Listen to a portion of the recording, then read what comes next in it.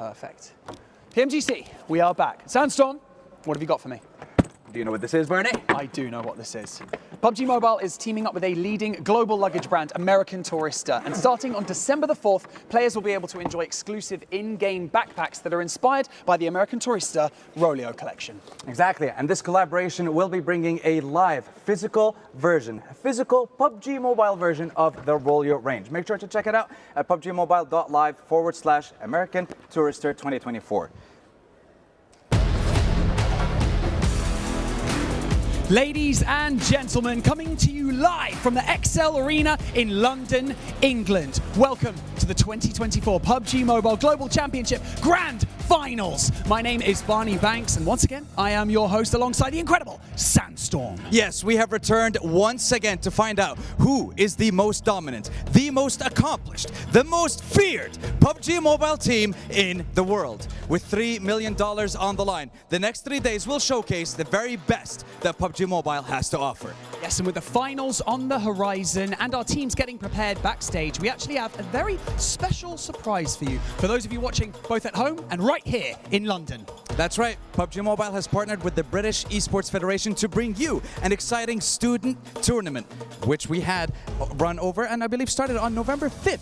It did indeed. 12 teams of college students aged 16 plus from England, Scotland and Wales have all competed in intense qualifiers over the last month for the ultimate prize, the opportunity to play live right here on this very stage on the PUBG Mobile Global Championship Grand Finals. That's right, and the winning team, the Parswood Piranhas from Parswood Sixth Form College in Manchester, will be taking on 4 major Western European influencers right here on this stage. Those influencers will be Cappy, Risha, Sanho, and Zeti, and they will be taking on each other in a best of 3 team deathmatch on Warehouse. That is one heck of a way to start the day. It's going to be good. Parswood College is known for its cutting-edge esports training and qualifications. The student team Monkey, Void Stripe, HW, and RP have all been honing in their skills through intense practice and, of course, their passion for competitive gaming. Yeah, and let's not forget, this is the first time that the PMGC is being held in the UK and in London, no less. That's right. Welcome to my hometown. So, PUBG Mobile and the British Esports Federation PUBG Mobile Student Tournament aims to raise grassroots awareness of esports and support career pathways for the next generation. And it is fostering a more sustainable and inclusive industry, of course. And so, with that being said, it is time to hand over to our desk to get things started.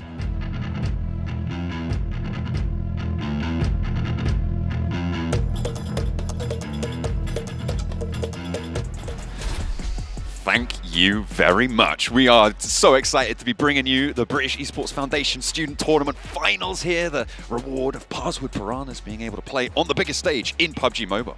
That's right. I'm going to do some stuff with my hands now as well, because I feel like sorry. Yeah. Sandstorm was really doing a lot. You're doing a lot. I think I need to get involved a little bit, but it's awesome to see a lot of our students here from the UK getting involved with PUBG Mobile in the college tournaments. I think, if I'm not mistaken, Parswood Piranhas kind of dominate a little bit. Yeah, they managed to go pretty undefeated in their run all the way towards the finals, beating out all the other 11 teams in the tournament. So fantastic stuff. We'll see if they got the chops to take on the academy. The fangs? The fangs. Oh, the piranha teeth, not fangs really, are they? That'd be what you like, I suppose. Well, if we're being specific. Yeah, no, yeah. If we're being technical about it, yeah, probably. Yeah, 100%. But yeah, they'll be going against our influencer lineup here over on the Warehouse. XL Arena. Oh, yeah. The Warehouse, you know, in the XL Arena, in the Warehouse. And it will be a TDM, so it'll be 4-on-4. Everyone's got unlimited lives until they don't. Once you pass that 40-minute mark, 40 elimination mark, or 10 minutes. But overall, it should be a fun one. Usually we are deciding these on a best of 1. So it's interesting actually seeing this happen on a best of 3, because we're going to get a big amount of dynamic of maybe they'll switch things up going into round 2. Or will Parswood Piranhas just Sweet. Come on, yeah. Yeah, I don't know. I mean, these guys have been practicing for the last few months as well. Like, they're ready for it. They're ready to go, I'm sure. And it's great to see schools getting involved with things like this as well. It was almost like to be fair, it was a blast from the past to hear sixth form mentioned. I was like, what?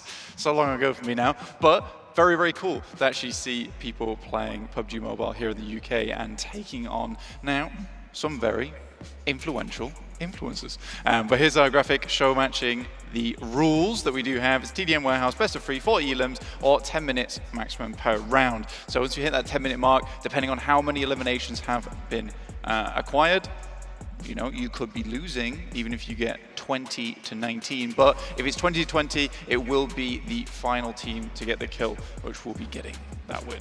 Yeah, absolutely. So you need to make sure that you are taking this one into your own hands. Generally, when we've seen TDMs like this happen in the past, it has gone to the 40 elimination mark rather than the... I'm looking at that player photo, that's interesting. Rather than going to the 10-minute mark, we have generally seen the elimination count reached as we see our rosters looking to take on one another. You can see there on the left, our academy team for PUBG Mobile, and on the right, the Parswood Piranhas. It's kind of cool seeing Cappy in the old school. The old school, that was way back when. Yeah. And that was released for PUBG Mobile, that skin set. But it is the Shark. The Shark versus Piranhas essentially here from Cappy. Risha, Sonho, as well as Zeti. But here is our Piranhas themselves in Monkey Void Strike. We're ready to see them perform here on stage. Absolutely. Well, I mean, it's quite interesting though. You know, Sharks, the lone predators, Piranhas working as a team. Maybe that is how they're going to try and That's a great take this one down. observation you've made. I like it. I'm liking it. I'm into it. What about 4 Sharks though? They've collectively 4 come Sharks together. separately, stronger than a group of 4 Piranhas? Yeah, I would don't say know. so. I'd probably say so. Yeah, probably. Yeah. If we're talking technically. With technical terms. Technical terms, Well, it's not probably really an technical advantage. terms like, you know, Sharks team. But if 4 Piranhas separate 1 Shark from the flock? Let's go with that. The shock, sure. Yeah. Then maybe. That's what they're going to be looking to do. You can see our influencers having their conflab, sorting their strats. It's not got the Shark hoodie on. It would prohibit vision to the phone. Look, there's not a huge amount of analysis to be done here. No. Start things off. It's mechanical skill mainly going It into is. TDM. Go be strong. There's something to be said for, you know, team play, for pair play, establishing crossfires and stuff like that. But for the most part, you're right. It is just brute force mechanical skill. Absolutely. And I think that the Parswood Piranhas do have that mechanical skill on board. They got the motor running, ready here at the PMGC 2024, which is very exciting, by the way. But equally, this best of 3, it's going to be mean. It's going to be menacing coming through from this team. But I'm sort of expecting, well, what I'm predicting, the Parswood Piranhas to go really strong into this one. You're back in the Parswood. I have to, yeah. I think so. I think you might be onto something there, but to keep it even, I'm going to see what this academy team can do, because there's a reason we've chosen these guys. As we head on in to the first of our best of 3, Parswood Piranhas taking control of the center, but getting sprayed down. A nice little pick up there from Zeti, able to spray down over the back line. 2 players playing that same angle. Not a crossfire, but it works out nonetheless. Yeah, 4-1 right now. Actually going fairly well for the Academy influencers to start things off. Up to 5 at the moment. What are the Parswood Piranhas doing? Coming in to get back into this one ASAP. Yeah, the team at the top on the red side is the Academy team. The blue team on the top there is your Parswood Piranhas. And 7-2, I mean, we've chosen some pretty talented influencers as well. I know the Parswood Piranhas, they got that experience, they got that tournament under their belt, but at the moment, they're not showing up. 9-5, 4 points behind. It's still a long way to go. It is. And just to reiterate, beige equals blue. So just remember BB, and then green equals red. So green for go and red for stop. That's the connection we're making here. I think that's the connection you're making. It is. Okay, maybe not a we, but yeah. We'll see. We'll see. Over on the right-hand side, the Academy racking up to 12-7 now. Cappy moving forwards, dominating from the Shack. The ramshackle hold down, working out for him. Monkey doing business around the crate, though. Looking for one. Staying nice and healthy, not getting taken down just yet. Jumping out wide, a little bit bold. Will be shut down and doesn't take any damage in response. 2 players on the peak, and you have to dip back in. Turns the corner around. It looked pretty fancy, but wasn't quite fancy enough. try to banana split them down the middle, but not possible for Monkey. Sonho up front here alongside with the rest of the team. Cappy actually doing incredible work for the Academy influencers. Honestly, the fact that he's been working hand in hand with the rest of his team has been pretty marvelous. And I think that the Parswood Piranhas maybe have now bitten off a little bit more than they can chew. Oh, spray down from Monkey, trying to find the player behind the crates. There's one at the back behind the breeze blocks there as well. Will move forwards with the assistance of his teammate going down. That will give him the opening to move. Sliver of HP on both sides. A nice jump shot around the edge there, and Monkey continues to lead the charge. 10 eliminations on side. Definitely a star player. Yeah, he's absolutely going crazy for the team. No Cappy on that one. But honestly, for the Academy Influencers, this is way more firepower than I expected. I'm happy to see it, 100%. But I'm still backing the Piranhas, for now, at least. All right, well, 25 to 13 at the moment. They need a little bit more pace now, opening up the runway. And you've got to think as well, perhaps the nerves are starting to kick in for them as well. Playing on the biggest stage in PUBG Mobile here in London, being invited up to the grand finals and maybe not having that stage experience, whereas our influencers a little bit more cool under the pressure here. But we'll see if the Parswood Piranhas can pick up the pace as Monkey continues to dominate around the corners, going 2 for none. Wait, can we just reiterate? Monkey currently has 15 units out of the 18. Make that 16. Oh, for the Piranhas. Okay. Yeah. Well, star player on side. So right now, what we have a case of is Cappy versus Monkey. You know, Sonho's not doing too bad either, but Monkey is really the one leading the charge for the Piranhas. The rest of his team need to back him up a little bit here. Ooh. Cappy backed off the corner, getting that reload, a little bit low on the HP, but not going to stop him from going for the peak. Moves on up, low on ammo, so only about 1 magazine left here. Needs to be maybe a little bit more conservative on that one. 19 bullets now left in the magazine. We'll have to go for the weapon swap soon enough, but not before you get the elimination there. Steps forwards. The Scorpion's got a sting in its tail here. The Piranhas will be able to deal with it eventually, but now it's 33 eliminations on the cards for the Academy. Yeah, Cappy pretty much just sending them back into the void here. It's pretty tough to go against him, and he's doing so much work for the team. Fantastic stuff. Monkey is doing his best. He really is doing his best. I mean, he's equalized right now versus Cappy, and now is just 1 elim ahead up to 19, which is fantastic stuff for them. But this is always a tough position to be in for the Piranhas. They're right back at their spawn side, which means that for the kind of influencers, they can absolutely surround them and start to get work done. And they are not watching their off angles. And Cappy is taking advantage of that time and time again.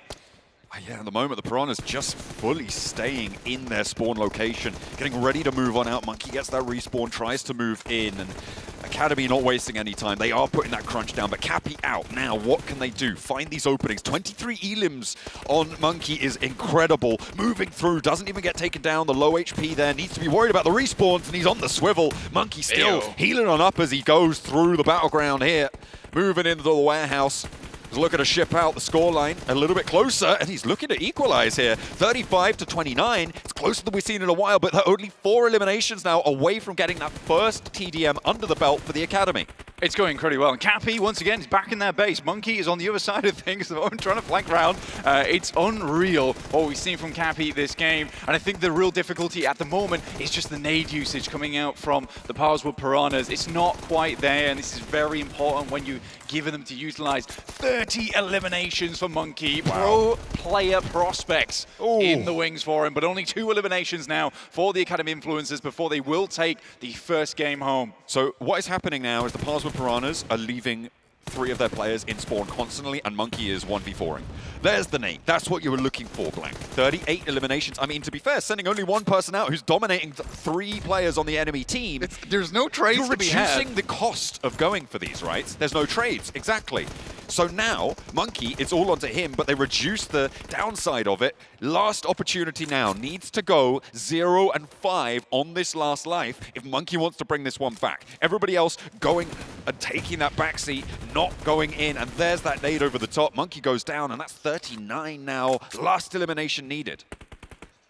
I mean, for Monkey, this is a really tough one, because every time he will get an elimination over toward the Academy Influencers, it doesn't really matter. Good stun grenade goes out, though. Does blind him, and that will find Cappy. That's a big target, but Risha will find that final blow. 6-4, maybe not on top form this time around, but maybe that next round could be better. But for Monkey, 35 elims. That's kind of insane. You know what? I think they hit the nail on the head with the strategy, and it kind of feels a little bit naff to give it to the Parswood Piranhas for being able to take that one down like that. But you send Monkey out. If he gets 2 elims per life, you win, right? Yeah. That's a winning trade.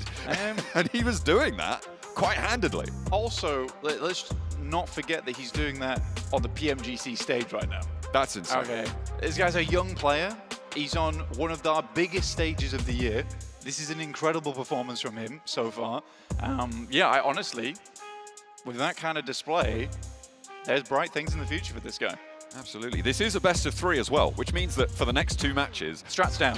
I'm kind of expecting to see the strategy come through, and it is going to be Monkey in a 1v4, unless the rest of the team gonna try and pick up the pace a little bit. But at the moment, if you just have one player who is guaranteed to be winning these trades, there's no reason not to do this.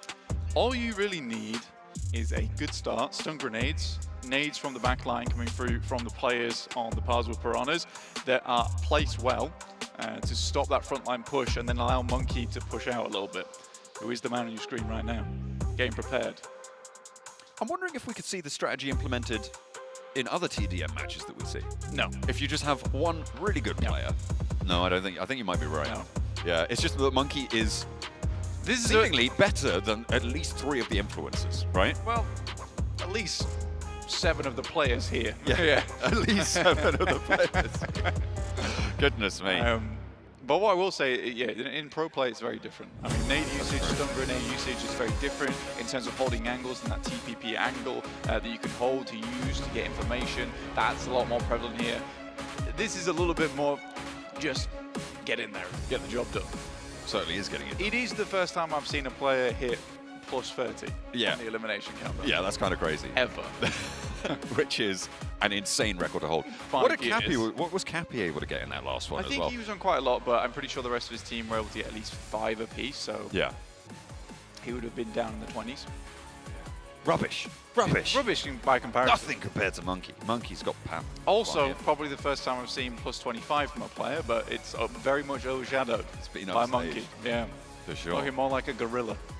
Absolutely. Yeah. Unbelievable stuff. Making waves here to kick things off. And it's a good way to warm up, you know? We're getting on into it, and this is a really quite stellar performance coming on through. And Parswood, got to be proud of this one, right? If you're watching from the 6th form of Parswood, supporting your team, we're behind you all the way. Blank predicted them. And I tried. think, to be fair, My with the strategy, I think it's going to pay off. I think it's going to work. Maybe. I mean, my predictions have been pretty bad this year anyway, so I could also be wrong. 100%. Like Well, yeah, that is how that works, right? Yeah. That is how predictions There's work. a few teams in the past. That's Looking true. to do it again. You're not quite Maxman level. Put a hex on them. Yeah, exactly. Yeah. I'm not quite Maxman. He's looking at me very angrily right now. That's Maxman's brand. Stop Yeah. trying to curse teams. That's not okay. Falcons look away from him. Let's at get all times. locked into... Let's get locked in to another warehouse TDM. This is, of course, a best of 3 and a 1-0 advantage to our PUBG Mobile Academy team of influencers. Let's see what Monkey's got up his sleeve this time. See what the strat is. Right now, Monkey moves ahead. The rest of the team in base. So they are going for that strat once again. I'm not sure how well it's going to work. Initial nade has been pulled out. Pin placed back in. Bit hesitant here. I mean, again, you are right. The strat here is a 2-for-1 trade. That's what you want.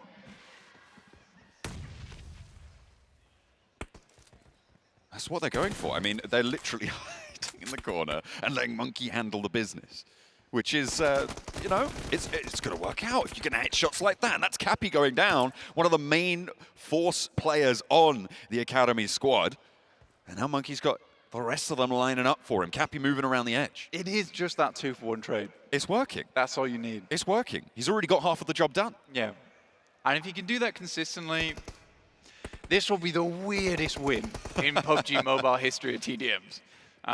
The thing is, I think it might go to time with this strategy. Oh, Parswood, they expose a flank there and give over a point, but they're still 2-1 on the trade. Finding those flushes, and Cappy goes down again. 3-1 now, an advantage opened for Parswood. This is hilarious. No. Oh dear. My day. There's no way this is working. This should not work.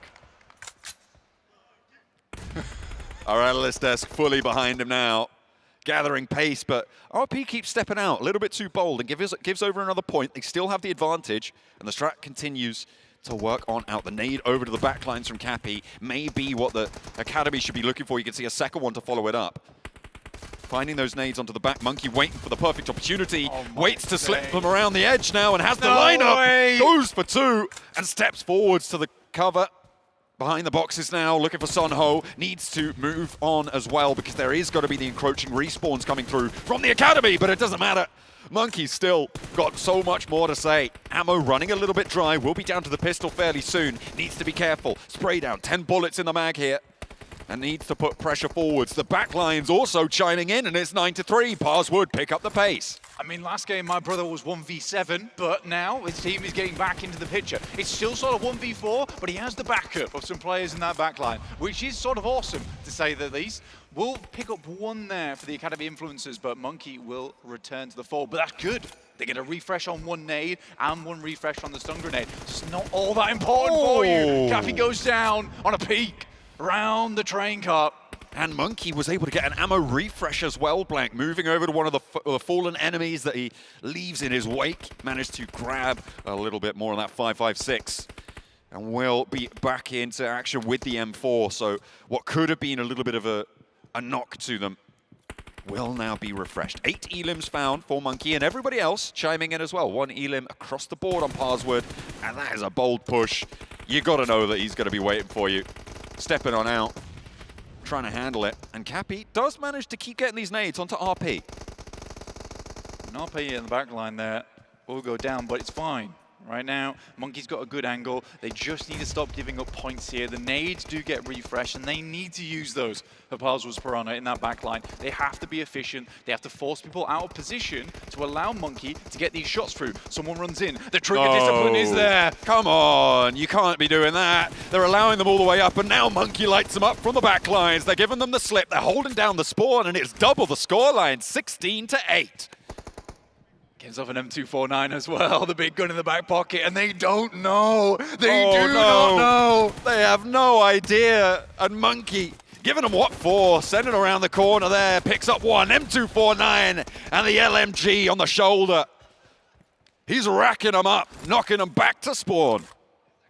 He's got plenty of ammo in the back pocket, ringing off the machine gun in the ears of the Academy influencers, and they can do nothing about this as he just stands tall against them, running around in circles, and that's quite literally how Academy feels at the moment. They have no idea where they're going. The GPS is not showing where Monkey is on the map for them.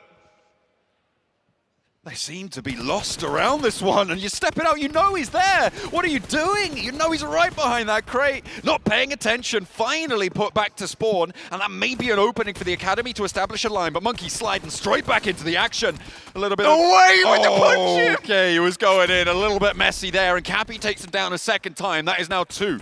But 24-14, the advantage as we come up to half-time on this match, Blank, is still over towards Parswood. Monkey goes for the disrespect. I do not believe it. One more hits through, 25-16. Make that 26, obviously. He hits another. Backtrack around the corner. Might hit these shots, but will be sent back to base, sleeping, but will immediately open back his eyes. Cappy finds a couple of good points, but there is a bit of a clapback. Of course, it's from Monkey.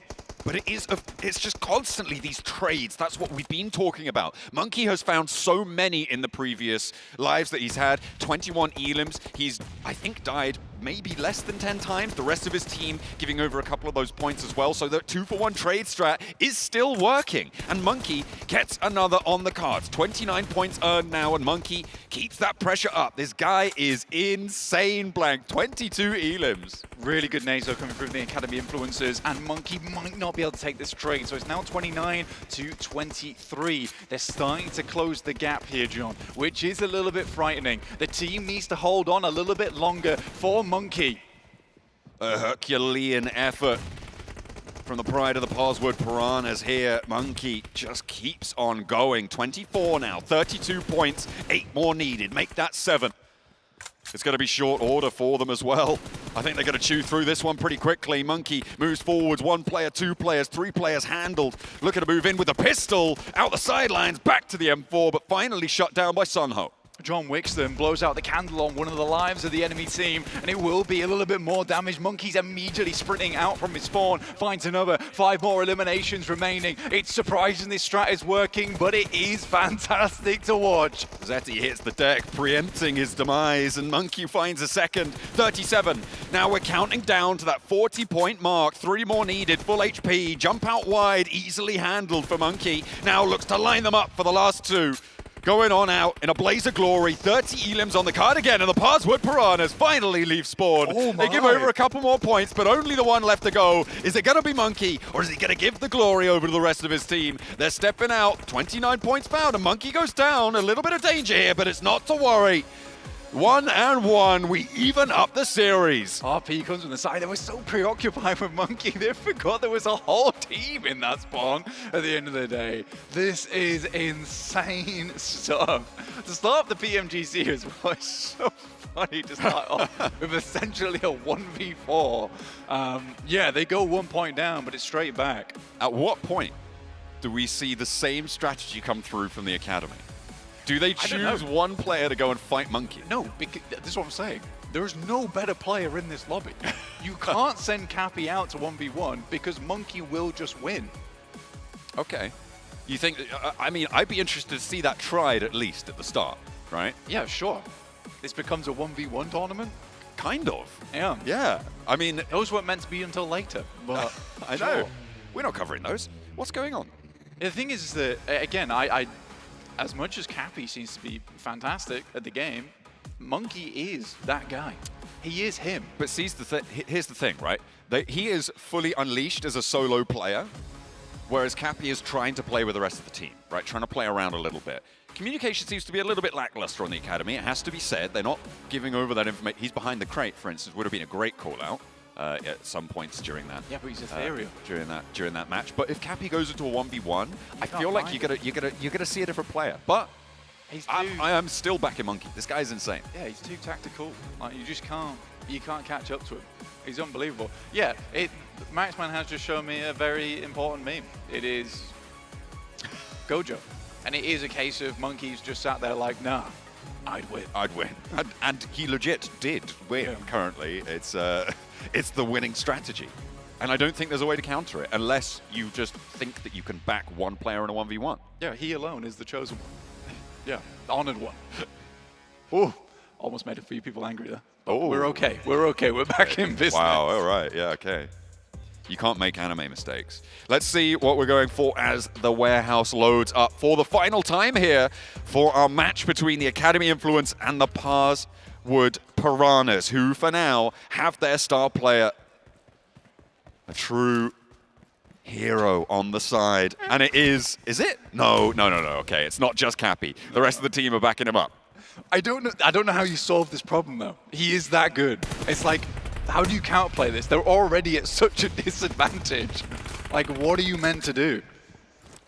They need to find access to the players in spawn, and you can see they have managed to do that, right? They are lining up these nades. If they can pop these nades in and get maybe a 1 elim per 3 nade rate, maybe they can find something.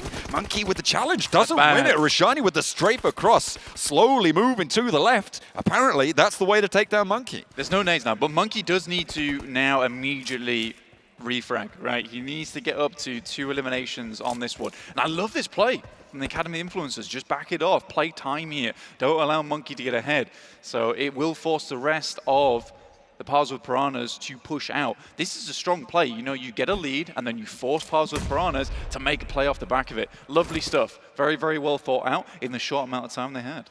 Yeah, I like it. I think you're right. I think it's the only way really to make it work. Force Monkey to expose the flank rather than go forwards and be exposed to those positions you don't have control of, right? Because the Parswood Piranhas, the rest of them, they have got those sightlines under control from the backline, and now Monkey is forced to play on enemy ground. And that seems to be the misstep that the Academy were taking in those last matches, right? They were moving in towards places where you have no cover from. Yeah, they threw him a bomb, but it was not enough. It was not enough. And I think for Parswood Piranhas now, essentially what needs to happen is they need to get an opening off the back of 1 nade or drop a good stun. That's a nice shot there from Monkey. But again, they are just ahead, 2-4. So that is not going to equalize that margin quick enough. Ooh. Honestly, this strategy all relied, I know he's got the S12K, we'll talk about it in a second. This whole strategy relied on the Academy Influencers getting the first 2 eliminations so they could play like this and force Monkey's hand.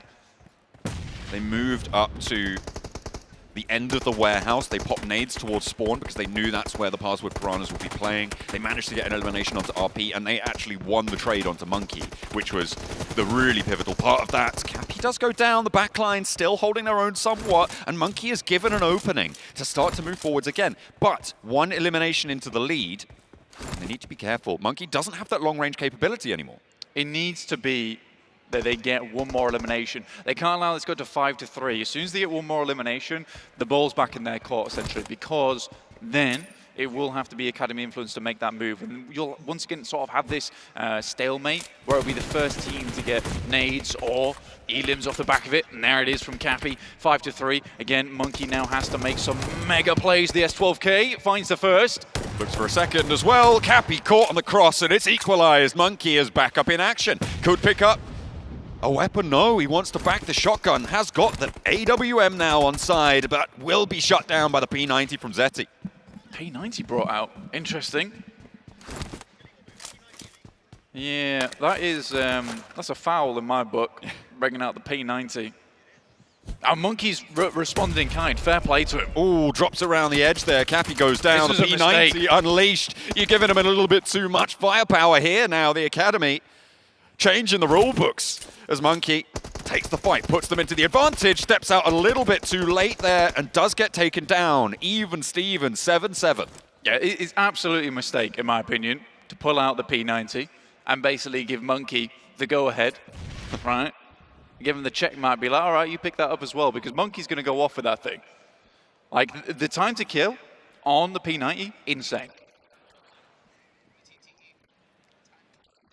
Monkey spraying on the corner. Not going to find Sunho on this time around, but they know where he is, which means that they can marshal their forces into a position to fully go for a one-for-one trade, which, to be fair, they do need now more than that, because they are evens on the scoreline. If you go one-for-one, it's not going to work out. The nade goes long. Monkey on the corner can't quite hold it down. Now they need to do the same again, and once more, the favor goes back to the Academy. They pull back, and this is that smart play we're talking about. You just don't present an opening. I mean, to be honest with you, to the Academy influencers, I think you lost. I think you lost versus Monkey. It's kind of true. You've been forced into deep in the trenches here to fight off against this fearsome foe. And in a way, I actually just really want Monkey to win.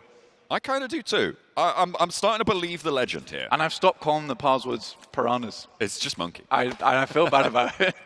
But in a way, I really don't. Absolutely. My man's looking like Wukong right now. Yeah, dude. The Monkey King. Hitting them with the bow staff, the P90. Around the sides, but calm down a little bit. No mischief for now. Not quite immortal, though. Looking for a little bit more. We'll find Cappy. That's 9-9. A good equalize, but they will finish off HW, which is slightly unfortunate. They did get a lead off the back of that one. Needs to hit these shots as Monkey. The difficulty right now is that all of Academy Influence's grenades are all going right at Monkey, giving him that misstep, a lot of times shaking the screen, which makes it hard to take those 1v1s. Cappy looking for another elimination over towards the spawn here. I mean, Void, like, you do need to move when those drop on the ground. Yeah, fortunately, doesn't go down, can just stay in cover, get healed up as well. Monkey still with the challenge, begging them to peek him, but they're just not giving ground. It's smart, and Cappy has the flank. Monkey moves back to try and face it, but does not quite have the movement. Does not quite have the zonal control to be able to take that one down, and it's now back in the favor of the influencers, 10-9. It's hard because for Monkey, he has no information. He has no information, so if Cappy pushes through mid there, no one's telling him where he's going. This should be a good nade, very well placed, good bounce on it, not quite enough damage. We'll slide up to the side, finds one. There is one in mid as well. This could be an advantage for the Monkey, indeed. Ooh. Up to 11-10. One more would make this difficult now for the Academy Influence with only 2 minutes left on the clock. 3 minutes. Cappy doesn't win the challenge, and 13 points now. The AWM towards the spawn. What is he doing? You just get roasted from the sidelines. 14-10, and it's a Parswood Piranhas with 3 minutes left on the clock to take the advantage. Oh, no! And he's on the warpath. 16 now. On the scorecards for the Piranhas, finally shut down, but the advantage is there, and now the Academy need to push forwards. They need to gain momentum. Oh, they're sweating at this point in time. This is getting real dangerous, real naughty here for Monkey. 16-11. The goal was 40. Oh, just to live it all the way out. The Academy Influence, they played it safe. A Monkey, he only looks for danger here. In comes one nade. Will find the good damage. 17 elims found now as well. Another, and it might be over off the back of that. 2 minutes 30 left on the clock. Is there time to claw back 8 points here? Doesn't quite check his angles, and Zeti able to take him down finally. But still, 6 points left to go. You're rate limiting the number of eliminations that the Academy can pick up as well, Blank, here, because you're only presenting one player to go down. A nade is traded off, and you still don't have it back in the pocket as another of the Academy influencers falls. Still 2 minutes though, anything can change. 22 to 16, only 6 elims required. Monkey's done a massive amount of legwork here to get them back into the running. Sonho with a desperate spray over towards the base, but Monkey still fragging. Again, it was a mistake of a century to pull out the P90. When he equalized with that bad boy, it was over. He knew what he had to do, and this is brilliant You want stuff. to play like that, do you? Yeah. You'll play by your rules. We'll see if you like it. 23 to 17 with a minute and a half left on the clock. A 6-point advantage for the Parswood Piranhas. And Monkey does go down again. Dear. 3 points now as a swift equalizing set comes through. A volley of fire and a resurgence for the Academy. But 4 now as the gap as Monkey steps forwards once again. And just like before, he wins those fights more often than not. Another challenge, but still, a forward push from the Academy is where they're vulnerable. It was a good pick there from Monkey. He knew that the team was fairly weak. He had to grab one off the back of it. Gets around the side, almost slides through there, goes to the jump shot, won't quite find it. With only 3 elims in the lead now, Monkey needs to get back into things. Nades needs to start coming out from the rest of the Parswood Piranhas, potentially some stun grenades, but I don't think they've got any utility left. Monkey goes down, only 2, and the Parswood Piranhas, they have to hold on here. 26 to 23 as they step out of spawn, and finally they're back into the fight. 45 seconds. And a 4-point advantage, looking to make 5, and Monkey gets the job done. Moves forwards into the warehouse now, trying to find them on the off angle, but Cappy puts him back to spawn, and the Academy need to push forward. 30 seconds for 4 points to gain. Monkey not going to step out here, going to just force them to come towards him, and I think this is wise, Blank. With 25 seconds, they don't need to present an opening. Monkey dropping nades. He knows it's all but over here. 19 seconds on the clock. The countdown begins now. You need to be careful. 5 points is the difference. It can all change at the drop of the hat, but with 6 points on the cards, it's not going to happen. There is no time, and Monkey makes it work. What a marvelous 3, performance. 2, 1. It's over. And the Parswood Piranhas, with Monkey at the helm, at the wheel, absolutely dominates the PUBG Mobile influencers. For Monkey, it was key to be Monk-like in those final games. He has Zen-like state on that second match and just said, look guys, I'm a 1v4.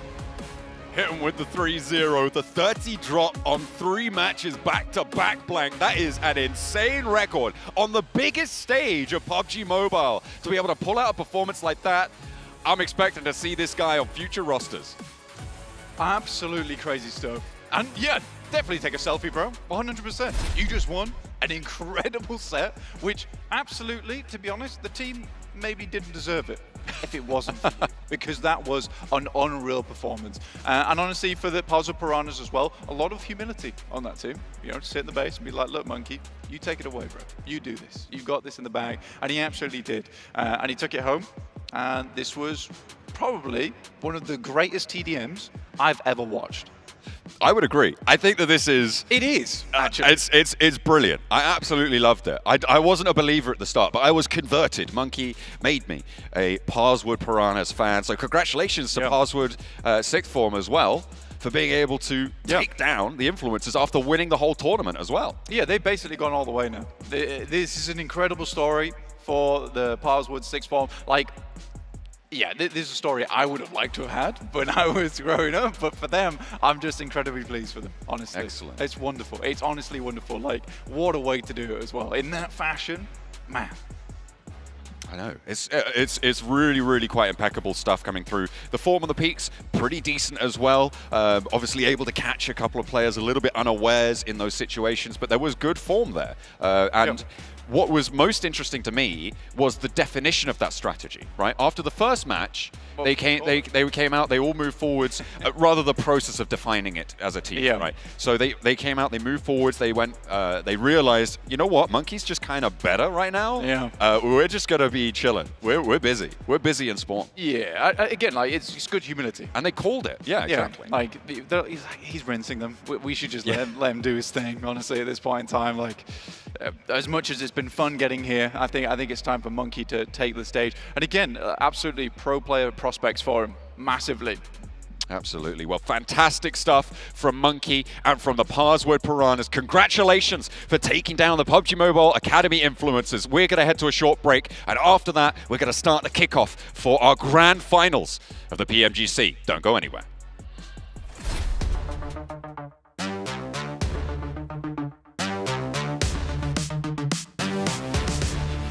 Step into the ring.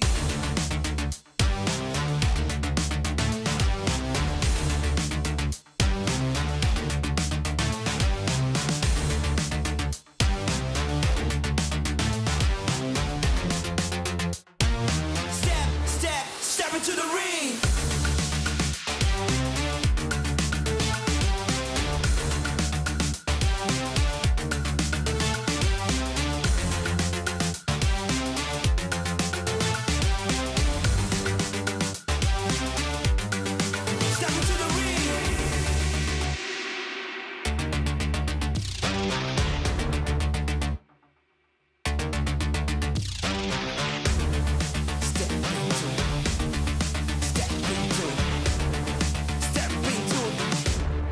Step into the ring. Come on, come on, come on.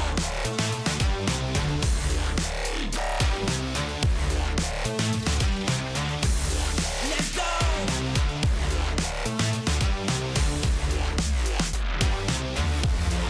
Step into the ring.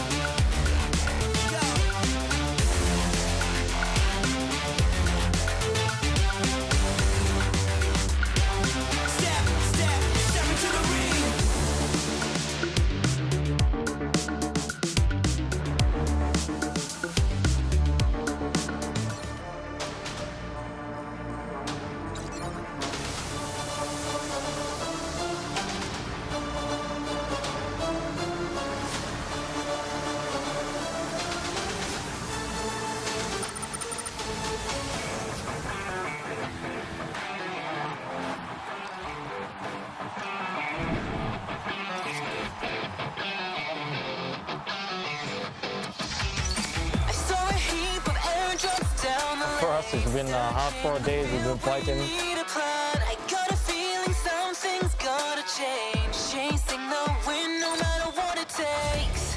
You be the one, I'll be the next. Where do we go? Clickety clack, firing up like wind blown. You don't wanna lose, neither do I. Here in the sun. Kendi gücümü de tekrar göstereceğime inanıyorum. Out in the world, run from the low. I got your back. You're not alone. Zero, even at the lowest step, nothing's bending us down. Stand up, blaze brighter with every challenge we face. Kocham dost, wiecie sportu.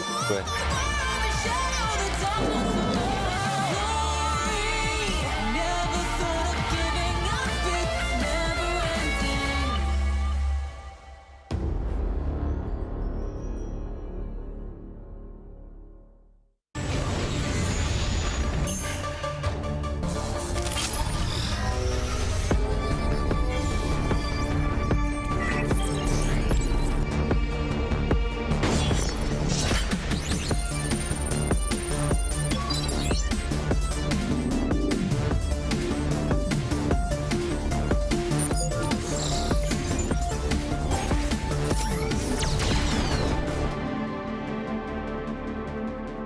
Welcome to the 2024 PMGC Grand Finals Prediction Event, PMGC Clairvoyant. Guess the top 5 teams for each day of the PMGC Grand Finals for a chance to win exclusive PMGC collectibles, limited PMGC finishes, emotes, and loads of AG.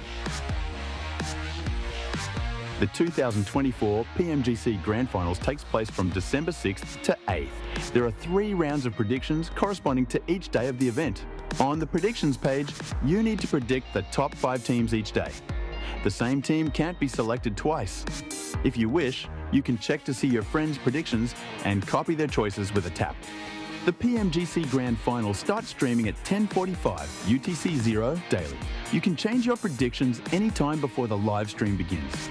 Results for each round of predictions will be announced the next day. You'll earn prediction points based on your accuracy. Reach target scores to get amazing progress rewards. Start predicting now. Keep participating in this event to earn points. You'll get better rewards the more points you have. There are 3 main ways to earn points in this event. First, you'll get 100 points just for submitting your predictions each day. Correctly predicting a team and their exact rank will earn you 600 points. You'll still receive 300 points for each correctly predicted top 5 team, even if you don't get their exact rank. And finally, be sure to follow the official PUBG Mobile esports social media accounts and website. You'll get 100 extra points for doing so. Use the Day 1 ranking results to inform your predictions for Days 2 and 3 for better accuracy. At 500 points, you'll receive PMGC Lucky Spin single draw vouchers. At 1,600 points, you'll receive a 2024 PMGC collectible. There's no all-server ranking in this event. Players ranked in the top 100 will receive loads of AG. The higher the ranking, the greater the share of the prize. What are you waiting for? Join the 2024 PMGC prediction event now. Make your top 5 predictions and cheer for your team.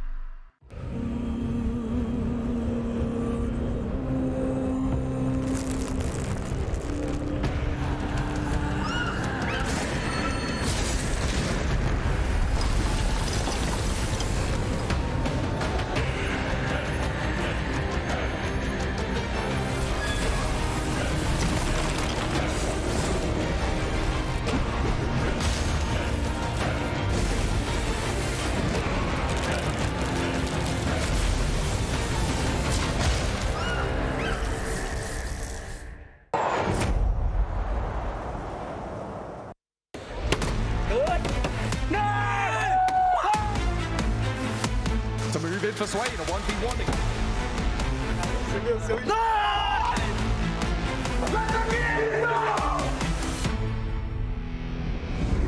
Hello to all PUBG Mobile fans. The PMGC 2024 League has come to a thrilling conclusion. So let's dive in and relive the most thrilling moments from the survival stage and last chance, where the action reached its peak. ASIA esports fought hard, showcasing their expertise on the battlefield. However, they struggled to find their rhythm and did not secure enough points to advance. Even so, they showed glimpses of their potential, and with the experience gained this season, we look forward to their return stronger in the future.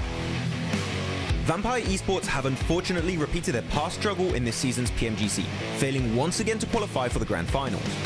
The competition was intense as they fought hard against other teams. Despite strong performances in some of their matches, they were unable to maintain momentum and missed out on crucial points needed to qualify for the last chance stage. Moving to the last chance stage. This is the moment everyone has been waiting for, where Falcons Force finally unveils their true potential and dominates the game. On day one, they delivered consistent gameplay, securing a spot in the top 6 position. But it was on day 2 that they truly shined, unleashing an explosive performance with 70 elimination points and a total of 98 points. Shotgun shutdown, action as well. Marauding around, it's all up to the Super Sub-Uriel, but he will be clipped. And it is the Falcons with the back-to-back. This remarkable feat set the record for the highest points collected in a single day during the PMGC League, reminding everyone of the classic Falcons Force dominance from their PMGC glory days. Incilio, the rising star from Kazakhstan, demonstrated exceptional consistency and high-level performance throughout the last chance stage. With 2 chicken dinners in just 2 days and impressive elimination numbers, they proved their strength. Despite being their first debut in the PMGC, their performance has captivated the world, proving that they are more than ready to compete in the Grand Finals. Voin Donkey ID, the most improved team throughout the league, overcame setbacks in the early stages to refine their gameplay and deliver astonishing performances. Their incredible showing in the last chance stage left audiences thrilled, showcasing some of the most unforgettable moments of the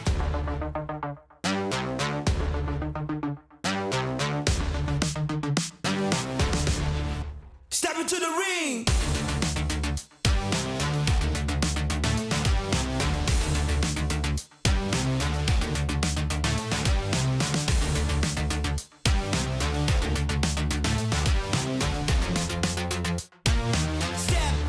Step into the ring.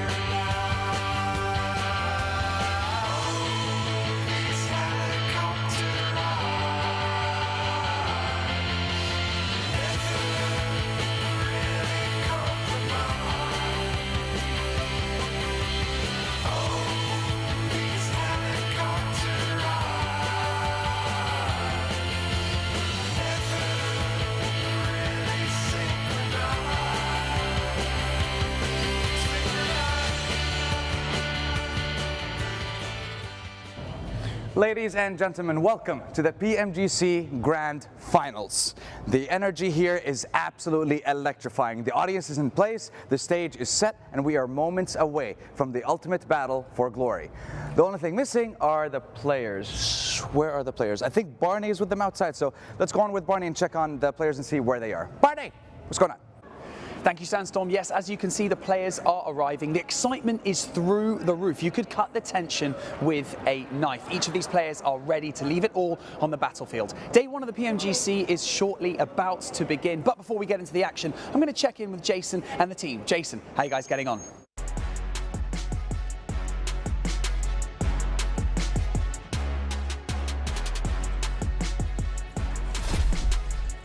We're getting on pretty well, I'd say, and we're more than ready as well. Like, the players are ready to go, but you know what, guys? We got to get the viewers ready with everything going on here at PMGC. I'm Jason Kaplan, joined by, of course, Maxman and Seven Worlds Gaming, and just going to point this out at the top of the show, he is on a box. That is very true. Otherwise, you wouldn't be able to see him over the desk. But gentlemen, it's so nice to see you here. It's so nice to have you back. Max, once again, the analyst always by my side. PMGC, man, this is going to be a very, very exciting final. We keep saying it every single year. It's the best PMGC, and this time around it does stand true for the Grand Finals, Jason. And really, we said before this, right, we don't know which region is going to win. At this point, we don't know which team is going to win. So, I mean, Monkey, if he plays, he might pop off. We'll see. I think Seven is pretty decided on who he thinks is going to win. I mean, I picked... I'm not going to spoil it. No, stop. We're in trouble right now for Alpha 7. Yeah. But the thing Max, is, well, you have to pick them. It is a year of uncertainty. And we've been saying this since like PMWC back in July, that we don't know who's going to win any of these events anymore, because that skill gap between our top level teams and the teams right under them has closed significantly, that honestly anyone can really come out to win. But we can see here the teams that will be participating over the course of these next 3 days are our best 16 teams in the world here. And this is going to be very, very tough for every single one of them. I mean, obviously 4MV's team that's going to stand out for me, getting through at the very last moment. We know what this team can do, Max, but we've also saw them in the league stage and they underperformed. There's a lot of little mistakes that we witnessed during the league stage, right? Especially Doc Split, which was scaring me quite a few. Little mistakes? Okay, really big, really big ones. But like, we know this team has the potential. They are the true best team when it comes to playing over in CSA. I think that if they can fix those minor mistakes, which I do think Seven are quite easy to adjust going into Grand Finals, there's a chance they could be at the top. But as of right now, they're more of an underdog team after how they performed in the league stage. And I'm smiling because you say minor adjustments, easy to fix, but that wasn't the case for them, because Doc just always putting themselves forward and pretty much forcing the team to fights that they didn't have to really take at times. Another team that I'm going to be looking at, I mean, as we're looking at the format here, is going to be Falcons. I want to see what kind of Falcons we're going to be getting today. Are we going to be getting the Falcons that we said? Yeah, you cannot talk about them, Max, man. But are we going to be getting the Falcons that we saw on the last day of Last Chance? Or are we going to be getting the Falcons from previous days where they was just not performing? The confidence was there, though, on the last day of Last Chance. What was that, like 98 points on the day? 70 eliminations in one day. Bro, do that here? Like, in one day, he might be the champion. Monkey basically just did that before, didn't he? He did. He's going to be their extra sub, like, yeah. ready. I'm a big Monkey fan. Oh, of course. I mean, it was phenomenal for him to pull that one off, but obviously everyone here is going to be fighting for this $3 million in total prize pool. And the points, we know how this one's going to work. It comes down to those 10 points for the chicken dinner, and of course the 1 point per elimination, which obviously worked very heavily for IHC last year as they took themselves the trophy. But gentlemen, as we can see, of course, how the time zones all around the world, everyone's going to have to be waking up and be up and early for all the actions to be breaking down today.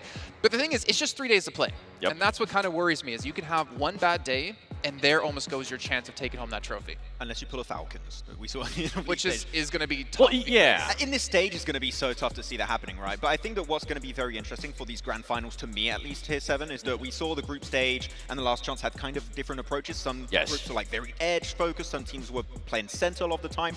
This is going to be a mix of all of that in these Grand Finals. So like the prep that has been going down in the background for these players, it's insane amount of work. Not only that, the thing that I want to see is are we going to be getting any hot drops? We saw some teams, we got a chance to talk to some of the players and coaches too, and they were saying they're having to adjust because some teams are maybe being a little bit reluctant to give up a spot. So we'll have to wait and see how this first day is going to play out, because we might have teams like the Vicious, which I personally love, trying to hinder some of the other teams' performance today. I know Enigma Galaxy's having a real issue with that.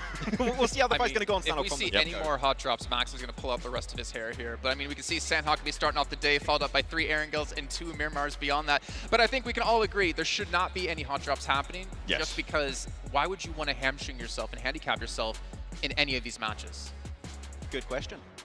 I think that just left that. Great analysis. Great analysis. No, realistically, why would you have that right? But unfortunately, you do have some teams that are very committed. You can say the name. You can they have a lot of ego right now, so we're going into this, right? But when you have a shot at like the Lion Shelf $3 million prize pool tournament, that is a big ego you have for yourself right now. So hopefully we don't see any hot drops, but from discussions we had with some of the Player 7, I think we might see a few here and there.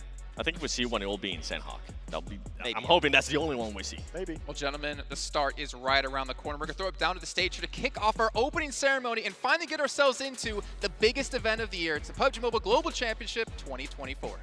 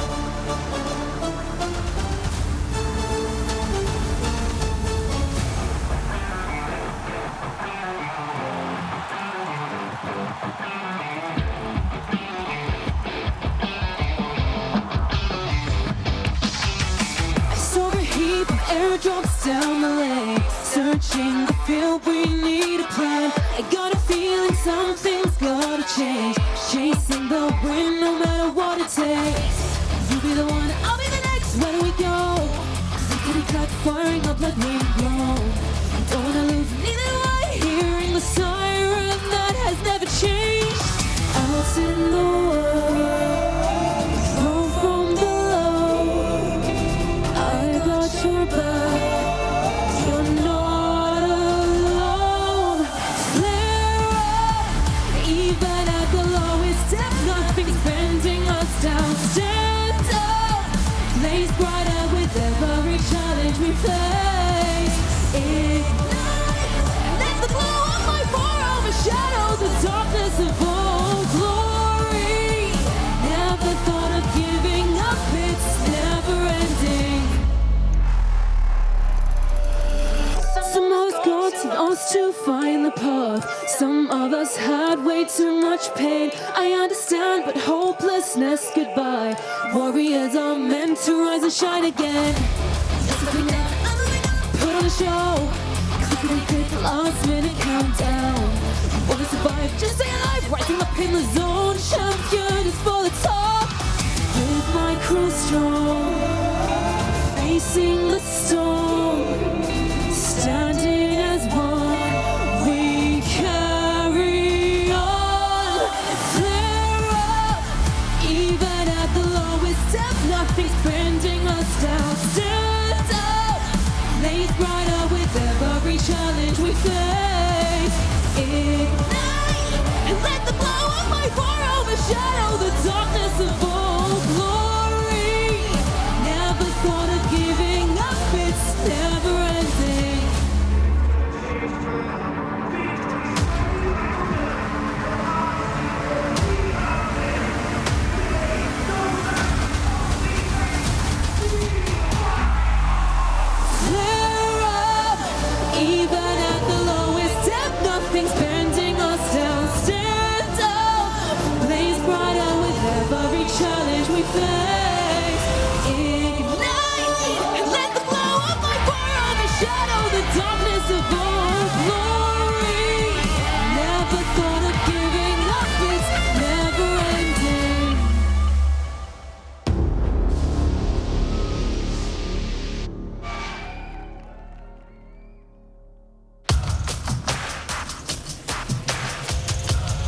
Ladies and gentlemen, please put your hands together and welcome your PUBG Mobile Global Championship Grand Finalists to the main stage. Starting with the aggressors, making their debut at PMGC, it is Vicious.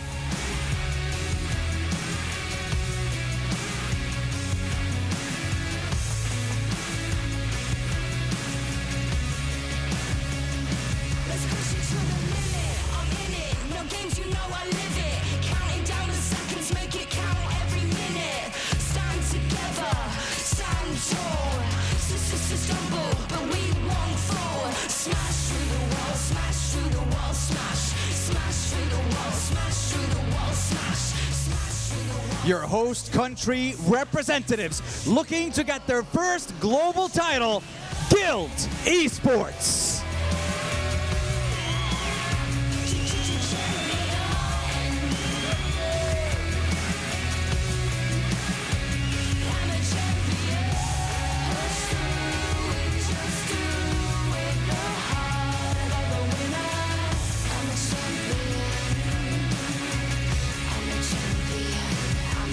Qualifying via the group stage in impressive style from South Korea, DRX.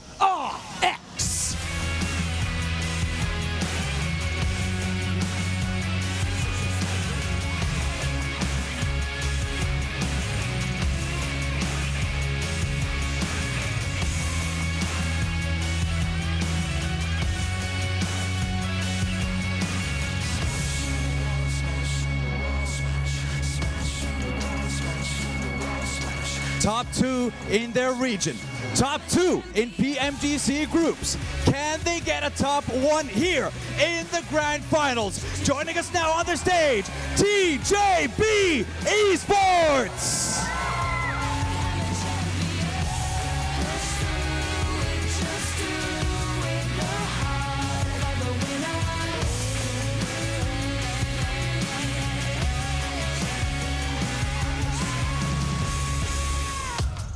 The most dominant team in the group stage of PMGC. Can they maintain that momentum? It is Team Spirit.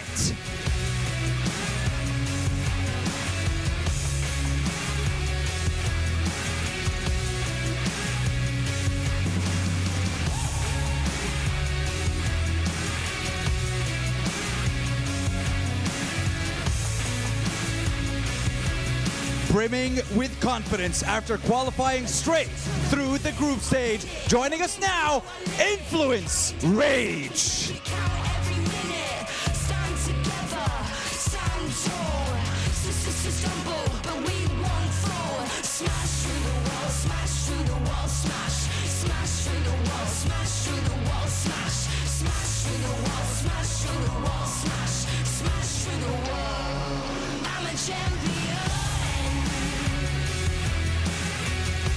Another team making their debut at PMGC and one of the most creative teams here in London, Incilio.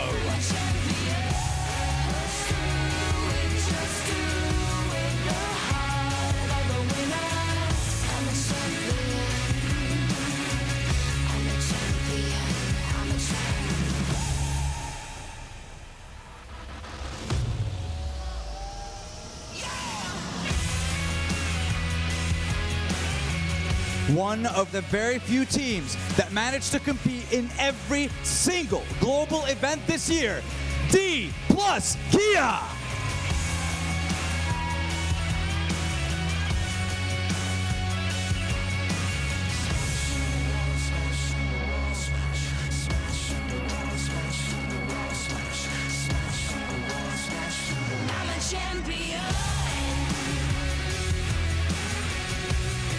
A varied year for this next team, from struggling in their region at the start of 2024, all the way through to winning their group at PMGC.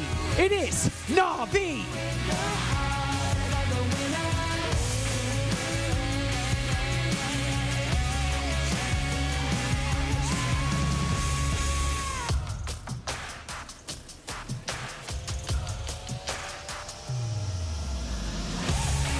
Making their PMGC debut with the leadership of a two-time world world champion. It's the talk of the town, Thunder Talk Gaming.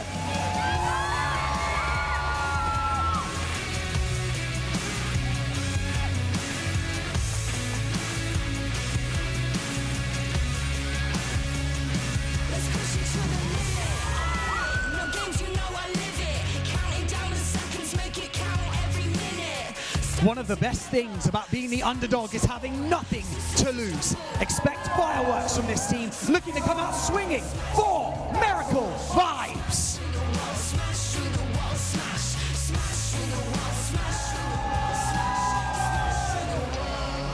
I'm a champion.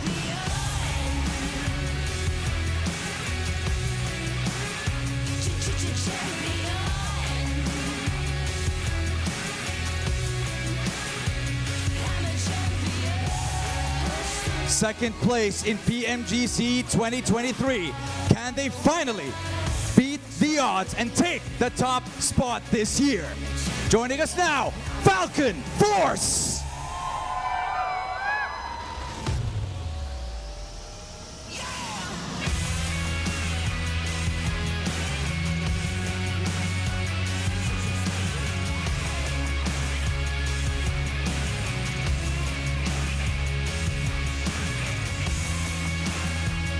Next up, the winners of the 2024 PUBG Mobile World Cup and the only team to compete at PMGC for all 5 years, Alpha 7 Esports. I'm a champion.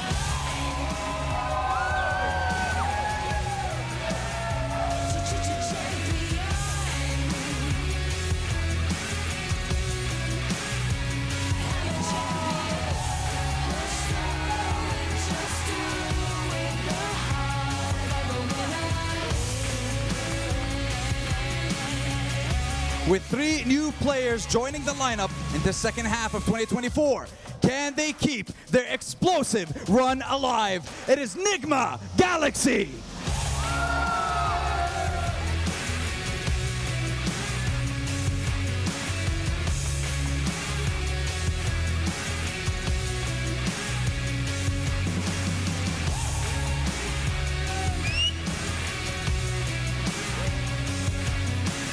Undoubtedly the most improved team this year, going from strength to strength, but can they secure the biggest trophy of them all? Void Donkey ID.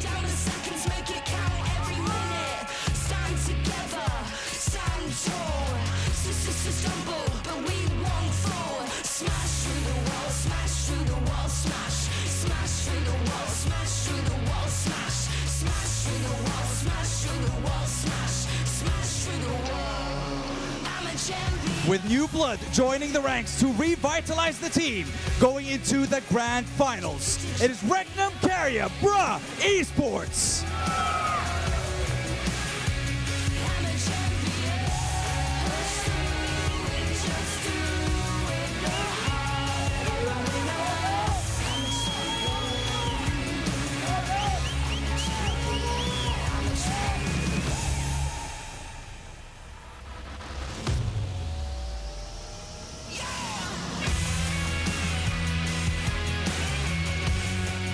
Coming to you live from the XL Arena in the heart of London. It is finally time for the PUBG Mobile Global Championships Grand Finals to begin.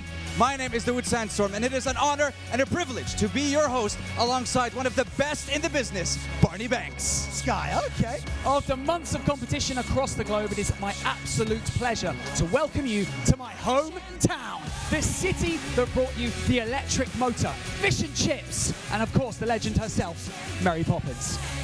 Yeah, those are cool. Anyways, well, what would the biggest tournament of the year be without the best teams in the world competing? That's right, and we have them all right here under this very roof. It's going to be epic, Sandstorm. It will be. We started off with the group stage, flew through the survival stage onto the last chance, and now we are finally here for the grand finals. It has been one heck of a journey, Barney, and we're not done yet. No, we are not. 16 of the best teams in the world have stepped onto this stage, but only one will be crowned champion. Only one will lift this incredible incredible trophy that you see before you right here, and only one will maintain and solidify a legacy that will live on forever. So enough from us here on the main stage. It is time to get this party started. So we'll send you over to the desk.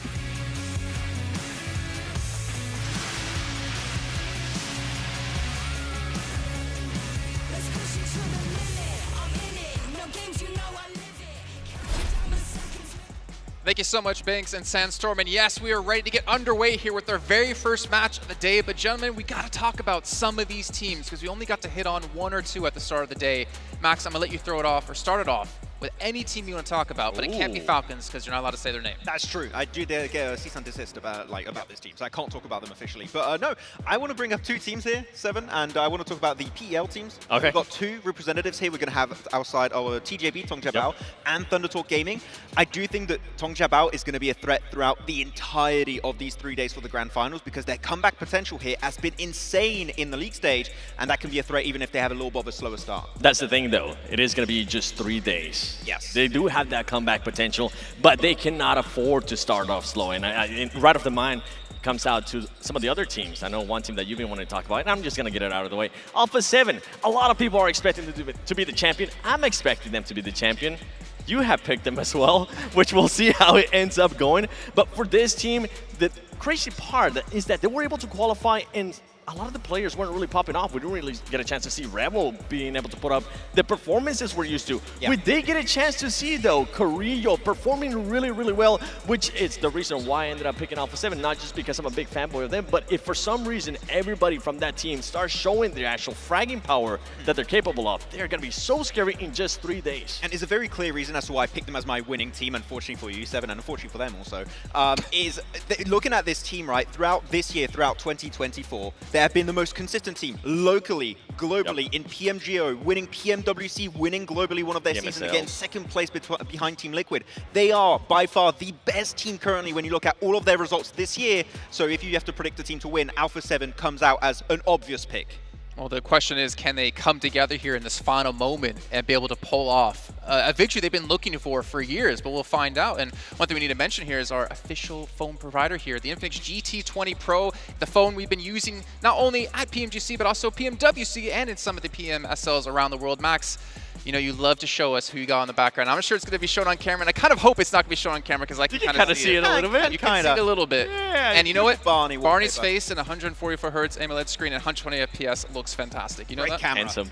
I had a good time taking that picture. You had a good. I don't know if you had a good time taking that picture. More of those Barney pictures, please. Well, I know you have a couple more in there. We'll save those for later. I don't know if Sandstorm wants to redo his, but either way, what you guys also can look forward to is Kidia on top of that, because we also have the district designed to make you feel like you're in a real-life video game, which is honestly awesome. Because you know what? Every day for us feels like a video game, but to be there in person and get to see everything that is happening, I can't wait to go there. Maybe a gaming city. A gaming city. I want to go there. Sounds awesome. Send me there. I'll live there. Well, you know what? Oh, really? Yeah, okay, we'll hold you to that one. We also have to give a shout out to all of you fans as well who've been with us throughout every single year as we take a look at the 2024 PMGC Fan Creation Wall, showcasing some truly amazing works from the Content Creator event. And if, of course, you're a fan of PUBG Mobile Esports with a creative spark, make sure to submit your fantastic creations using that hashtag PMGC content to join the event and share your passion and talent with the world. I forgot, Max. We forgot on our Pandemonium_news to submit. But maybe we can go back and change that. And on top of that, what's been going on, if you guys haven't opened up PUBG Mobile lately, I have to ask you, first of all, why haven't you? We have this amazing event going on right now. The Icemire Frontier Frostborn Dragon has awakened. And if you want to win the ultimate glory, you have to defeat this incredible enemy. And while you're doing this, if you need a little bit of help while you're watching PMGC, you can use the code PMGC Dragon over at PUBGmobile.com/redeem to get yourself an extra 30 Frostborn Dragon scales. But I will say this, there's only 500,000 available, so make sure you guys get into that right away. But of course, maybe not right now, because we do have to talk about our first match. In fact, put your Infinix down. You can't do it right now. It's not happening. But gentlemen, as we do start to dive into the day, there's a lot of teams out there I'm looking towards. I'm going to throw one out in my particular eyes. Regnum Karya, bro. Yeah. We got the chance to talk to Sarah, and communication is definitely going to be an issue within this team because we know Silas and the boys don't really speak too much English and Sara doesn't speak too much Turkish. So it kind of makes sense that they're going to have some communication problems. And Max, I believe you did get down to the bare bones of how the communication will work within this team. Well, the communication is going to be, I think fair to say, Seven, simplified. Oh, yeah. A very, very low level, which Silas was telling us earlier. Push is going to be the comms to get Sara to engage with them. And that's going to work normally. Oh, you know, Sarah said it was working, so we'll see. It's functional. I mean, we're going to see. It might work in scrims, and we know how scrims really work out. But we have to bring in two other gentlemen to help us break down the show. Of course, if you're watching the show match earlier on, you got to see them. We got John, Allen, and Blink join us on the desk, and it's not too often we get to actually talk to each other. How are you guys doing? You guys ready to go for the day? Yeah, we're doing pretty well. I mean, we had the excellent TDM warm-up with Monkey giving us a big old show on that one. So pretty good stuff. This is weird. They're real. They do. They do exist. Whoa. Okay, well, I'm going to ask you one more question. How does it feel to be working a PUBG Mobile event in your hometown? Oh, short journey. Maybe. Yeah. All right, well, we can see why they're not analysts and they're casters here. But it's got to feel good, though, John, the fact that you're getting to like work an event here in the country you grew up in. Yeah, absolutely. I mean, we saw excellently the grassroots stuff that they're sort of supporting as well at PUBG Mobile in the UK. And obviously, I'm a little bit closer to London at the moment, I think you are, but definitely a short journey is a big benefit as well. I'm here right now. Well, then you were, but it doesn't matter. Right. That's AI Blink, don't worry. Yeah, sorry. It's just... Well, we got to talk about a couple of teams. What about your guys' opinion? What teams are you really looking to focus on here over the north? Let's just start with today, actually, for the first match. Which teams are you really focused on? Probably the Count Voin Donkeys, obviously, big time. I think Vexy is a master with the Mini 14, and I'm expecting more of those guys. Not only that, because gun skill plays into it, but their knowledge of the map was incredible during the group stages, and I'm excited to see what they could do. I think that one of the most consistent teams that we've seen be represented at these global stages as well as Team Spirit, and I think that definitely a team to look out for. They won their group head and shoulders above the competition in a group that was very, very tough to play through as well. So I think that this is definitely a team I'm going to be looking for to finally get towards that podium, which they've been denied quite a few times on the global level. Yeah, and gentlemen, the fact is, what we saw teams do in the league stage or last chance or survival stage, whatever it might be, isn't necessarily how they're going to play now, because you're going to be coming in a little bit cold. You're not group green. You don't get to play for a week straight. They go straight to survival and last chance to get every team qualified through to the grand finals. I feel like it comes down to who's going to start strong. Yeah, absolutely, and I think that is a very important thing. It's important for certain teams like 4MV who got that last chance ticket, after last chance, by the way, and I think for them it will really be important today because it's 3 days of play, it's a sprint, it's not a marathon. We're going to have to see some very good moves out of that team and more coordination overall. For Incilio, there might be a bit of stage presence here that might be a bit of an issue for them in terms of nervousness, because we have a lot of up-and-coming teams in the PMGC right now. I don't want them to get nervous, I want them to play to their full strength. All right, well, gentlemen, why don't you two take us into our first match as well. John and Blink, nice to have you two here. Thank you very much. Appreciate it. Over to us as we get a little bit bigger on the screens, and we're going to be getting into some big action fairly shortly. We've got Sandhawk up first blank. It's a little bit of a trial by fire for this set of 16 teams that won't have faced each other in this configuration before. No, I mean for Sandhawk in particular, it's a difficult map. It always is. It's always a bit of a clusters of fights going all over the place, and you're worried about that for certain teams because we have seen before in the past, in particular, that some squads just do very rough on Sandhawk, and then it's game over from there. So I think for some of these teams, they will have to be slightly worried. I have heard of some hot drops potentially happening on this map. I think Jason put it very well. You don't want to be hamstringing yourself early into this tournament, especially on Sandhawk. It's not the place to do it. You want to get a strong start and continue that momentum. Yeah, each match is worth something like 3 or 4% of your total score, so losing one of those out is pretty nasty stuff. You do not want to be wasting those opportunities. I was trying to divide 100 by 18 in my head, and 20 is about 5, right? So maybe it's closer to 4%, but then you divide by 18, it's more. So maybe it's close to 5 or 6. I don't know. I have to get a calculator out for that one. But we're going to be getting underway very, very shortly. 1.8%? Am I wrong saying that? Yes. Yeah, I think I am. Definitely. Never mind. I tried to do math. It didn't go well. It wasn't my strong suit. Luckily, I speak with microphone good. Yeah, that's true. If we had 20 matches, it would be 5%. Yeah. So it's a little bit more than 5%. Sweet. Well, I've been humbled, haven't I? Every day, all day. There we go. Certainly was for the Academy over against the Parswood Piranhas, but we will be turning our attention very shortly, as I believe the lobby is just loading on up. Is it D plus Kier there getting locked and loaded, trying to put the best foot forwards, and RV as well. This is a team I'm very excited for, actually. Na'Vi overall did extremely well in their group stage, extremely well in their PMSL as well. This is a fantastic team that came out blazing over in the PMGC groups, quite frankly, because they had a drop-off in performance for their PMSL. They weren't the clear favorite by the end, but they started very strong. However, it's a team that definitely can pull out some surprising maneuvers. I think for Na'Vi, this might be one of the best chances for the org to get a top 3 here at the PMGC. We'll have a look at what they can do. They are one of the 2 teams qualifying through direct who topped their group, right? Yep. For Team Spirit being the other one. Na'Vi were able to beat out their group, Group Red, which actually was a lot closer towards the top than the other groups. Well, actually, no, Group Green was pretty close as well. Closer than Group Yellow, let's put it like that. That's right. They were at the top of the tables. Yeah, apparently it is too. Na'Vi, TJB, Nigma Galaxy, the teams from Group Red, able to direct qualify. And I think they were talking about TJB and Nigma Galaxy as well a little bit over on the desk. I'm excited to see what Ralph's going to be able to pull out the bag for Nigma Galaxy, the rest of the team. Well, we're getting into it. To be honest with you, we're getting started very, very shortly, in fact, as the playing path is already underway. We'll be heading into Sandhawk right now for the first game of PMGC 2024. Live from London, we have 18 matches stretching out ahead of us over the next 3 days. And it all starts now. A north side plane path, a little bit mean to the teams wanting to get down towards the south side here, Blank. So, could be a little bit of a traffic jam. We do have some legendary squads here with us at this PMGC. It's an incredible lineup, probably the best lineup we've had in some years, John, in terms of the talent here with us, with a newly fresh format coming through this year, which meant that only the best of the best joined us here in London. It's going to be a slobber knocker and a half, and I hope it goes all the way to a 1 to 2 point differential right in that end game. But at the moment, we do have teams dropping on top of each other a little bit. It's getting slightly claustrophobic over towards Confluence Compound, which Team Spirit did pick up, which is a change of pace. Falcons picking up Boot Camp and Team Spirit moving off that position is a big, big deal. Yeah, moving off to that really important crossing point that controls so much of the dynamic of the game. If you move out to the west side of the map, is really, really interesting. We'll see how that unfolds. In Cilio as well, they're on a split drop right now with at least 2 of their players down on the south side split between that Team Spirit location. I think that's a mistake. I think that that's not going to go well for them.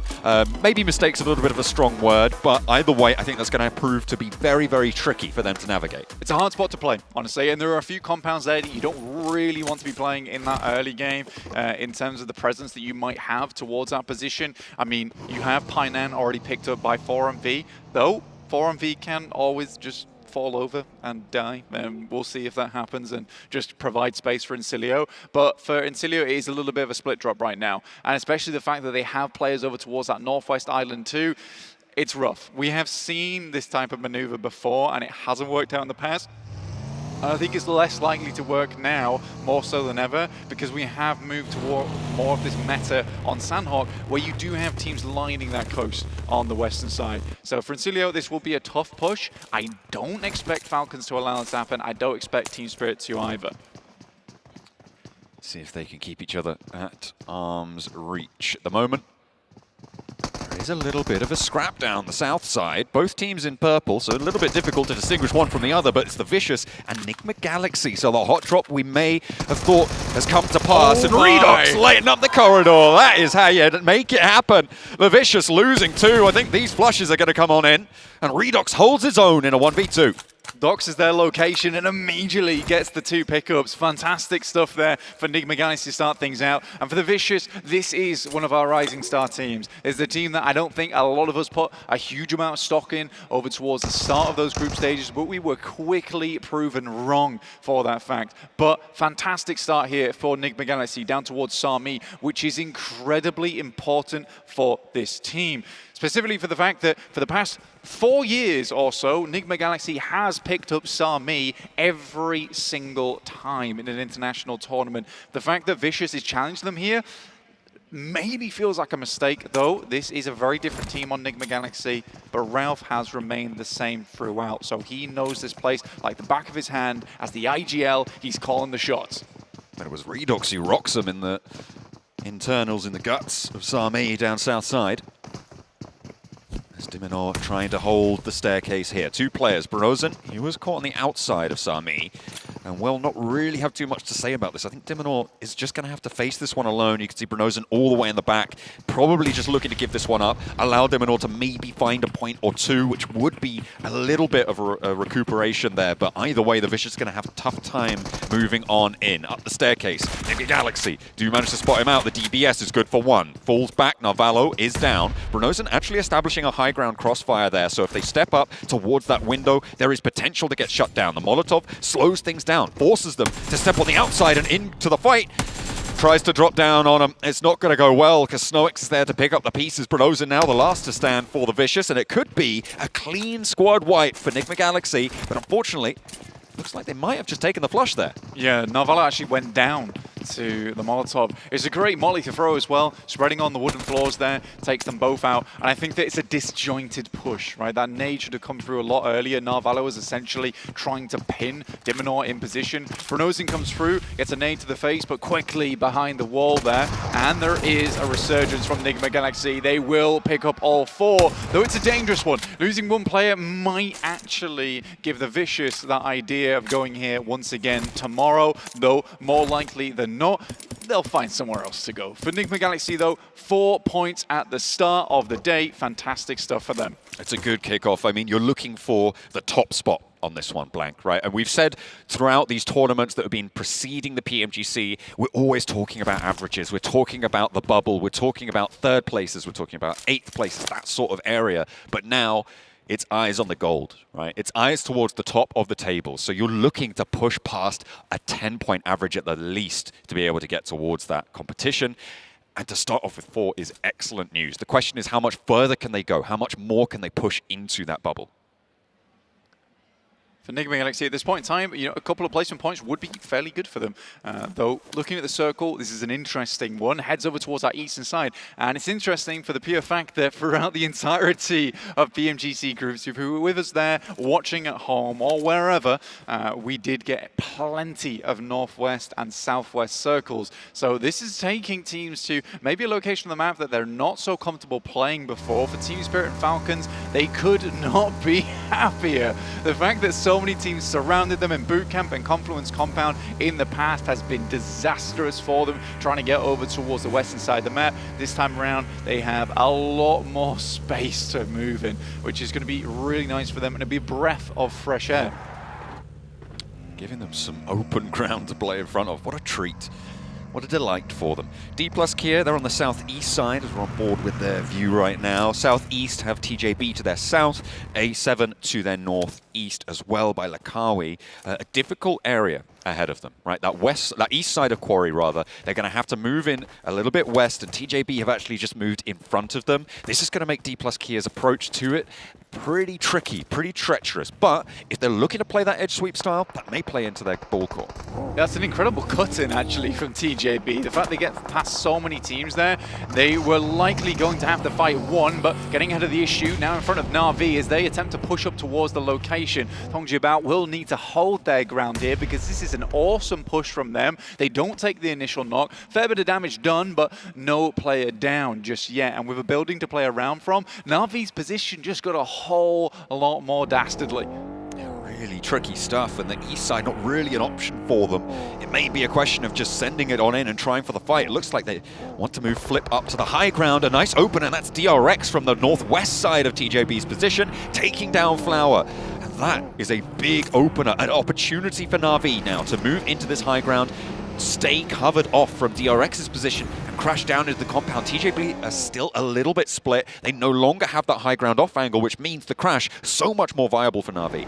For Tongjibao, there has been aggressive pushes in the past for this team, and the difficulty with those pushes, especially around Quarry, is this does funnel a lot of teams over towards our eastern side. So for TGB to move that far ahead, they had little to no information on this area. They did not know where DRX was playing, and Kaiksei just pulls off a nice little off angle from the front line and will find himself an elim, which which actually makes life very easy for DRX going into the future here. Now that they have that base of operation, they know as a weakened team there, TJB will hold out Na'Vi, and all DRX has to do is just sit on this north side of Quarry now. So it's a very good position to play out from for the South Korean squad.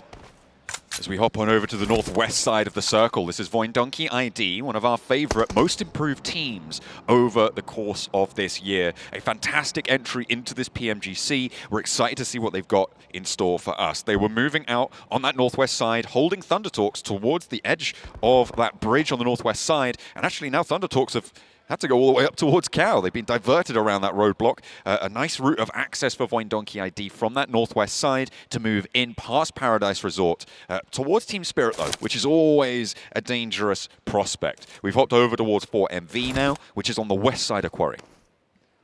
Again, we talked about 4MV right at the start of the show. There's a team that made it in very last minute to PMGC, and they have a lot of fans, right? They are a very, very good team, but they really did mess it up over in the group stages. There's a lot of chances for 4MV to go much further, but either over-aggression or way too passive. There was never that middle ground for the team, and already they lose a player off the back. Falcons, though, top will pick up Kaiksei from DRX, which is a great pickoff considering how central Falcons are at the moment. Now they have control over towards the south side. It's an interesting domino effect that we're seeing on this north side of the circle, as Quarry does always cause a lot of problems, cutting out a lot of area down towards the south side of the map. Yeah, it's chopping out about a fifth, I'd say, of the circle right now in terms of playable ground, which is always mean, and linearizes the approaches from that south side. So we'll see how these best teams in the world, so-called, see if they can navigate it. I'm sure they'll put their best foot forwards. But Falcons, they've already done it. They're already slap bang in the middle of this one blank. They will be point for that hold towards the south side. We'll see if they can hold their nerve, because as the desk was saying, will we get that last chance Falcon team, or are we going to see them take a little bit more of a tumble? I mean, their performance in the survival stages, they came 11th on the tables there. Their group stages, they did manage to gain a little bit of traction towards the end, but they still came 5th in their group, and then put on a momentous performance, almost breaching the century on the day on that last chance stage. Well, depends on the meals they're having, apparently, because what happened, as I'm led to believe, is that pre the 90-point day for Falcons, they were taken out for a very nice meal. And that's what they say allowed them to do so well. It was a very good meal. It must have been an awesome meal. I'm kind of jealous that I wasn't able to take part, honestly, because maybe my all of my life's problems would be solved after that meal. Hitting them with the Gordon Ramsay beef Wellingtons on side, you know? Potentially. So for Falcons, we'll see what's in the tummy today, and if it will give them the strength to keep on going forward here. But already a nice position for them. We're guild up towards their northeast side. Team Spirit currently facing off against Voindonkey. On our screens at the moment, it is Falcons versus Tong Jiabao as they attempt to move up. Apex is down for 4MV as they come in through from that western side. So already not a great start for this squad. Tong Jiabao able to keep all 4 of their players alive on some tricky maneuvers. Impressive stuff coming through. There's Incilio as well on that south side, stopping 4MV in their tracks. 1 player down, but Redlick is traded off, and that's DRX, who've been dastardly from that north point of the Quarry, having so much influence over the surrounding fights, over towards TJB and Na'Vi, now over towards 4MV and Incilio. The question is, how can they move out of this location for DRX? Because they will, if they stop here, be playing on the edge of this next circle. Yeah, coming into stage 3 now, this circle's starting to tick down like a powder keg at this point in time, ready to explode at any moment. Down towards the south side, now these teams have maneuvered their way around Quarry. They're all going to start to meet at the apex of that point on the north side of Quarry, which is why all these fights are starting to take place. With RCB moving in over towards D plus Kia. Oshal already down, usually one of the most fearsome players on that squad. Getting him out the way early is great news for RCB. Still a couple of players left in the pocket, though. 3 of them still alive, and RCB need to move too. Not too long to play around this fight. They have that high ground ridge line. Means that the approach from that north side looking tricky, but Thunder Talker here to help. Goodness me, RCB lit up on that off angle there from the north side. Thunder Talker looking to push past this as well. You can see they've moved into the compound, but RCB are taking shots back over towards White. He will fall down. Behind the rock there is potentially Resable, but the zone is going to close, and it will push them off of this angle. Stage 3 means that the zone is still Resable blank. They have a little bit more time to play with, but as soon as stage 4 hits, it is not going to be possible. ThunderTalk looking to pick up and get out of there. Yeah, I mean, for ThunderTalks, that wrap was tighter than a burrito at Chipotle. Honestly, the fact they were able to move in on that eastern side, very surprising, to be quite frank with you. Influence Rage, though, are on that northern side and potentially might want to get involved. Massive shift down towards the south side. Enigma Galaxy make their way in underneath 4MV, and once again, Falcons looking good here. But it is RCB on your screens. Loxy, the clutch maestro himself, but he goes down. Traded off, and it is D plus Kier to fall in the fight. RCB on their last legs, but it is the super sub Sarah to keep them alive on this one. Blank, they will be all right. I think I heard go, go, go called from the stage there. Push, push, push, and it's worked out for them this time. 3 players alive, 3 elims on the board. On the east side, though, they've got a long way to get into this circle. Sarah attack, but Sarah also protect in this situation. Fantastic stuff for RCB, keeping their teammates back and alive. A very critical moment as well for RCB, where they're currently playing, which is very, very good news for them. Na'Vi and DRX still with a standoff down towards the southeast, glaring at one another from across the way. We do have Enigma Galaxy on our screen. They have 1 player down at the moment in Redox. Ralph still up alongside with Snowix, likely looking for the res now. In the meantime, Incilio stuck on the edge of this valley. Snowix spotted there, taken down, meaning Ralph is the only player now standing for Enigma Galaxy. Redux is flushed away. That's picked up. And DRX now trying to hold off against Na'Vi. Hyunbin on the inside has Lemon on the rooftops, but will not have the angles to take care of him just yet. The backlines of DRX going to be looking out this way. Across the road, the rest of Na'Vi have settled. And now Puncher is moving up into the building. Hyunbin still there, still quiet. There's a little bit of damage put towards Soez, but not going to find the knock. Hyunbin, really the key player in this scenario, stopping Na'Vi from getting too far forward. This will be a question if Na'Vi gets too aggressive, forgets to be cautious on this push-up, but they both head over towards the roof side, not allowing Hyunbin any real impact into this fight. In the meantime, it is Influence Rage attempting to get through, Guild alongside them. This is a hell of a packed fight over on the northeast. Oh, Influence Rage in the blue zone, and Guild are just giving the ground towards the zone. But Influence Rage are ticking down really, really hard now, and Guild are working this one from the northeast side. How much more ground do they have left to give, though, Blank? At some point, they're going to be exposed to the compounds on the southwest. The question is, how many points can they extract from this situation? Law and Diego still alive for Influence Rage and can still make something happen with an opening on this northeast side. Advantages are all that's left here for Influence Rage. Seriously in triage mode at this point in time, and Guild, like you say, just backstepping and backstepping, trying to get away from this one. ThunderTalks, though, coming from behind. How the hell have they got here? Still alive in this picture, but we'll have to move through over towards Guild, who are fairly weakened. There is a chance here for Xing as well as AJ. Team Spirit over on that northwest edge, though. Fantastic place to play. Them and Falcons, with all the room in the world at the start of this game, might just be able to get themselves a big match on the card. Already finding Zeta from Void Donkey. On board with the fight between DRX as Hyunbin finally stepped out, made his presence known, and Na'Vi, they have lost a player for it. 2 points found for DRX. That was over on a third-party engagement to find one of those, and the rest of Na'Vi split. Puncher, he's close by, and it seems to be a little bit dangerous. Na'Vi just going to give up on Puncher, see what he can do as a solo, maybe find 1 point out of this one, but they're going to move the rest of their team up and ahead, try and get a position into this next circle. Hyunbin taking position, and Alpha 7 are getting ahead of this. Puncher is single-handedly keeping DRX locked down in this compound, and whilst Na'Vi may not be able to find too much on this match, he is doing a lot to stop DRX moving too far forwards as well. Shuts the door right in his face as well. We'll go for the double spray on the side. We'll find at least one, but that delays DRX long enough for potentially a little bit more movement from Na'Vi heading over towards the western edge, but there is damage coming through thick and fast. Alpha 7 makes a great play to move in this position, but a stroke of incredibly bad luck. They lose 2 players on the approach there. I think that's from Tong Jiabao taking shots alongside. And you've got 4MV on the west side of them as well.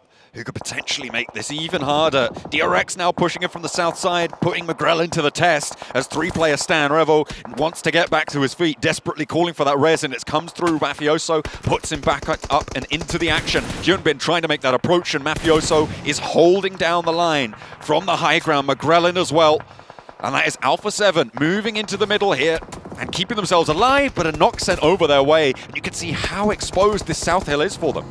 It's so tough. And again, we move down towards that south side. And Incilio, despite this awkward split they had earlier in the game, they were able to get at least 2 players into this one. Now you have this case where you have that ridge side that sits down towards the south. Incilio's not in the greatest of positions, but no one's looking at them right now. All the action is occurring over on this north side of the circle. Tongjiabao make their initial move. They get 676 up towards that building alongside with Flower and Longs. And now Falcons are in trouble.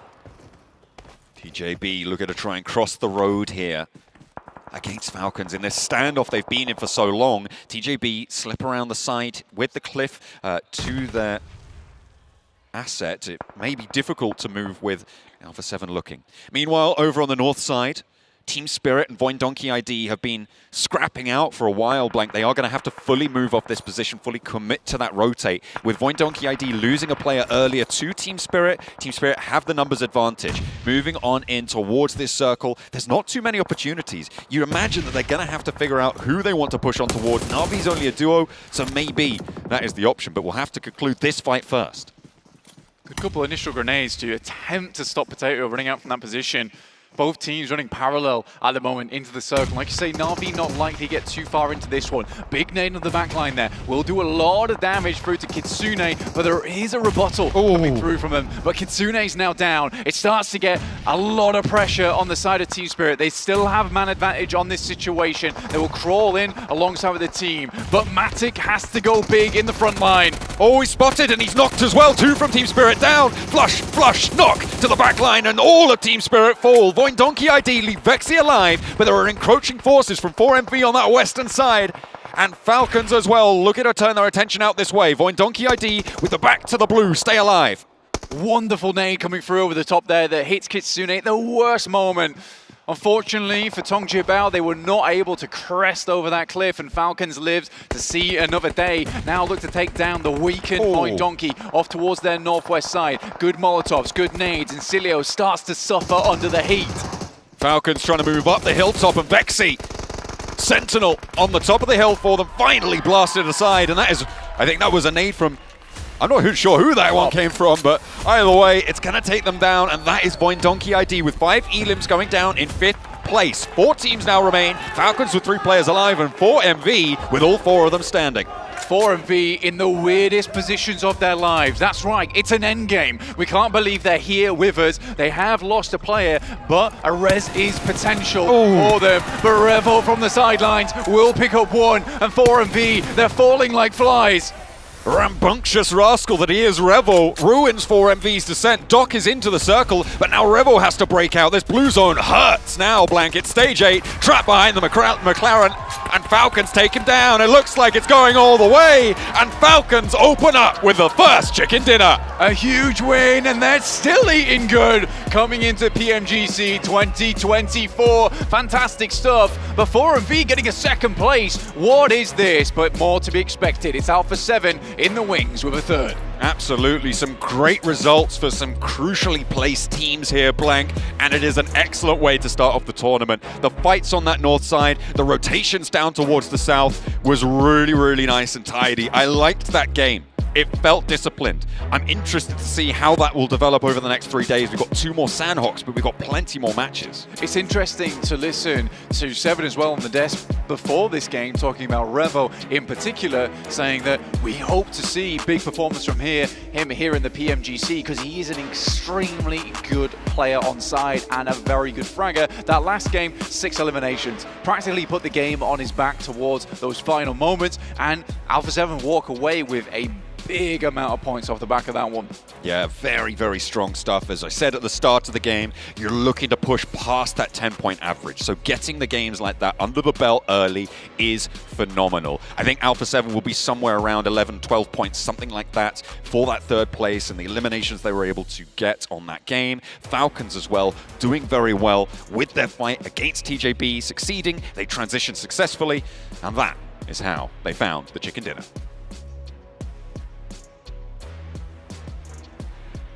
Skew, is the curse officially broken? You didn't talk about Falcons, really. You didn't even say the name, and they got a chicken dinner. Now I'm forcing you to say their name. Yeah, but there's no curse broken because I did not predict them, which was my plan all along. Yeah, well, okay, do I have to say that? It's a bit early, it's game one. We'll see. But what a match from them. We were looking at this game here, Seven, and the way they transitioned after holding off TJB across that road, that TJB had a good approach. They played to the cliffside to try and breach that compound, but then the moment they had 4 players alive, they have the compound, the only compound remaining in the circle at that point in time. It was an absolute field day, and they just destroyed the rest of the lobby. We were asking earlier, what Falcons are we going to be getting? Are we going to be getting the ones from the league stage part, but not the last chance final day, or are we going to be getting the ones from actual last chance final day? And this is exactly how they started off on that final day for last chance. They were able to perform really, really well in the first Sandhawk, and then they were able to just carry that momentum. You can see Top being able to put up 1,100 damage, 4 eliminations, and this is pretty big too, because we were actually having this conversation. We were thinking, who's the best player right now for that team? Is it Action? Is it Icy? It's good to see Top being able to get eliminations right away. Yeah, I'm so happy about that, because we also saw Icy do so well in Action in the league stage, but Top, we expect this guy to be up there. This guy's been MVP of PMGC in the past, and he knows that he wants to try and get that trophy back under his control once again, but this guy is a menace from start to finish. Yeah, I feel like it's fair to say that Top had a lackluster performance during league stage, so it's good to see this hot start right away. And also East, to be fair, right? I mean, East we have to talk about as being the newest addition within the team, and we saw some glimpses of what he can do in the team back in CSA when we were covering the PMSL. And to see him kind of be on par with Top here is a very good sign if you're a Falcons fan. Yeah, took quite a bit of time to build up that synergy, but he feels very comfortable in the team, I'd have to say, Jason. This team could definitely go the entire way if they want. Though, as we had a bit of the replays here, Seven, we have to mention the Summit Hot Drop. Vicious versus Nigma Galaxy. And Nigma Galaxy, they were saying if we get a 6-7 point game, we're going to be very happy after initially hot dropping here on Vicious. And so far, they won the fight despite losing 1 player. That is a big start to the day for Nigma to contest that position and make a statement. I'm going to be a little bit nitpicky here for Nigma. Yes, you were able to win that hot drop. The thing that I didn't like was, I believe it was during Circle 5 or whatever it was, that they decided to just fully send it to the center of the circle. This, I feel like it's something that they were able to do in league stage, and it always ended up backfiring. I feel like they could have just hold off a little bit longer towards the edge. I know you kind of like the play, but you also see the play that they could have done on the edge as well and just prolong their existence a little bit longer and try to just get some of those placement points. I did like a part of that play, which is to delay your rotate to make sure you don't get held off on the bridge by trying to rotate next to Pinant. I think that's a really good initiative. Unfortunately, you got to play edge when you do that. And they sent it to the center. I think there was like 4 or 5 teams looking their direction here, Seven, and you're not going to survive. You're not going to get a win off the back of that. So it's a bit desperate. I think the edge would have been better here for them. They waited so long to even try to make it push towards the circle. It was going to be too late. It was going to be a blind push, but it ended up being a blind push with Rauf just being able to survive. So hopefully we can start seeing a bit of a pattern break, especially from my end out of that team. Yeah, though I do want to bring up one team as we see the replays here. It just happened a few seconds ago. Alpha 7 pushing ahead of DRX and RV. They saw a massive opportunity to maybe not get the win because we saw Falcons had a better position, but we can capitalize on as many eliminations as humanly possible. That was a big move from Alpha 7 that, again, can win you tournaments like this. We're so excited to talk. Hell yeah. Let's go. I could break down stuff. No, keep going, keep going. 21 points, though, for Falcons. 4MV and Team Spirit, I know, were 2 other teams we were looking at here at Max, and positions we had around the zone as well. We obviously see 4MV getting 13 points for themselves, which is a fantastic start for the team who kind of scraped in at the very last moment. I was completely not looking at 4MV going into this. I was like, I don't know what we're going to get from them. Who? But you talked about Doc at some point during that game, and he had actually a good angle where teams can't really shut him down too easily, and that is a split that I like to see 4MV take. They were doing it in CSA, and here they're not getting punished for that. This is the split that I want to see more of from 4MV. He wasn't playing up front. He wasn't fully exposing himself. He was being the anchor of the squad, kind of like Mafioso usually does for Alpha 7, so it was good to see him being able to kind of be controlled in a way for that team, not forcing the team to, okay, you know what, Doc is knocked. Now we have to go revive him. I'm glad glad that they were able to adjust to that. We'll see, though. It is just the first match. Yeah, it is Sandhawk, of course. We're definitely keeping an eye out when we get to our triple Erangels coming up after this. But Voin Donkey as well, another team we didn't really get to touch too much on during this game, but we obviously saw the massive rise of this team over the course of the league stage. A fairly decent result considering where they were. Great result. Straight down from Vexy. Like, Vexy was just standing strong versus Team Spirit and just completely sweep the northern side of the circle. As you transition away from that, sure, you have Falcons that, again, was just a major threat here, 7 of this entire game, so you can't get further than that. But 8 points in your first game? On a Sandhawk, that is a really good first result for them. And Erangel, in the league stage, that's where they were really standing out for me in last chance, and here they might be able to do it again. And the biggest question mark for this team is how is their mental going to be? I mean, we got a chance to talk to their coach, Deji, and he was like, we're not really changing that much stuff. It all comes down to the mental of the players. Are they going to be performing well? If for some reason they don't start off hot, how are they going to be able to readjust? Boy, they started off in a great way. Well, speaking of the mentality of some of these teams, I'm going to have to talk about the PL teams a little bit and obviously give a little bit of a shout to Hot Jukes because we talked about in the league stage, like day 2 is the real day 1 for the teams coming in from PEL. But when it comes to the grand finals only being 3 days, you cannot afford to have a bad day if you want to contest that trophy. Unless you're TJB and you have a great comeback No, potential. stop it. You don't want to have too, Stop it. just for the memes, but you don't want to have too bad a first day if you want to be able to come back. But I think TJB here realistically had a good approach to that engage onto Team Falcons. Unfortunately, that was one of the first fights Team Falcons took, which means they have a lot of grenades, they have a lot of utility and resources to stop that push from happening in the first place, which means that that cliffside, we know it's very nadeable, and you're going to struggle to hold down that position. Well, remember back to league stage for Falcons, they were always saying, especially when I got a chance to talk to Senator, he would always tell me, we're trying to get them to be aggressive. They're not being aggressive enough. Now, right off the bat, they are being aggressive. Oh, so speaking of being aggressive, you at home can be aggressive as well with the Arctic Conqueror guild set you can pick up right now. And Halford Julius Bjornsson, the mountain himself, is actually going to be here to conquer the Arctic as the face of the guild set. He's going to be here in the arena, I'm hearing, on the 7th. And maybe we can meet him. Maybe we can get him to be the box 4-7. Can he pick me up? That'd be awesome. And there's also a challenge here with, I believe, a 35-kilo glacial hammer that you can pick up and potentially get some rewards for. Sandstorm picked it up today. I don't believe that. Must be very light. I think he needs to be on day 682 of his workout challenge for something like that to happen. But then obviously beyond that, a big shout out once again to Kadia, as they've been able to be one of the sponsors of this event. And not to mention, we talked about the fact that the district is designed to be like you're in a video game yourself. Well, you know what? We could do even more than that. Maybe we can actually play some when we get there, maybe next year. Who knows? It depends if we're going to be allowed to go to the event next year at the World Cup. We'll have to wait and see. Like, you don't want to curse the building, Max. You can't get in. I'm like, okay. You want to curse the building? You're going to curse the whole district yourself. Can be alive or non-alive. It can be cursed. Jeez. Well, you know what, Max? It's okay, because beyond that, you have the Akupa UT2's Gamer Pro, which you guys might see the players on the stage using hand warmers with a 5,000 milliamp battery and 4 different levels of adjustable heat settings. I don't have mine in front of me. RGB. And you got RGB. Way. Oh, but you can't really see. Oh, there you go. You can kind of see mine. Mine blended in with my shirt. I was hoping we get, like some for everyone in the crowd, because then you just see everyone doing like a little bit of a wave. Keep the hands warm, the fingies warm, which are very important when you're playing some Pogi Mogi. Quick, Max, beatbox. Wait, no, I don't want to do that. You're about to. Like, you're about to. The PMGC Grand Finals, day 3, maybe. Okay, we'll hold you to it. It's either that or you lose the eyebrows. Ooh, beatbox. Falcons had a pretty good game. Yeah, they had a very great game. But also, Max, I know you recently have opened up your PUBG Mobile.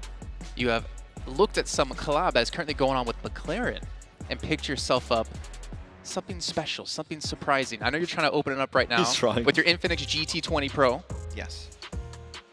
I realized. He moved away. I got my McLaren. You do have your McLaren. I have everything. I have all the PMGC stuff. I got my PMGC background. The only problem is you're not allowed to drive it, I heard, from some of the people you play with. I was banned from driving it, but I don't want to scratch it, so I kind of understand why I'm not allowed We need to get Oscar Piastri to come in and driver. drive it for us, because then we're going to get into that zone real fast. But realistically, by far the best car skin we have in the game. Oh, yeah. It is. Awesome. I needed to have it. The orange one's pretty cool. And you have the orange one. I do have the orange one. Do you have it, 7? I don't have it. I don't have it.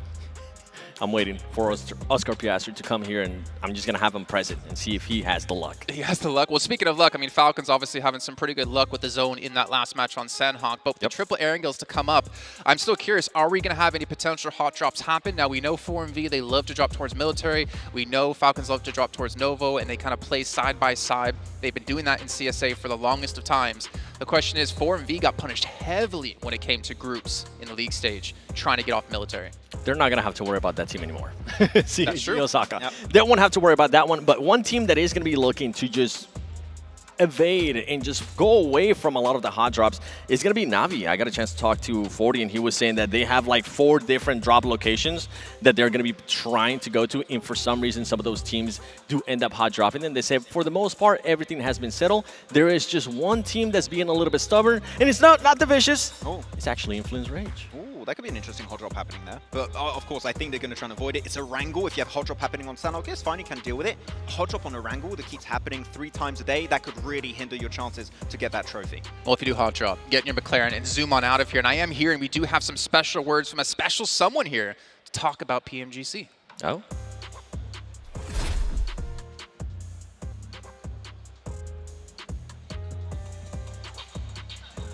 No.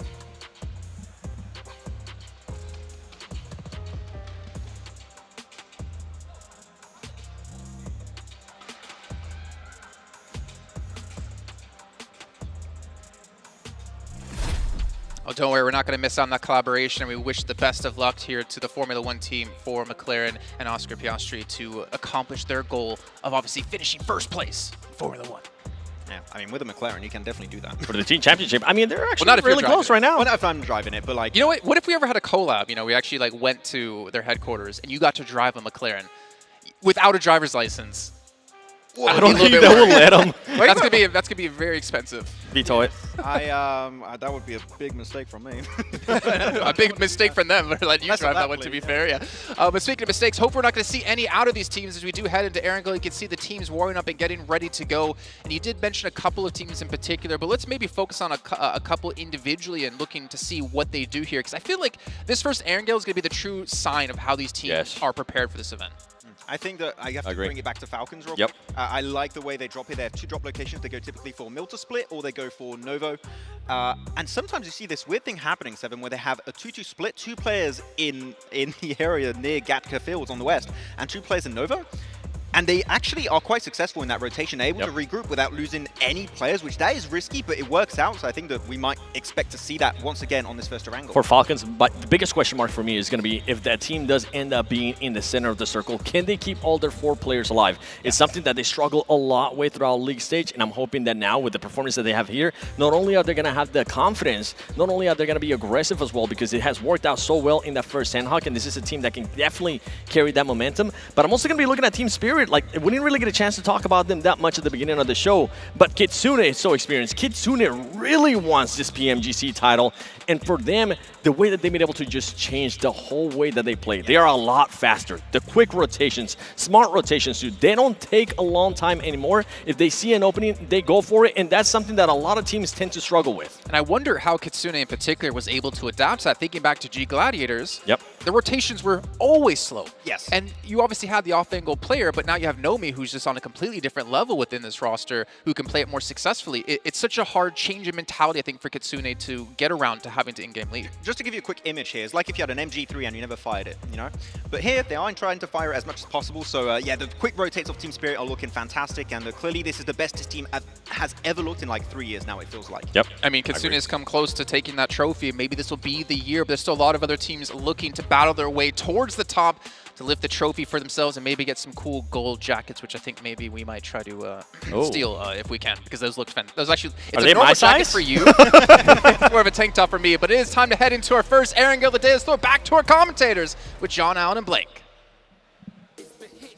Into Erangel we go for the first time to the grassy pastures. The plain path will take us over once more from Georgia Pole down to Sosnovka military base. It's match 2. It's time to get stuck in. Super Western Plain Path, actually. This is a difficult one to play off the back of this, but teams have started to already gather some of those points on board already, and Falcons are doing well. To start things off as well for Falcons Strong is a big deal for that team. That team runs off the back of momentum. If you get a lot of points day 1, it just makes your life so much easier going into day 2 and day 3. Getting a buffer already sorted out for yourself, especially in a tournament like this, it is so beneficial because you're looking for that first place. You're not looking for second and third anymore to get that direct invite. You're already here. You've already made it all the way. You're on the doorstep. It's just a question of turning the key. And could we see a back-to-back Mongolian world champion here at the PMGC? We're denied that back-to-back performance from IHC. They didn't quite make it, unfortunately, but we do still have 2 representatives from the region to try and duke it out with the rest of them, 4MV and, of course, the Falcons, who we've been talking about for the last little while.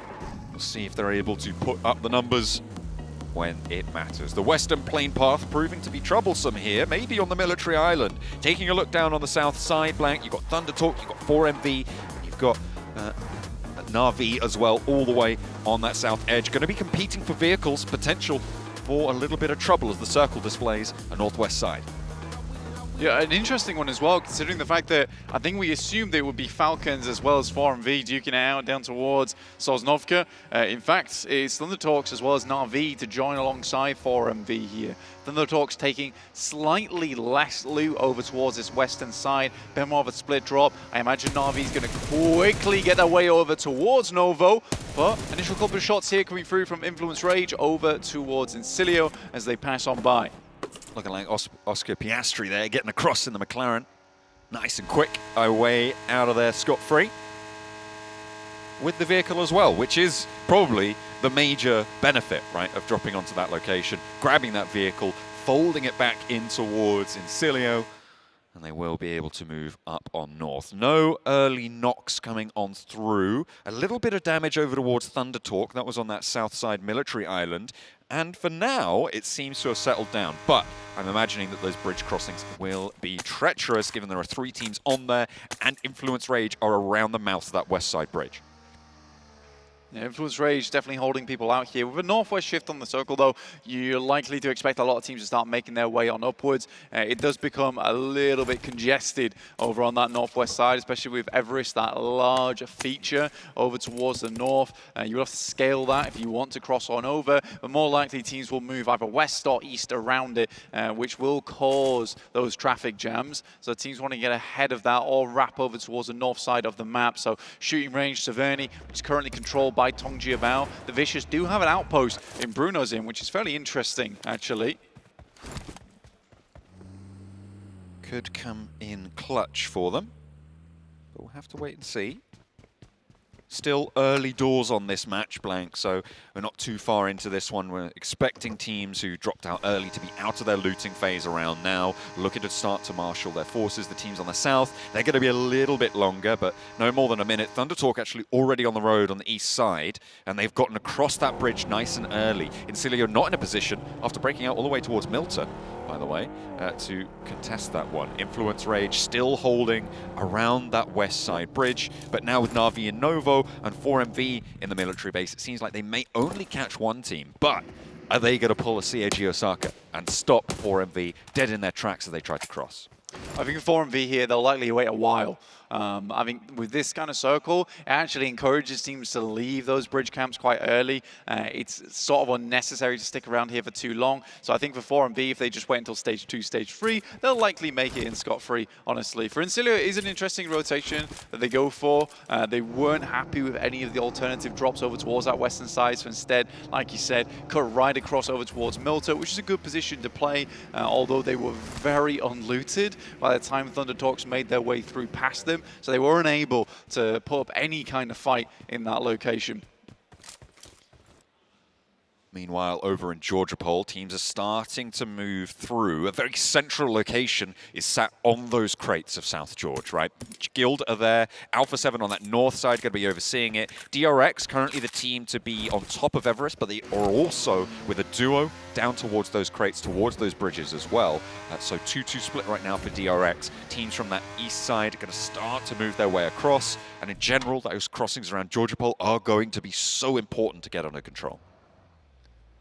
Especially the bridge crossings, like they are very, very important for a lot of squads in terms of getting across. D+ move over towards Rozok, but RCB already makes a quick getaway over towards Box Compound on that northern side, just underneath shooting range, actually. You got Alpha 7 over towards the northwest. They gave a lot of ground, actually. They still have an outpost on the eastern side of North George here, which is absolutely fine and will work out for them. But I think for Alpha 7, they're trying to give space as much as possible. They know teams are going to start to cram in over towards that northeast side. It's going to get very tight, but I do think that Alpha 7 makes the right call here. I think that trying to hold all the way on that eastern edge too early could lead to some early knocks, which you don't want for Alpha 7. I think they're a team that can do a lot of work when it comes to that end game, and that's likely what they're shooting for here. Oh, we're rolling out with the Grand Prix here on McLaren. Just looking fancy with those buggies. I mean, I'm liking the design. The colors, pretty snazzy as well. I like it. Max only got the orange one, you know. He's behind. That's the best one. Do you think? Yeah. Do you think? Okay, fair enough. Well, that's the cool one. Okay, all right. It's the faster one. Do you think? Does orange make it go faster? Yeah, if you believe it. Okay, I believe you. Thanks. I appreciate that. Oh, well. D plus Kia, they are making their way across, trying to go as fast as possible on the east side.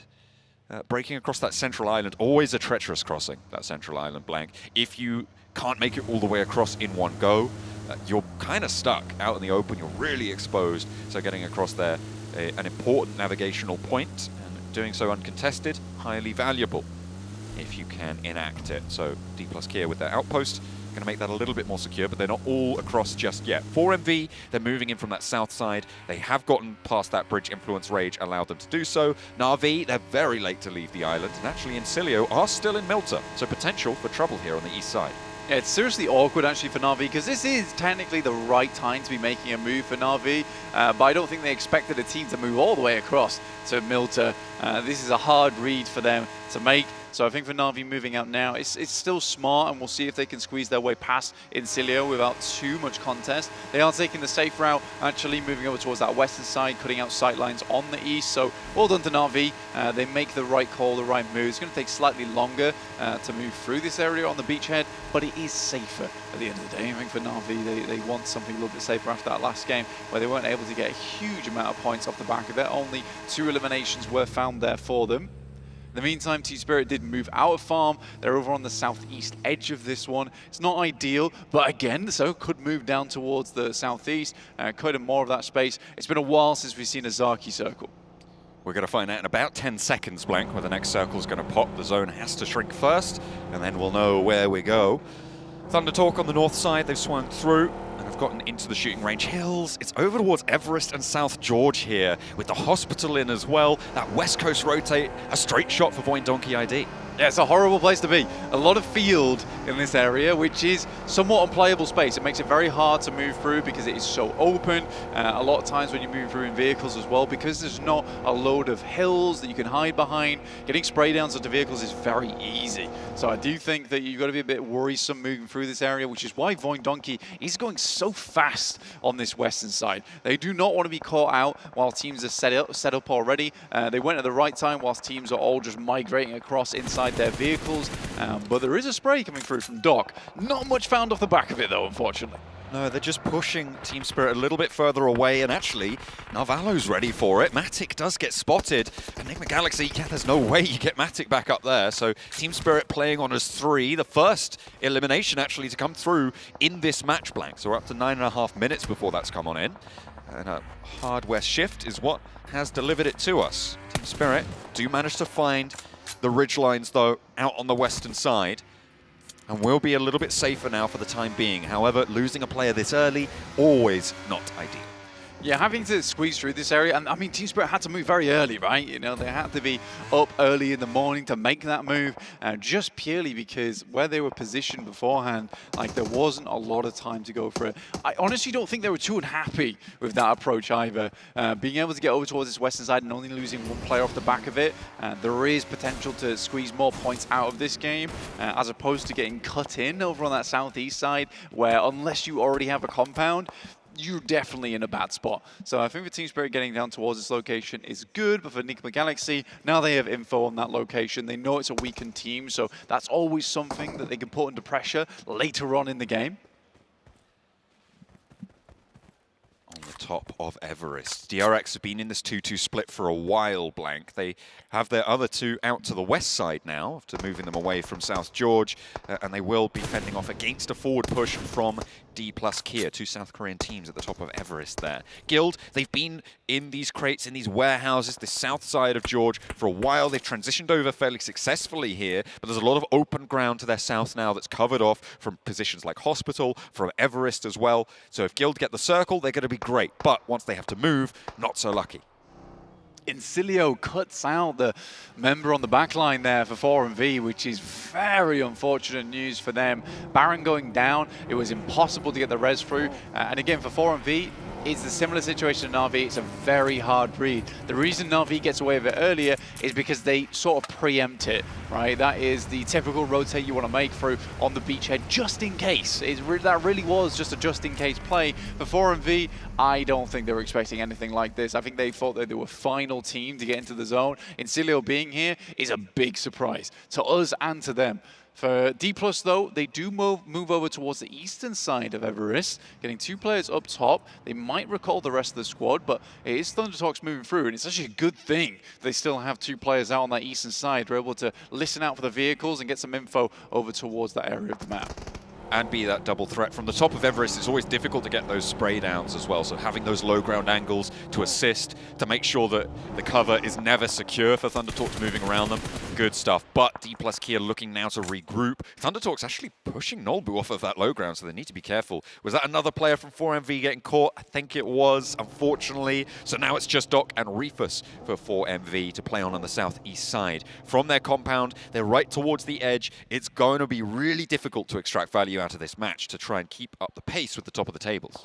At the moment, 4MV cosplaying as Fish because they are getting caught left, right, and center at the moment. It's a bit unfortunate for this team, but we saw it in the group stages. This is nothing new for us here. And 4MV going down to two players nice and early in the game, it's bad news for them. And I mean, for 4MV, the stocks weren't too high coming into PMGC anyway, but there is still 2 more days and the 4-1 matches to play after this one to kind of get some more points on the board and redeem themselves after these first couple of games. I mean, that first one on Sandhawk, not too bad, but it didn't feel massively explosive from that squad. It was more of a survival tactic from them. Here's the Vicious, though. They're currently over towards the northeast side of the map, making their way through from box compound. Now, every single team has made that crossing from the northern side and is roughly in the circle, albeit you still got Team Spirit as well as Incilio with a couple of players on the outside, but I think both of those teams will be making their way in shortly. If Kitsune can hold down this central location inside the field, it will be fantastic for the squad,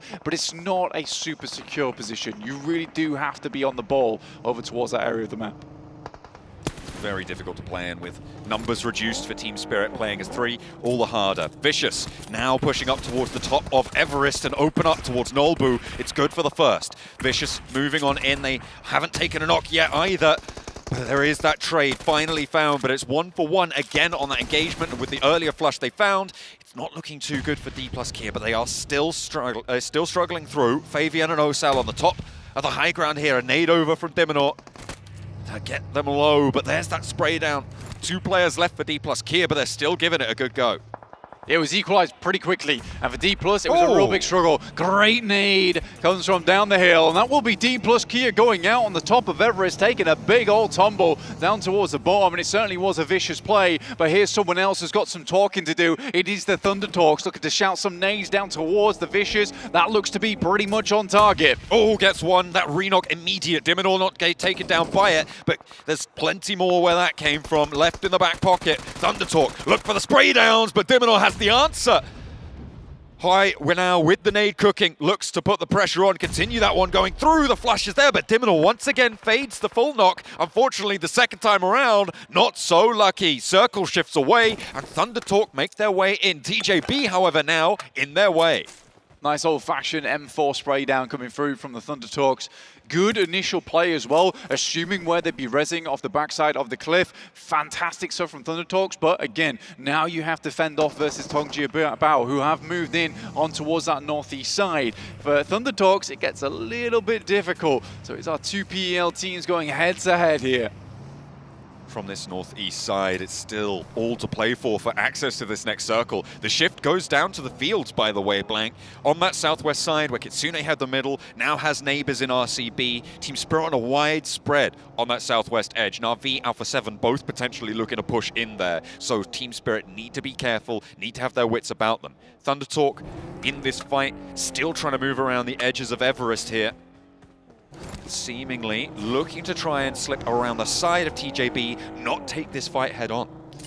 I mean, stage 4, it hurts, and I don't really think you can be taking a fight with Tongji Bao at the top of Everest. You have to move around, but I think even Thunder Talks know that where they're going in the circle is somewhat no man's land. Let's see if they can push through and get the battering ram going versus 4MV on Doc and Reefers, as well as Rage. Couple of roll downs, though, over towards RCB, and Alpha 7 start things off strong. Hopefully he's on the wet weather tires because he has got a blood trail line behind them. One flush goes through over towards Alpha 7. But that is going to leave them with a second going down. RCB, sure, they're swept aside, but Alpha 7 now under pressure from those off angles. Na'Vi are behind them. Team Spirit are ahead of them, or at least Kitsune is, rather, in this central field position. The smokes are starting to bloom. With McGrellan down, keeping 3 players up, rather, is the priority for Alpha 7. Team Spirit finding those shots. I mean, Na'Vi also has eyes over towards this. This is not an ideal spot for Alpha 7. They can make it work, certainly. Insilia, though, still sending those shots ringing out over towards the eastern side. And they have had a lot of impact on this game, despite having a very late start into this one, John. Thunder Talks sat down in the grass. Themselves alive as long as possible. 4MV over towards their north side, but equally not in a great spot. With Influence Rage looking to move off the crest of Everest. Likely life's going to get a lot harder. Guild will try to hold out versus Tongji Bao. Good shots from 4MV, but it's sent back and traded. TJB looking to try and fend off as Guild move on in towards the foothills of Everest. Spray downs looking good for the first, but not quite fully connecting. Finally, there's a knock found as Tongji Bao actually have nades sent back towards them as well. Gilda giving the fight a good go. Effect trying to hold off against Na'Vi, almost solo, but in comes the backup. Nomi is here just in time to light up from the sidelines. One more to go. Can he keep Puncher at bay? 6 is too far away to go for this fight immediately, so if Nomi can get the res, if he can get the heal, it's big news for Team Spirit. The push comes out, the pump action, ready for it. 6 now, looking to put the nade over towards him, but the fade back from Nomi down the channel, stays alive. Effect maybe not so lucky, but Team Spirit still have that outpost. Incredible stuff from Nomi. Actually runs back with the nade ticking. Won't go far enough, and it will be 6 to understand exactly what's happening here. Really, really well played from Na'Vi. Kitsune went down off in the distance as well, and that will be Team Spirit out early once again. Only one elimination found from that one, sitting Team Spirit down towards 13th place. All the while, Alpha 7 finds themselves some more points, but it is Falcons, in fact, over towards this northwest side, taking a knock and a flush versus Voin Donkey. Voin Donkey ID doing well on this northwest side. Alpha 7 do have sightlines over towards it. Zeta with the roll down. The nades over towards Guild, still giving TJB a little bit of pause, but 2 players alive for Guild, only the 1 for TJB. That will get finally shut down on the northwest side as we're hopping over with Voin Donkey. That was Falcons getting taken down. That was, I think, 0 points on the match there. So 21 total on the first 2 games. Still good, but maybe not what they were looking for, given that they earned all of those in the first match. Yeah, it could have been a good starting point for them over on the northwest side, but they didn't cut in between Voin Donkey as well as DRX, who did get that final blow over towards the Falcons. It's a rough spot to be in. It really was. Guild, though, now moving out into the fielded area. And again, I haven't really talked about it too much, but this is an absolute desperate circle for a lot of teams. The fielded area contains so much of it. Na'Vi's going to have a field day here, down towards that southwest side. The fact that they have so many sightlines looking over towards the northeast edge, they can cause a lot of problems for a lot of these teams and poke a huge amount of holes in the squads. Yeah, with that low ground ridge they've got to play on the south side of the road, could be huge for them. Alpha 7 as well in the middle. They've got those defilés that Kitsune was holding down earlier, but you spoke about how difficult that is to navigate, and especially as 3. Alpha 7 losing one of their players on the roll-up. They get success positionally, but will they be able to keep that under the belt? It's a position that gains value over time, realistically, because early on in the game, you have a lot of these third parties coming through, and defending on a 360 angle from this position is hard. But if Alpha 7 can isolate a fight over towards the west versus Voindonkey, there is much better prospects for them in the future. Though, Voindonkey, not a team to mess around with here. DRX still on that north side. In the meantime, what we're watching at the moment is Influence Rage versus Incilio, who have held out for the longest time down towards the south side. Making some cheeky rotations so far this match. The Milter flex out, giving a lot of teams something to think about during this match and maybe causing a little bit of chaos. But now into the late game, that effect is going to start to reduce. It's all back to Incilio and what can they do in these late game situations. They can't really fall back on the surprise factor anymore. Teams are going to know that they're here. How do they play these open fields? Because it is really, really tricky stuff right now. You can see open ground ahead of them for as far as the eye can see. Teams are relying on luck and blessing. Ooh. Circle moves over towards that northeast side. Enigma Galaxy immediately reacts. Snowyx sends out to scout versus DRX, but he's in a dangerous spot right now. In the midst of this team, somehow not down just yet, but Ralph will find one onto Hyunbin immediately. Snowyx does get taken down, but in comes the rest of Enigma Galaxy to provide backup. Only one player now remaining to stand for DRX, but he's already getting lit up from the sidelines on the swivel, but can't find anything. He's blinded by the smoke. There's a third-party push coming through from Voindonkey ID onto this area as well, as Redox runs them through. But there's an off-angle knock coming on in, and it's just back and forth between these two teams with that third party, Vexy on the Mini 14. What can you do under this amount of pressure? In comes Narvalo, drops the smokes, drops the stuns, tries to create a portion of the circle they can continue to play in. In comes more nades, but a player on 1 HP trying to keep the dreams of DRX still alive. 2 players get knocked, but Ralph can move in. Great play from him to back it all the way off, just in case a nade came through, trusting in his teammates to finish the job. But Alpha 7 taking shots over towards Voindonkey. Like I said, if they can isolate an angle, they might have a better time of it. Incilio looking to push through the open fields as well towards Influence Rage. You can see they got protection from Alpha 7's position. They're preoccupied. And Incilio used that opportunity to move up across the open ground. The damage done to Influence Rage, but there is a nade sent back towards Redlick. Lorazin on the off angle, finds the flush as well. Westron looking to find the final players of Influence Rage, but not quite connecting there. And not able to finish that roll-up successfully and cleanly. Incilio still with 3, and they've still got the hovercraft roll down, and it's a specialty of Incilio. Out and towards the off angles, Lorazin gets clipped, and that's Westron to find it. Draws the attention, draws the eye with a hovercraft, but it's the M4 to put him down in the end. Yeah, the great distractor apparently here in the hovercraft.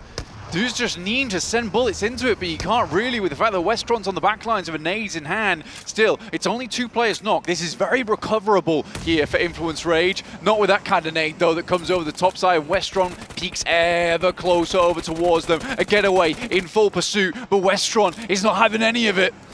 And with the team on the north, Enigma Galaxy re-establishing themselves with all 4 players on the north side, Influence Rage have nowhere to go.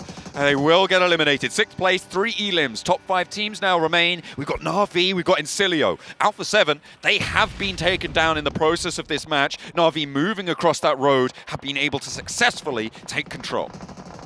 Not quite yet, still have Revo up, so Alpha 7 is alive and they can push further into this game. Revo's going to likely just keep himself and his nose clean for a little bit longer. We know this guy does very well in endgames. He was there right to the end there on Sandhawk as well. So I wouldn't count him out just yet, but with Voindonkey still having to move in, it all depends whether Na'Vi is going to hold them out or not. Incilio, though, who's some of the most ridiculous plays in the hovercraft there, which I genuinely think Influence Rage was so confused by and bamboozled that they couldn't do anything about it. But Incilio, they will find themselves a strong position down towards the south, but here's the time for Enigma Galaxy to shine. Moving in, stretching their supply line from the north side. Circle goes to the southwest side, and Narvalo is already in it. But Incilio on the southeast side, Na'Vi on the west. These are the 2 teams that need to hold their ground now. And Voindonkey ID lose 1 to Na'Vi's position. That west side, really difficult, but they've got a lot of eliminations so far, Blank, from that northwest side. Their fight with Falcons, Team Spirit as well, over on that northwest side, has gone well. Voindonkey ID have got value from this match already. They're into the top 4. Can they move through Na'Vi? This is a team with 3 rookies on side, is Void Donkey. They are extremely good coming into this PMGC. No one really expected it, no one saw it coming, but over the progress of survival stage, the last chance, it felt like they were just absorbing more and more experience as they went on. And they're coming into this one as a fearsome beast. They've leveled up, absolutely. Now Na'Vi feels the brunt of the pain coming through from Void Donkey as they start to hoof them out the side of the circle. 2 knocks sent their way, and RV down to 1. Lemon run for the hills, looking to get squeezed out here by Void Donkey ID. The nades continue to pour on in. Those flushes are all but in the pocket for them. And 8 elims, 9 elims, they are racking them up left and right. Only 1 player from Na'Vi remains, and Void Donkey ID have a really good opportunity to take a massive result for themselves here.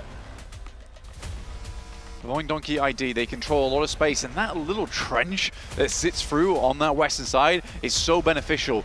Potato, though, down towards the south, is a very critical member of the squad right now. Cannot allow Na'Vi to get a little bit too close to them. Has to also provide that information back to where Enigma Galaxy are trying to push through from. They picked up a loot crate in the process, so they're nice and looted. Enigma Galaxy is ready for another fight here.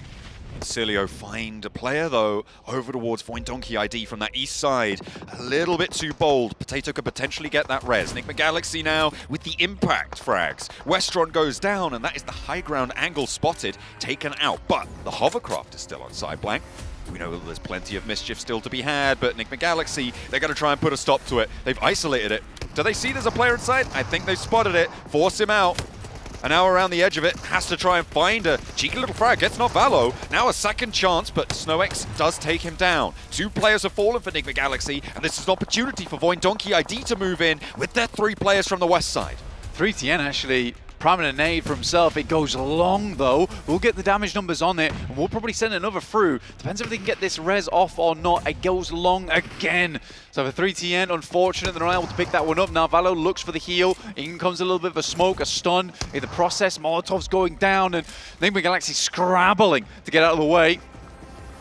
Trying to move away from the ordnance and successfully pulling themselves back up to 4 players will be a huge result, but they have to move in towards the territory held now by Void Donkey ID. You can see the roll-ups are coming through, the lay of the land favorable to Void Donkey ID to hold this western side, but the next circle shrinks directly to the middle blank, which means that if Enigma Galaxy can get rid of 3TN on this off angle, there's 2 ways it can go, right?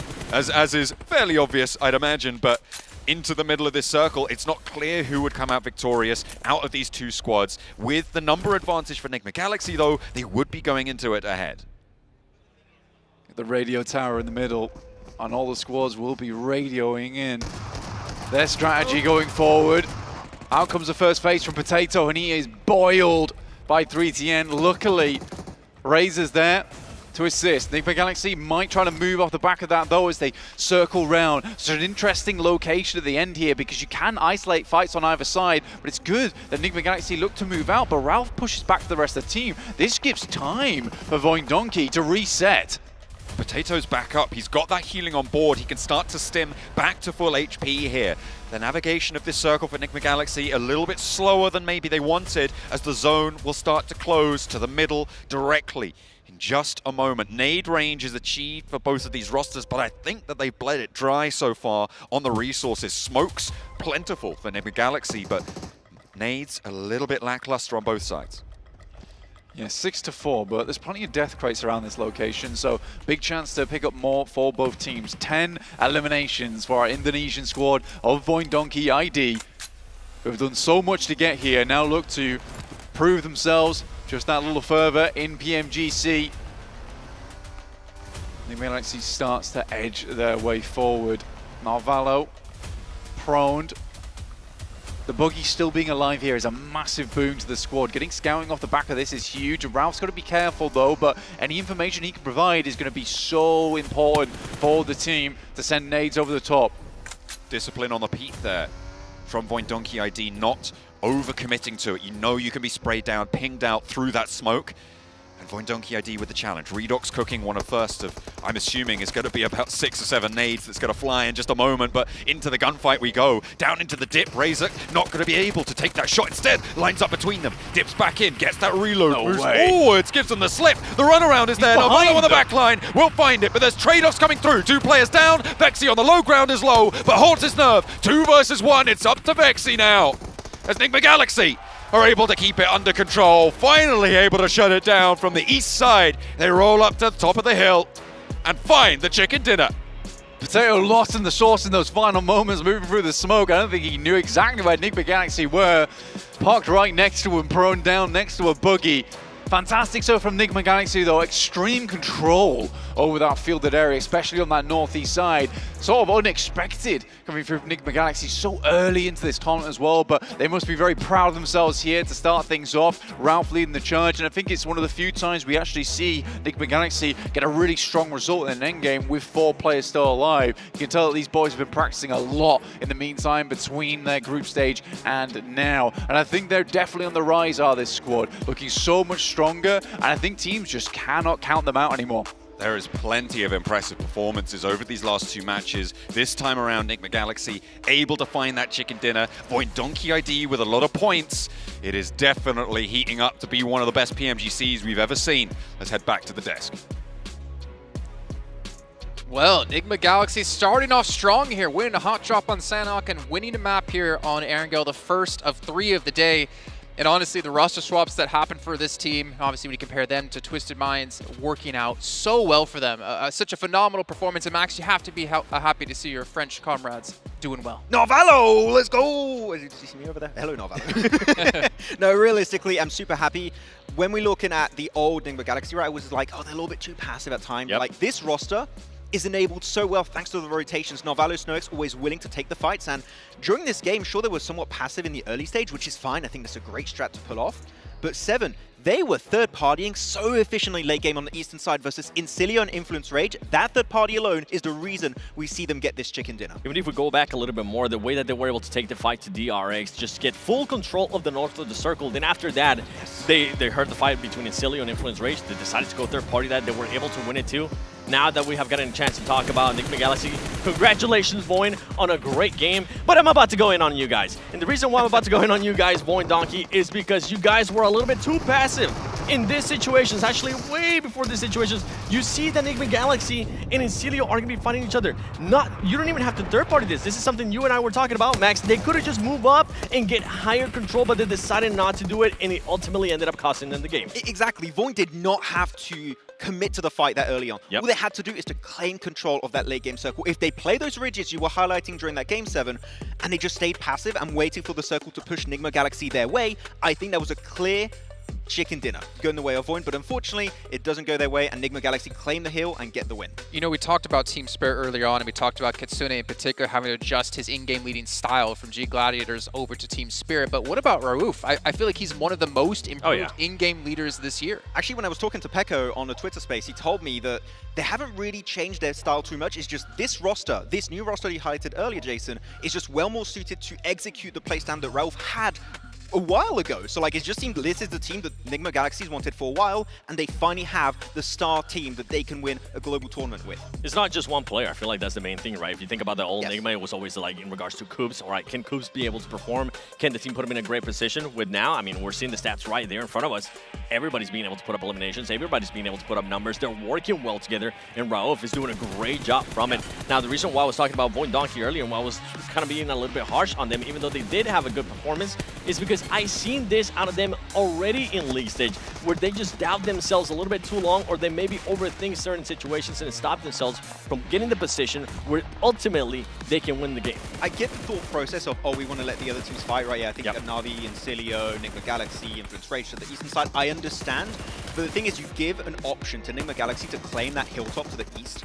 They're going to run with it. Like, they are not going to make that mistake you made. They're going to claim that position, and they're going to gun you down instantly with a really cool PMWC S12K. That was very sick play.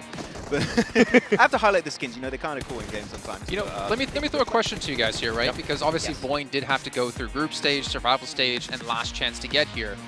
Do you think they're one of the teams who had the most benefit of having to go that route instead of just qualifying from group because the amount of reps they're able to get in?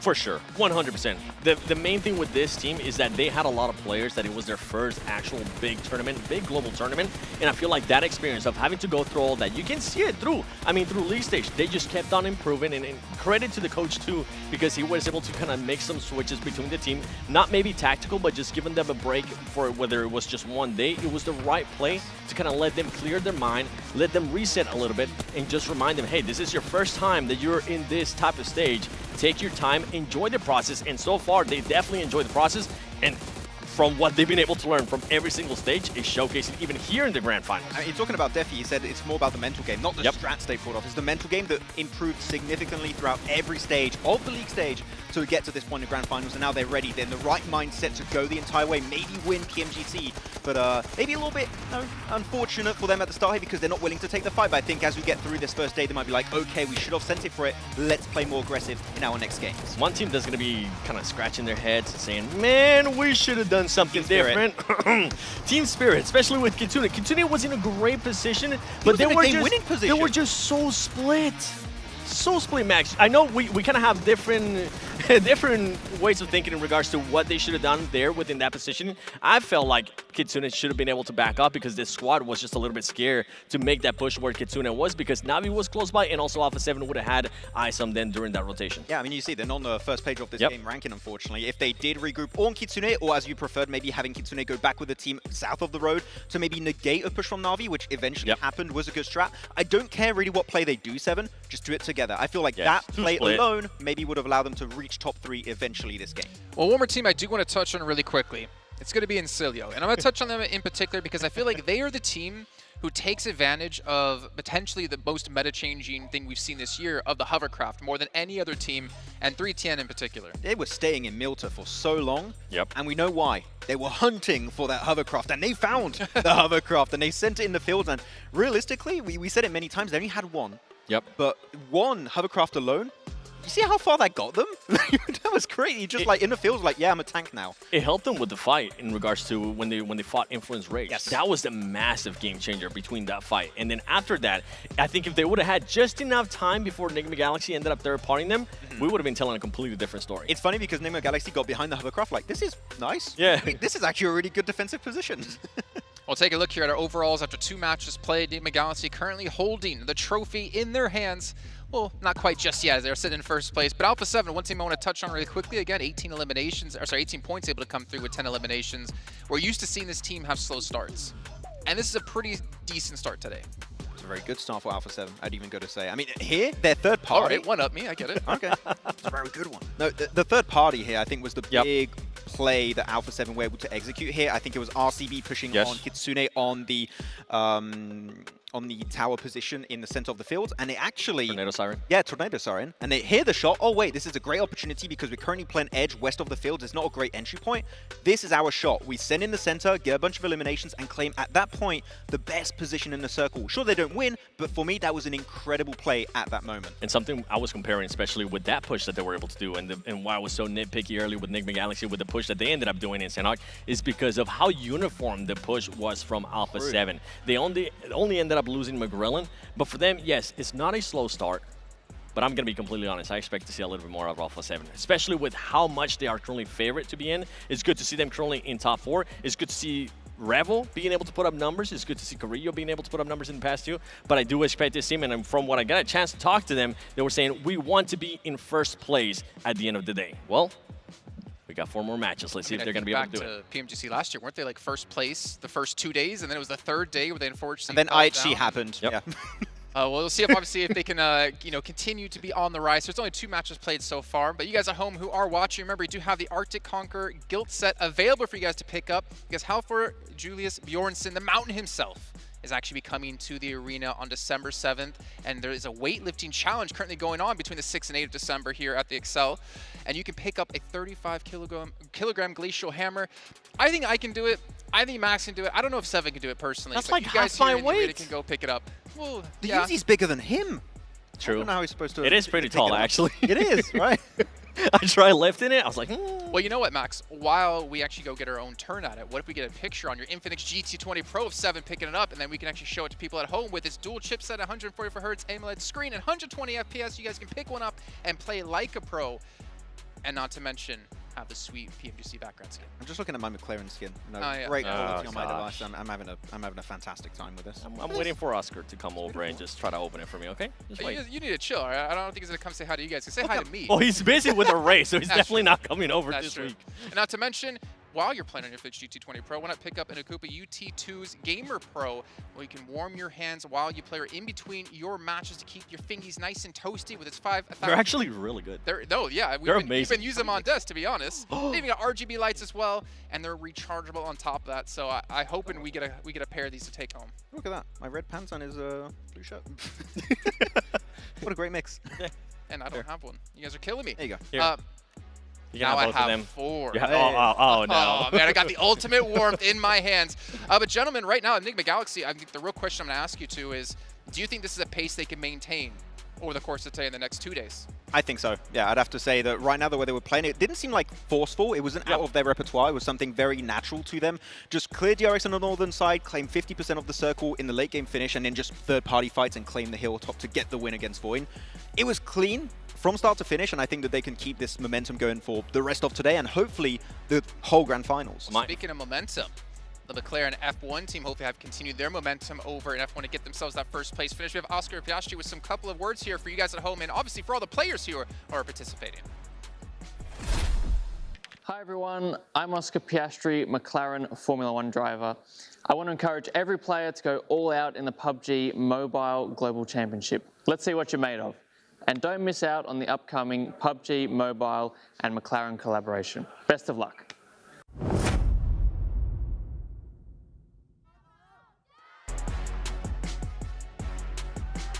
Best of luck as well when it comes to the races coming out here and hope they can get themselves a first place finish like our teams are looking to pick up their own trophy. So big shout outs to the McLaren F1 racing team. What's up, Seven? We're talking about Enigma Galaxy earlier. We're talking about if they can keep this pace up. The biggest thing that I do have to point out again, just because it's a pattern for this team, is if you are going to be pushing in late, Enigma Galaxy, don't do any unnecessary pushes into the center of the circle. You can play edge. You have showcased that you can actually play edge. It's just... Please, no unnecessary pushes to the center of the circle. Just compare the first game and the second game. Yeah. Not to send it center, how to send it center. Oh, it worked way better. Well, the thing was that in the first game, they have the hot drop, right? That kind of forced them to just wait a lot longer.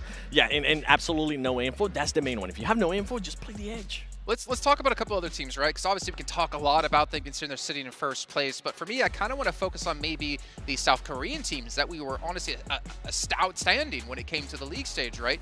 D+ are sitting on 0 points. And DRX Max, I know in particular last match, you thought they had a relatively smart play when they were on top of Everest. Which is leaving Everest early because it got third-partied by, actually not even third-party, at 4th or 5th party. There was too many teams to try to send it on top of Everest at some point, but understood, oh, there's a very big chance it's going to shift away from Everest. We're going to claim one of the compounds that are going to be in play relatively early and just bank on that, which worked out until, unfortunately, as you saw, Enigma Galaxy came around and just completely swept the floor with them. But I think that the early rotation, the early game plan was really solid, but unfortunately the team fighting was just not quite on par with Enigma Galaxy. And for the other South Korean team, D+ Kia, I mean, they were not expecting anybody to try to push up on them on Everest. Though, especially the first one, the most unpredictable team, I think, for me, for the Grand Finals, PMGC 2024, the Vicious. They just fully sent it. They did not care at all. And then PEL happened. Literally, Thundertalk Gaming are going to the eastern side of the mountain, fighting versus the Vicious and D+ Kia at the same time. And then TGB are like, we don't care. We're just going to take the mountaintop for ourselves and claim the spot, which was a good approach from TJB. Well, you know what? We did have our first Erangel done and dusted. It's coming down to where is the zone potentially going to go this time and what teams can potentially make up for their mistakes in the first match of Erangel. Well, it is time to head back to our commentaries. We drop into Erangel number 2 with John Allen and Blake. Erangel once again. Stelba down to military base, so the plane path takes us east this time around blank for our second go at the grassy pastures. Match number 3 about to get underway. From Stalbert down to Sosnovka military base, a little bit more of an easy playing path, I would say this one is. You can get very easily over towards that western side. When you have those very western playing paths, it does make a lot of the approaches much more difficult because there is just less vehicles populated towards the central side of the island. So this is much easier to work with for a lot of our squads. Getting towards Severny is nice and easy, which is an easy spot to play, as is Rozhok, School, and Pachinki. So I think most teams should have a good time here. Though the Falcons going out early in that last game did mean that their 21-point margin did get equalized a little bit, but Incilio, once again, like the boys were saying, a team that's just using the power of the hovercraft that was recently added to competitive. Very, very frustrating vehicle to play against, particularly because it's very durable, and you can't really ignore it, but you have to pay attention to it as well. It's interesting that Incilio is the only team to put stock in it as well. Maybe it's the only team that has really incorporated it into their core strategies, and we'll see that start to shift into 2025. Maybe teams will start to adopt it more, but for now, Incilio definitely breaking new ground on that. Ooh, okay, South Circle goes down towards the military base. And we've got a little bit of a hot drop, a scrap, as Incilio may be able to find an early clip on the wings for the Falcons. I mean, Incilio do find an early clip on the wings of the Falcons as Icy gets shattered into a million pieces. Good stuff from Incilio there. Tough drop for them actually as well, with Falcons actually wanting to get over towards this bridge, pick up a vehicle and move downwards. For Incilio, they knew that they'd be getting themselves into a fight, and now still one player left remaining there on Falcons in East, cowering in this building as the rest of Incilio make their way on through. Incilio looking to encircle here onto East's position. Teams will be starting to, I imagine, look for crossing routes as well, so potential for this to get even more messy if they don't conclude fast enough. Obviously, the hot drop situation reduces the amount of loot that Incilio will get on board until they conclude this fully. Falcons unlikely to look to push back up, so it is all on what East can extract here. How many points can you get for your life? The answer, none. The toll is heavy. 2 points earned for Incilio, and they're looking to kick things off strong. Yo, Falcons' strong start didn't really translate from that point onwards, honestly. I talked about them being a momentum-based team, but that velocity is moved to complete standstill here. Honestly, I feel sort of bad for Falcons because that was a very, very good way to start out their day here in PMGC, and now a lot of teams are going to equalize and get ahead with Enigma Galaxy in 24 points and Voin Donkey tied up just underneath them without that chicken dinner. There is plenty of teams who will be so willing to just shove them aside. There is no mercy here in London for the PMGC Grand Finals. It's all about that top spot. Anyone you have to step on to get there, well, that's fair game. The Falcons, unfortunately, under the boot at the moment. Top action will continue for them in this match, and they are already on the military island, which is the only benefit that they have right now, but I don't think they're going to be resting easy. Incilio moving across that bridge nice and quickly, have made their way through. Team Spirit are yet to move. They drop on farm, they always have, and it seems like they may always do so. Oh dear, this might be the end of the Falcons as Rufus lines up for a shot. The 4MV squad with their solo flex out here, so it's not without its dangers, but action just going to try and turn tail. Takes a lot of damage as well, not quite connecting with this full spray down. Rufus is fairly low on ammo. Yeah, really great shot to start things off there for Incilio, looking for even more, but it's 4MV to get things done even further as action retreats into Novorep potentially go for a little bit of a swim here, but in comes the rest of the squad. Incilio's heard this, he sees it, does a double take and immediately looks to get out of there. Oh, he's struggling to get into the crates, wants to try and give him the runaround. It's dangerous. His action spotted yet again. Vash doesn't quite make the pull shot, but there is Westron through from the sidelines. Falcons out, 16th place, no points. 2 matches on the trot after a chicken dinner. That will take the wind out your sails. Yeah, it's a punch straight through to the solar plexus on that one. Completely winded Falcons. Not in a good way either, because they're not gliding right now very well. Enigma Galaxy and Voin Donkey ID, they can get further into this one, but it is Team Spirit making that crossing nice and early, and it's making a return to the fold. The old boat on a carve trick. We saw it back in the group stages, a little bit more lopsided this time around, Blank, as it's slowly edging towards it's a new trick. But I think it's just going to fall off. I mean, maybe you could just get the wheels onto the sand if it falls off the side. No, they are going to have to use a nade or two here, making sure that they can extract that one. The value of this rotation, as we saw back in the group stages, being able to have a vehicle at your disposal. The other option is, of course, where's it gone? Hang on. Where's it gone? It's inside the boat. Put that car back. There's a hovercraft to follow it up. The other option is this hovercraft. Oh, it's gone out into the water. That makes it unrecoverable. Is it actually? I think it might be. They just drove over it in the hovercraft. Oh, that's so unfortunate. I mean, guys, it was a good attempt. There it is. But again, I don't know what they put inside that nade, but fairly explosive. Fairly explosive. That is unfortunate because now they all have to rotate in the same hovercraft. They don't have a fast roll-up vehicle now at their disposal, so they invest a lot of time into that strat. It doesn't work. Just sad that nade was made in Manhattan, apparently. Really? Yeah. Where are you going with that? I've no idea. That's okay, John. Okay. Obscure reference. Yeah, I think so. I genuinely have no idea what you're talking about. Alpha 7, they're going for the botation across on the jet skis. A little bit more standard, but they, again, will not have any vehicles to play with once they make landfall. Probably over towards the south side of Novo. There's a couple of options there. Having said all of this about the rotations down to the military island, Blank, it's not fully confirmed yet that we will be committing to that south side. It's not. There is actually a huge amount of space up towards the north, and this is probably the earliest we've ever seen Team Spirit make this decision to cross over towards the south side. So I think for Team Spirit, they're pretty confident heading down there. There is a huge amount of water still down towards that south side of the map, so it does feel fairly likely this is going to be a Sosnovka finish. You have Na'Vi looking to make their way back down towards that south side, Thunder Talks and Incilio. Incilio's had a bit of a weird one because they were pressured over towards that eastern side for the love of the hunt, really, for Falcons. They have managed to commit to Novo for the time being. And that's going to make Alpha 7's approach all the harder. Seems like they're pretty close to getting on through, but losing one. Yeah, there goes the second. Mafioso super low out in the drink as well.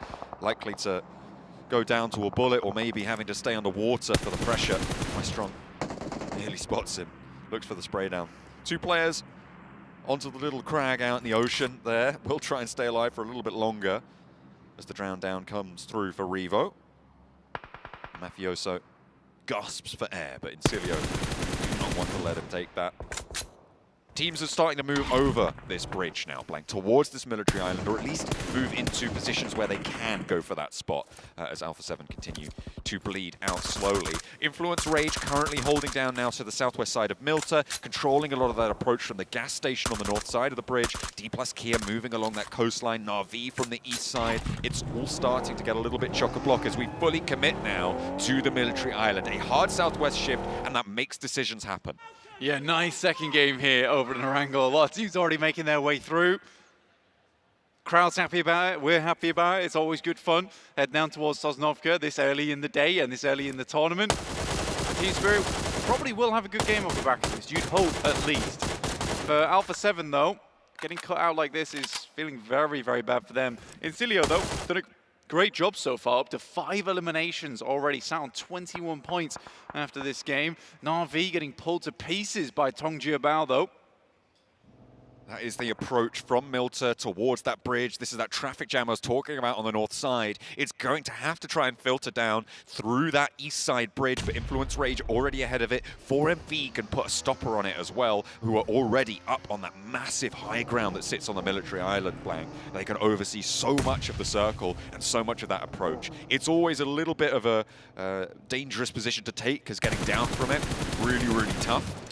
But for now, we'll see how much they can get for it. Team Spirit as well have moved in onto that west side. Despite being denied a vehicle early on by a misfire on the nade, they have managed to grab 1 or 2 more to their arsenal and will be moving forward successfully as one of the few teams actually firmly entrenched on this military island. I think for Team Spirit, they're pretty happy with how these things have gone down. They are going for a 2-2 split, which is, I think, very reasonable in this location. I think they understand that most teams will be coming through on that eastern side, at the back of that circle anyway, on stage 2. For DRX though, as well as Enigma Galaxy, easy rotates for them. Actually, they're both on the western side of the map. They're moving down. DRX has already crossed the bridge at the moment, moving over towards that western side on the ridge. We'll be moving down over towards Sosnovka military base and that airstrip. But we have a lot of teams actually still out on that northwest area of the map, around School and Ruins. You've got Voindonkey as well as RCB and some of the remaining players of Enigma Galaxy who were left slightly behind.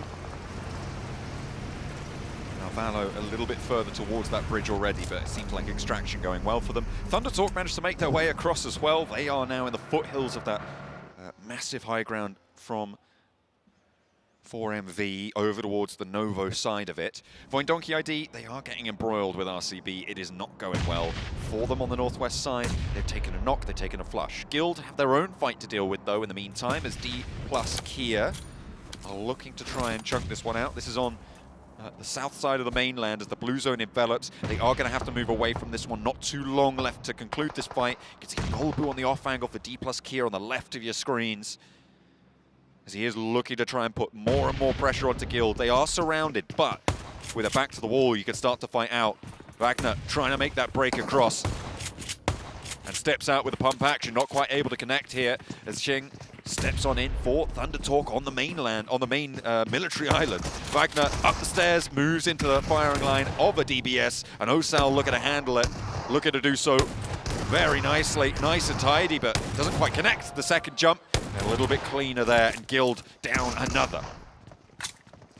It's a nasty couple of pellets mid-air there for Osal, and this is what you want to see more and more from D plus Kia. They're a strong team, and I think a lot of us expected them to be further up in the tables, and with that, Guild will be going out with 0 points on the match. But for D plus, they'll be happily walking away with that one with 4 eliminations, and they can easily make the swim across from Sharkfin down towards the north side of Sosnovka and play off for the back of that. I don't think there'll be a lot of teams rotating across that northern road at the moment. Likely a lot more teams will be heading down towards the south off the back of this one, which is to be more expected. Team Spirit regrouped on that 2-2 split over towards the eastern side, but Thundertalk's not likely to be evacuated from that position on the east just yet.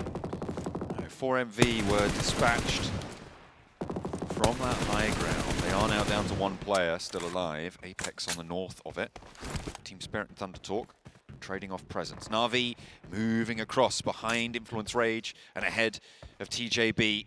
Knocks are coming through thick and fast, and I don't think it's going to stop with this. D plus Kia at the back of this fight are going to have to put some pressure on through, and maybe TJB are going to come off the worst for this, because with D plus Kia behind you, you can't move through Na'Vi yet. You're in the blue zone. It's been ticking you for longer. Sure, you can find some openings, but even with that opening, you've still got Influence Rage beyond. You've still got the teams over towards Novo. It's just almost done and dusted for these teams on the East Bridge. It's hard. It's really tough stuff for a lot of our squads moving through. I mean, Na'Vi already been set up, like you say, John, is hard to work around with. And for D plus Kia, again, even at this stage of the game, I don't think they've been quick enough in the approach, and I genuinely do think that they should have pulled the trigger heading over towards the water and swimming on through, both in the blue and the blue at that point. But that would have been the likely story. I think that now they're heading over to try and get a western bridge rotate. There are teams that they should have known were stuck on that northwest side. They'll just be adding fuel to the fire between Voindonkey, Enigma Galaxy, and RCB. I don't think this was the right decision from D plus Kia, and they're likely going to suffer because of it. I think they're banking on the idea that there are fewer teams on this west side, but that's just not the case in this scenario, unfortunately. Na'Vi trying to move off their bridge position, 2 players alive, and Influence Rage still have a stranglehold on the crossing. TJB have managed to get through successfully here, Blank, with 4 players alive. I wonder how much further they can go. They're moving into Incilio territory now. Alpha 7 losing players over in Novo as well. So a little bit more pressure relieved on the east side, but Thundertalk have so much oversight on it all. With this circle shift that's just popped up on our screens as well, Blank, we're going back towards that military base. It's DRX, it's Voindonkey ID, it's Team Spirit. Team Spirit, kind of unhappy with how this has played out, but they should know from that last shift that there is a comfortable spot to play back over towards the west, because they were on that 2-2 split to begin with. And the question is making an extraction from this location. They can't wait too long. A lot of teams will be moving their way over towards those spots very shortly. Hong Jiabao go for a crazy rotate out. I'm not too sure about that one, and Voindonkey ID certainly put them in their place. Ooh, but they did lose a player earlier, meaning they are only 3 and 2 players knocked on the wall now. Difficult.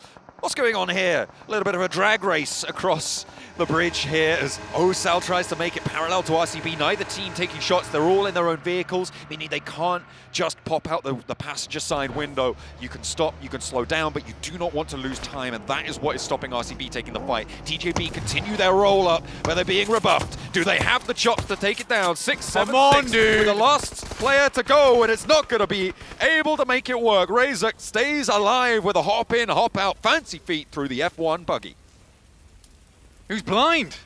He was truly blind in that moment. He walked right in front of him and didn't do anything about it. I mean, the fact that he was able to get 2 more slugs in that pump shotgun is absolutely criminal. I have no idea how that took place. But there you go, the Voindonkey ID. The counts themselves do get back up on their feet, so fantastic stuff to them. It was rough getting down here in the first place over towards that northwest side of the map anyway. It's always fun watching RCB and D+ rotating together because they're both like, look, we can get out of the vehicles and fight each other, but we will both expire. So let's move our best before date a little bit further into this game. Yeah, you do not want to be expiring that. Hopping out, I mean, yeah, it's just so tricky. Is it worth 1 point to slow down that much? No, is the answer for RCB in this scenario. But now, all bets are off. They are going to take those shots once more. Both teams have made it to the west side of the circle. Influence Rage on the north side. We've seen them move into the hilltop that sits on the north of this area. It's a difficult position to try and get a lot of influence over this next circle, Blank. But in general, they have that ridgeline to move towards that sits just ahead of the Vicious, but not having that compound under control makes it so tough to make that work. I think for a lot of our squads here, it's just weird scenarios in terms of positions they're currently playing in.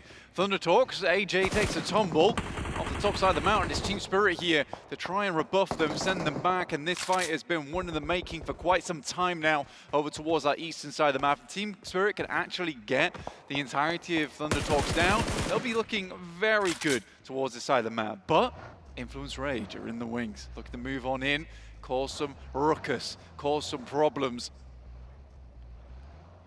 The plateau of this compound for Team Spirit may be terminal if they can't extract from this area. It can really come back to bite you. It's a nasty little piece, but they'll have to move away from it with this circle. Down towards the southwest side, the hills now on the north, kind of cut away from this one. We are looking at runway positions now, Blank. We are looking at bunkers into the middle of this circle. It is really rough. And Voindonkey ID, honestly, they could get top 3 on this one. Try and convert off a strong game. It's such a horrible position to play, honestly. If you're one of these teams, you want to kind of get over towards either the southwest bunker, which doesn't have really too many sight lines off towards the eastern edge, or get to one of the northeastern bunkers over towards that side of the map. I think for Team Spirit, they have a good chance to make that one happen, but with Influence Rage over towards that northwest side, that's likely going to be an obstacle that they'll have to hurdle over in the near future. In the meantime, it is Incilio taking control of that high ground whilst it's still in the circle. They take shots over towards Nick Galaxy and Thunder Talks, who just got themselves out of a spot of bother over towards that northeast side. Feels like Thunder Talk are just wildly rotating left and right and everywhere, up and down, and somehow surviving for as long as they have, but they've only got 3 eliminations. They're lucky to go down here as well, and finally they may have met their match on this game. Going down 10th, only 3 points on the game, despite having that high ground taken from 4MV, taken into control for them. It's not ideal. Yeah, Thunder Talks, honestly, this game has been a set of weird rotations. And I think it does start from a bit of a floundering start to their game, where they're trying to look for a position to play, they can't quite grab it. Team Spirit cuts them out on that eastern side, suddenly they don't have anywhere to stay.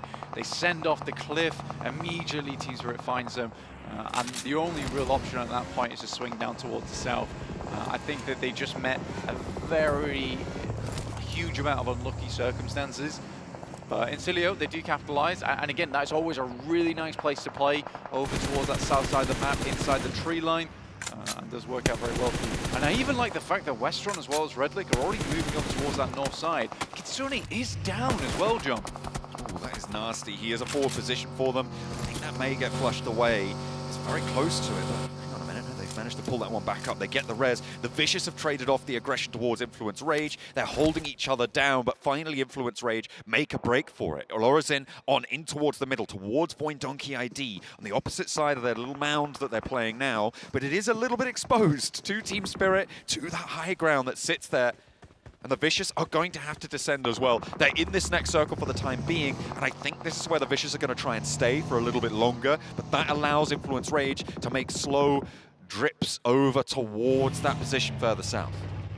If the Vicious is a timer on this one, right? They've just turned over the hourglass and it is starting to run down because moving off from that north side, it's a great position for now, but they need to find success off the back of it. They're going to need to find some area on the map where they can call home in the meantime with that little bit of high ground, but it does leave them a little bit exposed later on into this one, because once you come off from that high ground down towards that roadside, you are looking to be a little bit more exposed. There is the fences just on the south side of the road there, which you could play, and are actually still in, surprisingly. But Influence Rage, I imagine they'll be taking shots all the while, and that might just be in nade range. This is really tough ground, and Void Donkey being inside of that bunker is such a massive boon to them. This circle has really helped them out here, looking to try and solidify towards the top of the tables. I mean, you've got Incilio with 8 Elims who are breathing down their neck right now on 20, what is that, 20 some points, 24, there you go, yeah. 16 plus 8. As we head on into this one, they are looking to rack up more as well. With all 4 players alive, they have some of very rare amount of control in this circle over the southeast side. DRX looking to push in from the west, are the counterpoint to it, but Silas from RCB close by, going to slow them down on that south edge. I think you have to regroup for DRX up towards Kaikse. I think for Soaz, honestly, he does have control over towards this roadside, so it does make sense for him to be this outpost. If they can get rid of some of the members there, Kite's position becomes a lot stronger. Right now it's exposed. Some good shots though coming through from Incilio as RCB tries to move across.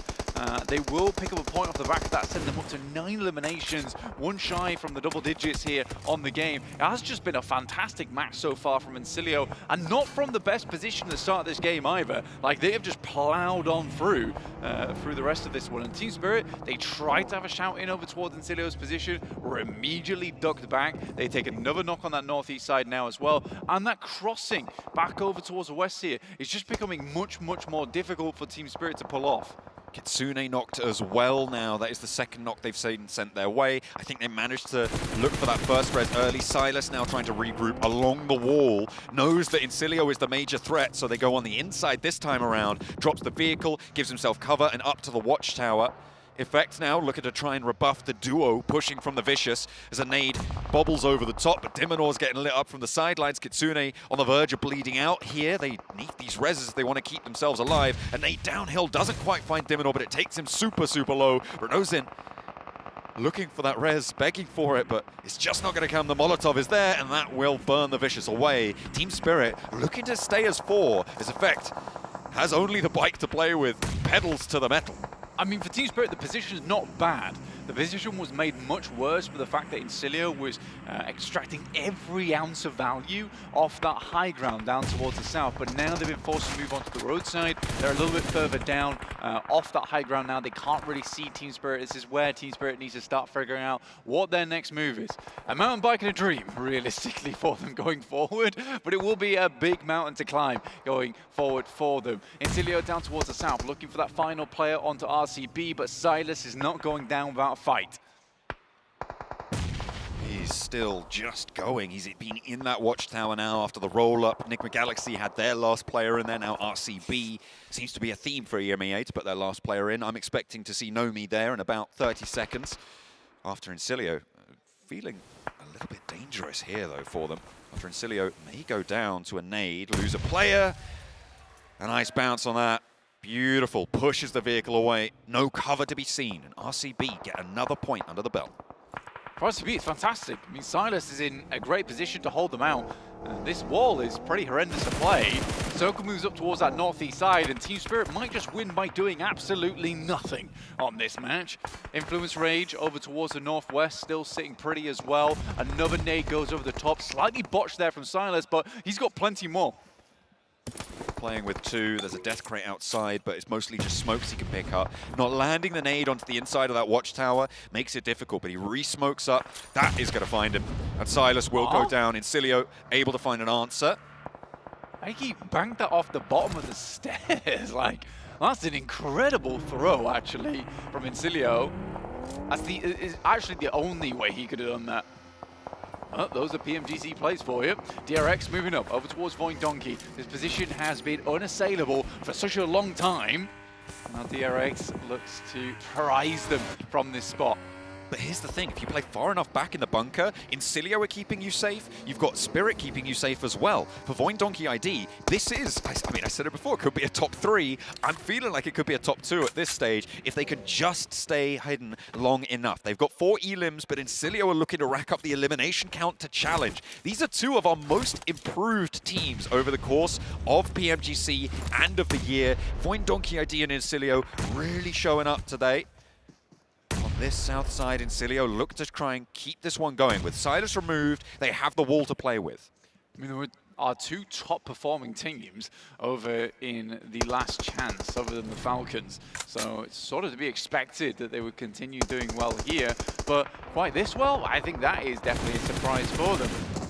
Team Spirit Nomi looking for a little bit more. They find Westrom, which is a big pick-off down towards that south side. They can clear out Incilio. There is a whole portion of land to be played down towards that south, looking over towards Influence Rage and Void Donkey. And I think you might be right, John, with Void Donkey getting further into this match. Just have to take a back seat here. DRX can't really turn the corner. I don't think that they've got the nades to go for it. Influence Rage putting pressure on now. Lorazin goes down on the roll-up. Kaitse holds it, and Razak breaks out, takes the opportunity. But Incilio have the crossfire. They have the light-up angle, and you need to fall back. An excellent flex out from Void Donkey to keep themselves even safer. 2 players now alive for DRX. Influence Rage have 1 more to go, and that last domino will fall. Influence Rage out in 5th. There's actually a big potential there for both teams to take each other out with that nade. Interesting stuff. You got QZ looking over towards Void Donkey. Great air burst on that one. Now looking for another, and QZ realizes he's in trouble. Knows a lot of damage is poured on through the smoke to keep them safe from Incilio as Team Spirit with the MG3 in Nomi's hands. Happy to hold down the off angles, just picking up the points when they present themselves as Void Donkey ID still burst high on the nades, putting pressure onto the backlines. The smokes continue to keep them safe and being. I mean, that was slightly lower on the airburst. It would have knocked QZ, and Void Donkey's doing a great job to still be pretty fearsome despite being backed right into a corner here. Team Spirit, 21 bullets in the mag here for effect. Every single bullet's got to count. 43 here for Nomi. Goodness me, they are running on fumes. I mean, they've been taking shots over towards Incilio for a long, long time. And Nomi, I mean, he's got the M4 in the back pocket. Hopefully he can do something with that, but Team Spirit gonna have to redistribute the ammo fairly soon. Stage 8 about to finish closing, so it goes dead center after this. Up into the wall is the center of the circle blank, so teams have to leave that bunker position. Incilio, if they can just weather the storm, have a really good chance as well. Team Spirit, they need this fight to end now because they need to be looking down over towards the rest of the squads in Void Donkey ID as well as DRX. Good shot from Nomi, start things off. Fairly unresable at this point in time. They can't really afford to stand up.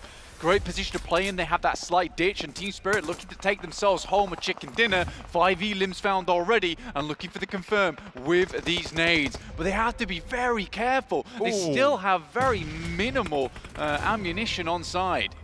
If you've ever played golf, you know that trees are 90% blockage on a path. It's very unlikely you make it all the way through. And the Molotovs downhill from QZ might actually find Void Donkey ID, but up on the top, on the high ground there, he's super, super low, doesn't fall. Finally, Team Spirit break Incilio's hold on the south side, and they can move up to the wall. Void Donkey ID just about get up into 3rd, and Team Spirit to close us down. They've been quiet in the first 2 matches, but they find their feet on the military island rotate. They make it work and get a chicken dinner. That's a really good game from Team Spirit. more so towards the end game in conserving ammo, it was somewhat funny to me because it felt like every time Team Spirit was having to gear up to push out from that location, the circle was like, no, stay there. This is a fine place to be. And each time they were like, right, maybe we make this move, maybe we make this move. It's like circle just keeps a bit right on that edge. And I think it was well played. I think you have to be very mindful of your ammunition in that location in terms of nades and everything, so they couldn't have as much impact as they would have liked. But for a game with barely anything to work with, I'd say that's a great match from Team Spirit. From Team Spirit, also from Incilio, getting so much out of that game, so many eliminations from that south side. It was a difficult rotate. A little bit too much kerfuffle around getting rid of Silas, but they did manage to do it in the end. They got pretty far, but not the final hurdle. That cross was going to be Team Spirit all the way. So you were kind of criticizing Kitsune, well not Kitsune, more of Team Spirit not regrouping on Kitsune earlier on today, but we see them make the cross yet again in their patented carbotation without the bike this time, as they lost the car, but they still had a hovercraft, which we're seeing a correlation here of teams who take hovercrafts and doing well. Hovercraft equal top 5 minimum? Maybe. I mean, really, to borrow. It was a quick rotation across the river here, Seven, and especially they were just sticking together. We didn't see that split we saw in the previous game on the first wrangle of the day. They're playing it together, and especially play it nice and chill early game. You go to the west of Observatory, hold that position down, free scouting from that position too, right? Which, as we saw, was very, very important. But one issue, they couldn't loot crates of enemies. And you saw the ammo on the MG3 from Nomi was a little bit low. If he had that, Incilio would have been lasered down. Yeah, it would have been a lot faster. But for this team, I mean, this is kind of what we were highlighting from them at the beginning of the day, is that they are able to make those quick decisions. And this was a great show of that by making the quick decision, okay, you know what, we're going to rotate and fully commit to military. Yeah, exactly. And actually, one thing that was very important is Nomi with the MG3 taking shots, allowing the rest of his teammates to go downhill in that dip, to then get access to the wall and go for the game-winning play. Nomi was pivotal in this game to make sure they secure that chicken dinner. I mean, there was honestly a lot to talk about in this game. You could talk about Incilio as well, able to put up a ton of eliminations here. Again, obviously using the hovercraft, and they've been a very dominating team as they chase down Falcons. Falcons getting caught earlier on by 4MV and Incilio, then they got eliminated. But then you also had Alpha 7 doing a cross into Novo instead of continuing around the zone. I don't know where you want to start, but there's so many different... Start with Falcons. Falcons, yeah. Start with Falcons. Go, start. You're ready. I'll set it up for you, Max. We saw Falcons do a 2-2 split. 2 players in Novo, and then 2 players on the other side of the bridge. Milta. And you know who's in Milta? The hovercraft team, Incilio. I mean, they saw them drop and instantly like, oh yeah, we got all the angles. We're just going to surround those 2 players of Falcons. And they don't end there. Most importantly, Seven, they see, wait, that's Falcons. Cross the bridge, get in Novo, chase down all the remaining players. Even Action, he went deep into the crates, chase him down, and after that, have full control of Novo to not only get that spot, but loot off the back of that. Such a good follow-up play from Incilio, in my opinion. The thing, even if we rewind it a little bit more with Falcons, they were just too flustered in that engagement. Once they lost those 2 players to Incilio, then the other 2 players decided to go up to Observatory, and guess who was winning there for them? 4MV. Rufus from 4MV. I mean, he was able to get one of the players there from Falcons, and then with what you were mentioning, Incilio just kept on pushing. They kept on going for that action. And on top of that, I really enjoyed what Incilio was able to do with Alpha 7. And you know what? I'm going to talk about Alpha 7 once again, because I felt like, and we were kind of talking about this too, Max, during that match, Alpha 7 should have done more of a southern rotation. The south was absolutely free. They would have known that there was going to be a team in Novo, especially with a circle like that. If you know you're going to have a finish in Military Island, and you consciously make the decision that we want to go into the Novo area late with jet skis, if you had a boat or like a hovercraft, maybe it works out, but with 2 jet skis and you expect to get that position for free, sorry, you're out of your mind. You have to go for that wide rotation on the cliff, and then you could have been in Incilio's position and have a chance to play the rest of that match to maybe go for a top 5. I think a win from that spot is not quite feasible, but at least a decent finish. Here, they just sent in Novo, and as we saw, it didn't work out. This is actually quite nice out of Team Spirit. Not just Nomi being able to put up the numbers, it's also Magic, FX, Kitsune, everybody being able to put up eliminations. It's Kitsune for me, that's the important part. Because if you're talking about Alpha 7 and Korea, right, being able to put up numbers, you need to see Kitsune do the same if you want to see Spirit be a team that can contest and potentially take that trophy. Because normally he has been that player who's been low on the limbs, mostly focused on Inga leading role. Yeah, that is down to the early rotations too, right? Like the IGLing role of Kitsune has been pivotal in the past years. I think this is the best rotates that we've seen from this team forever. Of course, they've had some little changes that got effect. They have themselves these different players, with Nomi especially. But here, playing the eastern side and doing that rotation as early as they did, you don't clash with anyone on that transition, right? And thanks to that, they get one of the best positions in the entire circle just by being a bit faster than they used to be. And on that play that we just saw there from D+ here, I do have to give them some props because they wanted to do that push across the bridge and to realize that there was so many players and so many teams, so much commotion that they were like, you know what, we're going to pump the brakes, we're going to go back, fight Gil. They ended up winning that fight, and then something that you mentioned was on the big rotation that they ended up doing. Also, it's like, RCB, can we like be homies for them? Like, Oh man, drag racing across the just want to bridge. send it across. I'm sure RCB are like, wait, we're one player too many here. What's happening? Like, okay, we'll just go our different ways at the end of that rotation. But it worked out. He got into the western side of military, I think in C block, and able to get a few extra placement points off the back of that. I don't fault it. I think it was good reaction. But when the two bridges here, 7 as we saw, were just full off team, that transition is always going to be rough unless you're one of the first teams to make that transition. What about another team that you guys haven't touched on, which has honestly been performing pretty damn well today, Voin Donkey. They had a great finish as well. I think they got 3rd place overall in terms of placement points here. They kept 2 alive towards the very end, having to fight off so many different teams, especially when it was DRX sitting above them. I think Voin here had a very good pivot of their mindset this game, which is we're losing players early. We have the back cave, like to call it, but one of the caves in the eastern side of military base.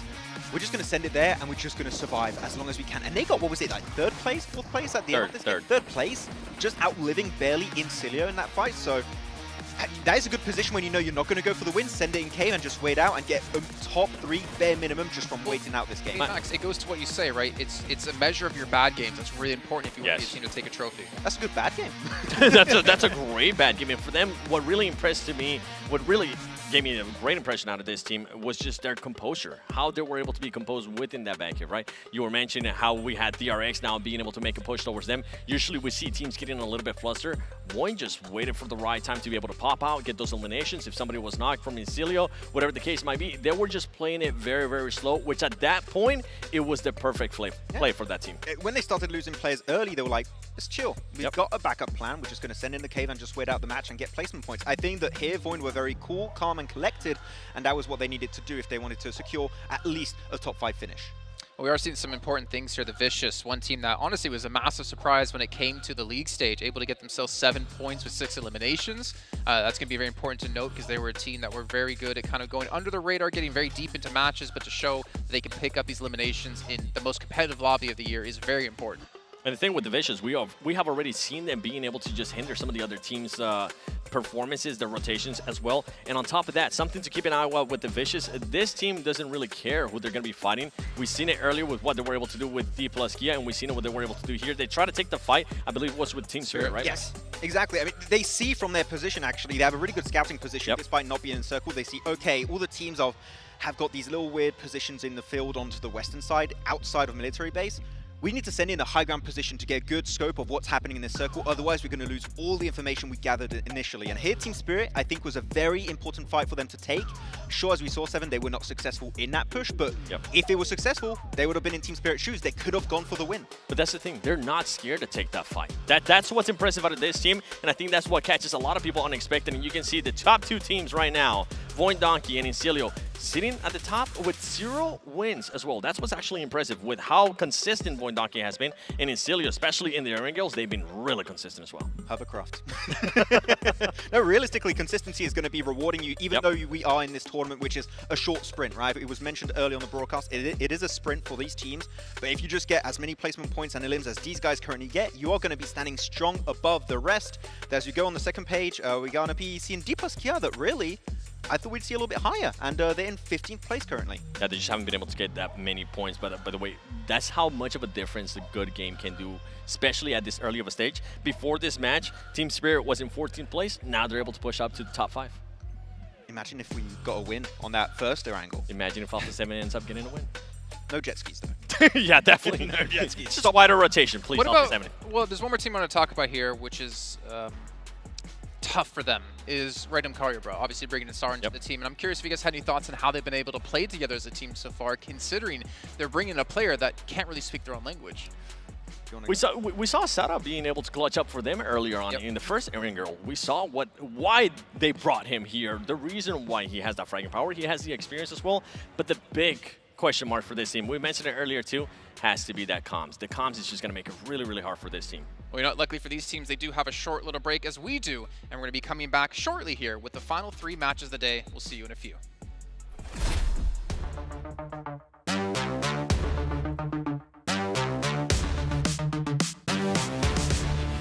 Step into the ring.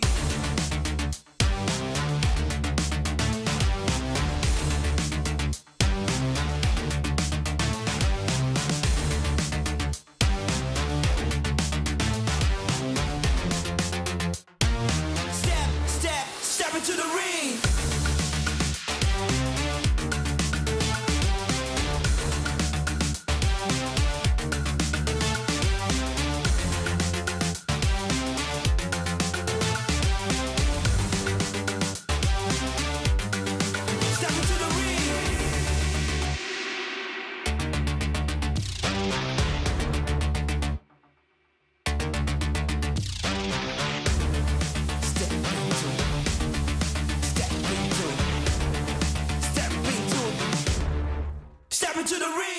Hi everyone, I'm Oscar Piastri, McLaren Formula 1 driver. I want to encourage every player to go all out in the PUBG Mobile Global Championship. Let's see what you're made of. And don't miss out on the upcoming PUBG Mobile and McLaren collaboration. Best of luck.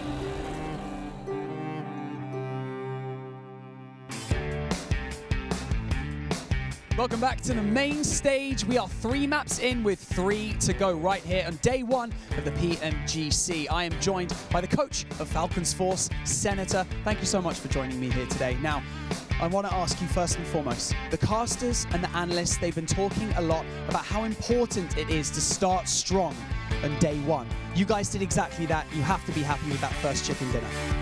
Yeah, the first chicken dinner was good, but the next 2 matches wasn't expected from us. We did very tired 2 mistakes, very easy mistakes, which every team of the member of team or team was very wasn't expected. We had this these things. You know, it's happened in every team, but we did very bad mistakes, and it's our fault. Okay, so talk a bit more about that. Sandhawk was great. Erangel, obviously it's been different.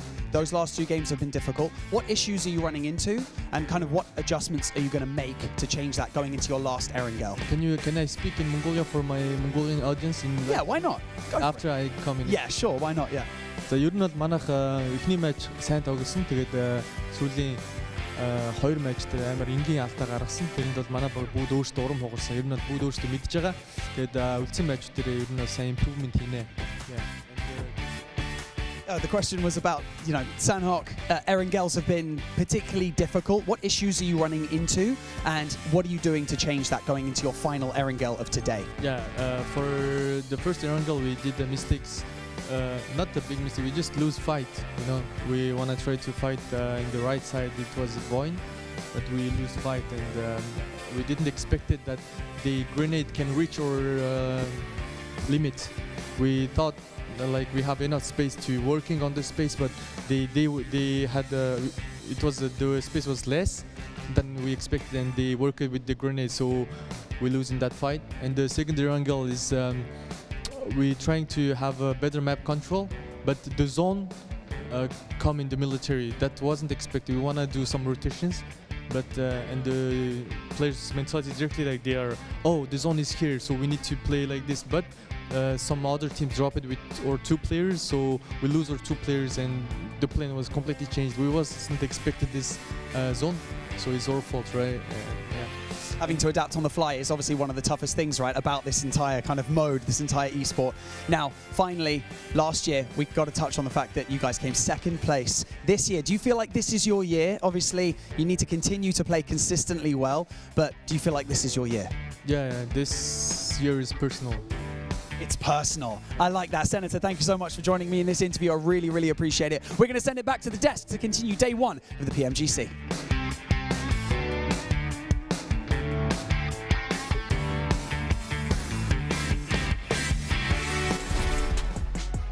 You know, I respect it. I respect when a coach will say that our team made a mistake. I hate when we get answers of, oh, we didn't get the zone, or oh, this happened. You know, taking ownership of the mistake, I appreciate it, and hopefully for them they can continue to improve.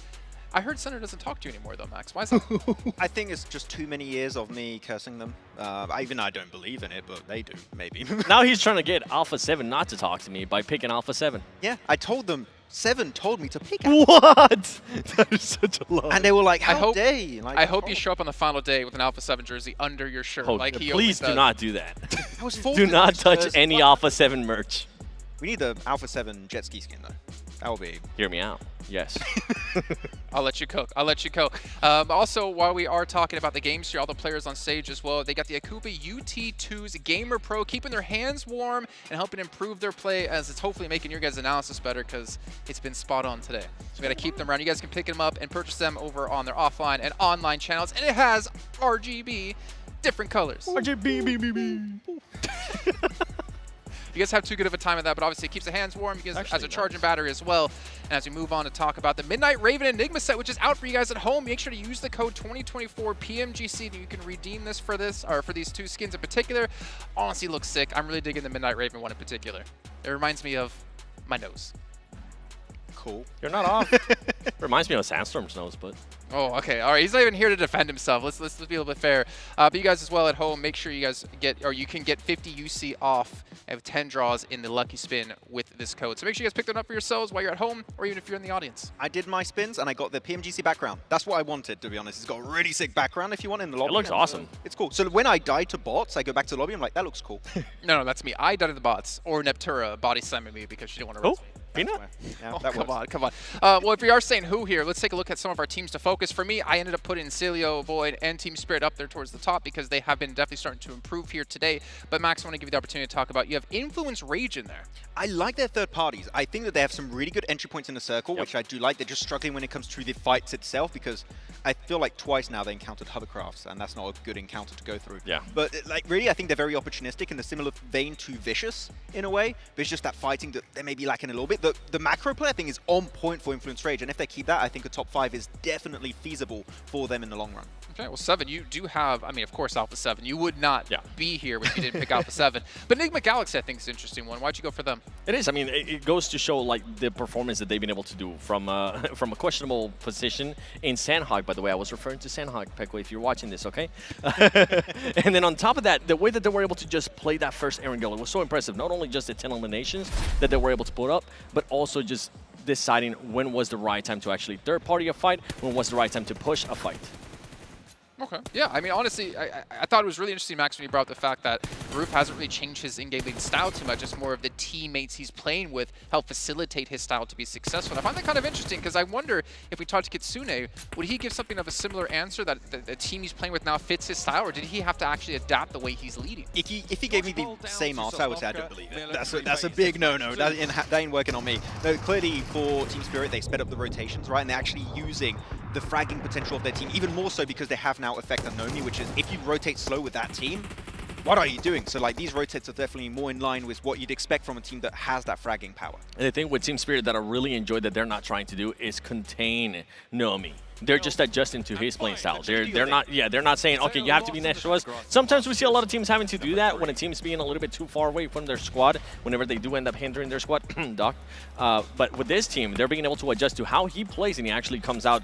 They end up coming out on top. I mean, look at this replay here, actually. Look, Nomi was on top of the mountain, and his position, spraying down with the MG3 alone, allowed this team to play that dip to then get the win. Like, Nomi is so impactful. He can be an off-angle player, he can be a support player, he can be a fragger. The fact that he's so versatile in these games makes him such a strong player to have that could really be MVP. I truly believe Nomi being the MVP of the Grand Finals would not be a massive surprise to me. Well, I mean, we're talking about players who have to adapt. Like, we're talking about Kitsune having to adapt his style. But what about Matic? Because that used to be Matic's role, if I'm not mistaken, in G and Gladiators. We talk about the Matic Classic so many different times where he would be off by himself, but he would die. He wouldn't be successful. So he's had to adapt his style a bit to allow Nomi to be that star off-angle player. Can imagine the comms Matic's like, I'm going to split, and Nomi's like, I got you. Please, don't do the Matic Classic. But Mom, I got you. Or no, your mom's like, we have split at home.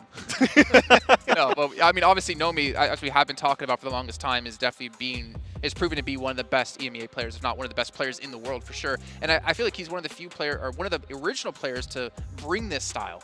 Yeah, he was hopping from team to team also for like a very long period of time. I feel like this is the first time, personally, he had a time on Major Pride that was interesting, but this is the team that suits him best. And I think he is enabled in such a strong way. Of course, he enables his team, but when his team is doing a lot of the heavy lifting also in the background, he can just play his game however he wants. And I really think like he found his perfect spot, and he's doing fantastic right now. The RGB, man. He's enjoying the colors, making sure to warm up his hands. But if we were talking about adaptations, we have to talk about the biggest elephant in the room, 4MV. Yep. How do you guys feel like they've been playing? Do you feel like they've been able to rope in Doc? Do you feel like they're playing better together as a team? Or do you think it's maybe too early to tell? For me, it's too early to tell. Especially, I mean, I was happy with what we saw especially out of Doc in that Sandhawk match, but we really haven't gotten a chance to see much out of them in the two Erangels, at least for my liking. I want to wait a little bit longer. Halfway through day one, though. Yeah. How much longer are we going to wait here? I have not yet seen a big game-winning potential match for 4MV. That's going to be the big telling factor for me. When we get to that point, are they going to just get himself a very clean win off the back of that? Or if they're going to throw it, then that's going to be a little bit of a repeat of the league stage. One that we've been talking about, too, a lot is TJB and that comeback potential. Halfway through day one, they really haven't been doing the performances that we expect out of them, right? They've been able to put up 9 eliminations, 12 points total. This team needs to start bouncing back now. Well, you don't want to have like a full bad day. They do say the second half of day one is the true first half of day one, to be fair for them. Oh, no. But no, I mean, that's completely right. And obviously, when it comes to PL teams, we always expect them to do better when it comes to like day 2 or day 3. But you cannot really afford to have bad days here with only 3 days in total to play.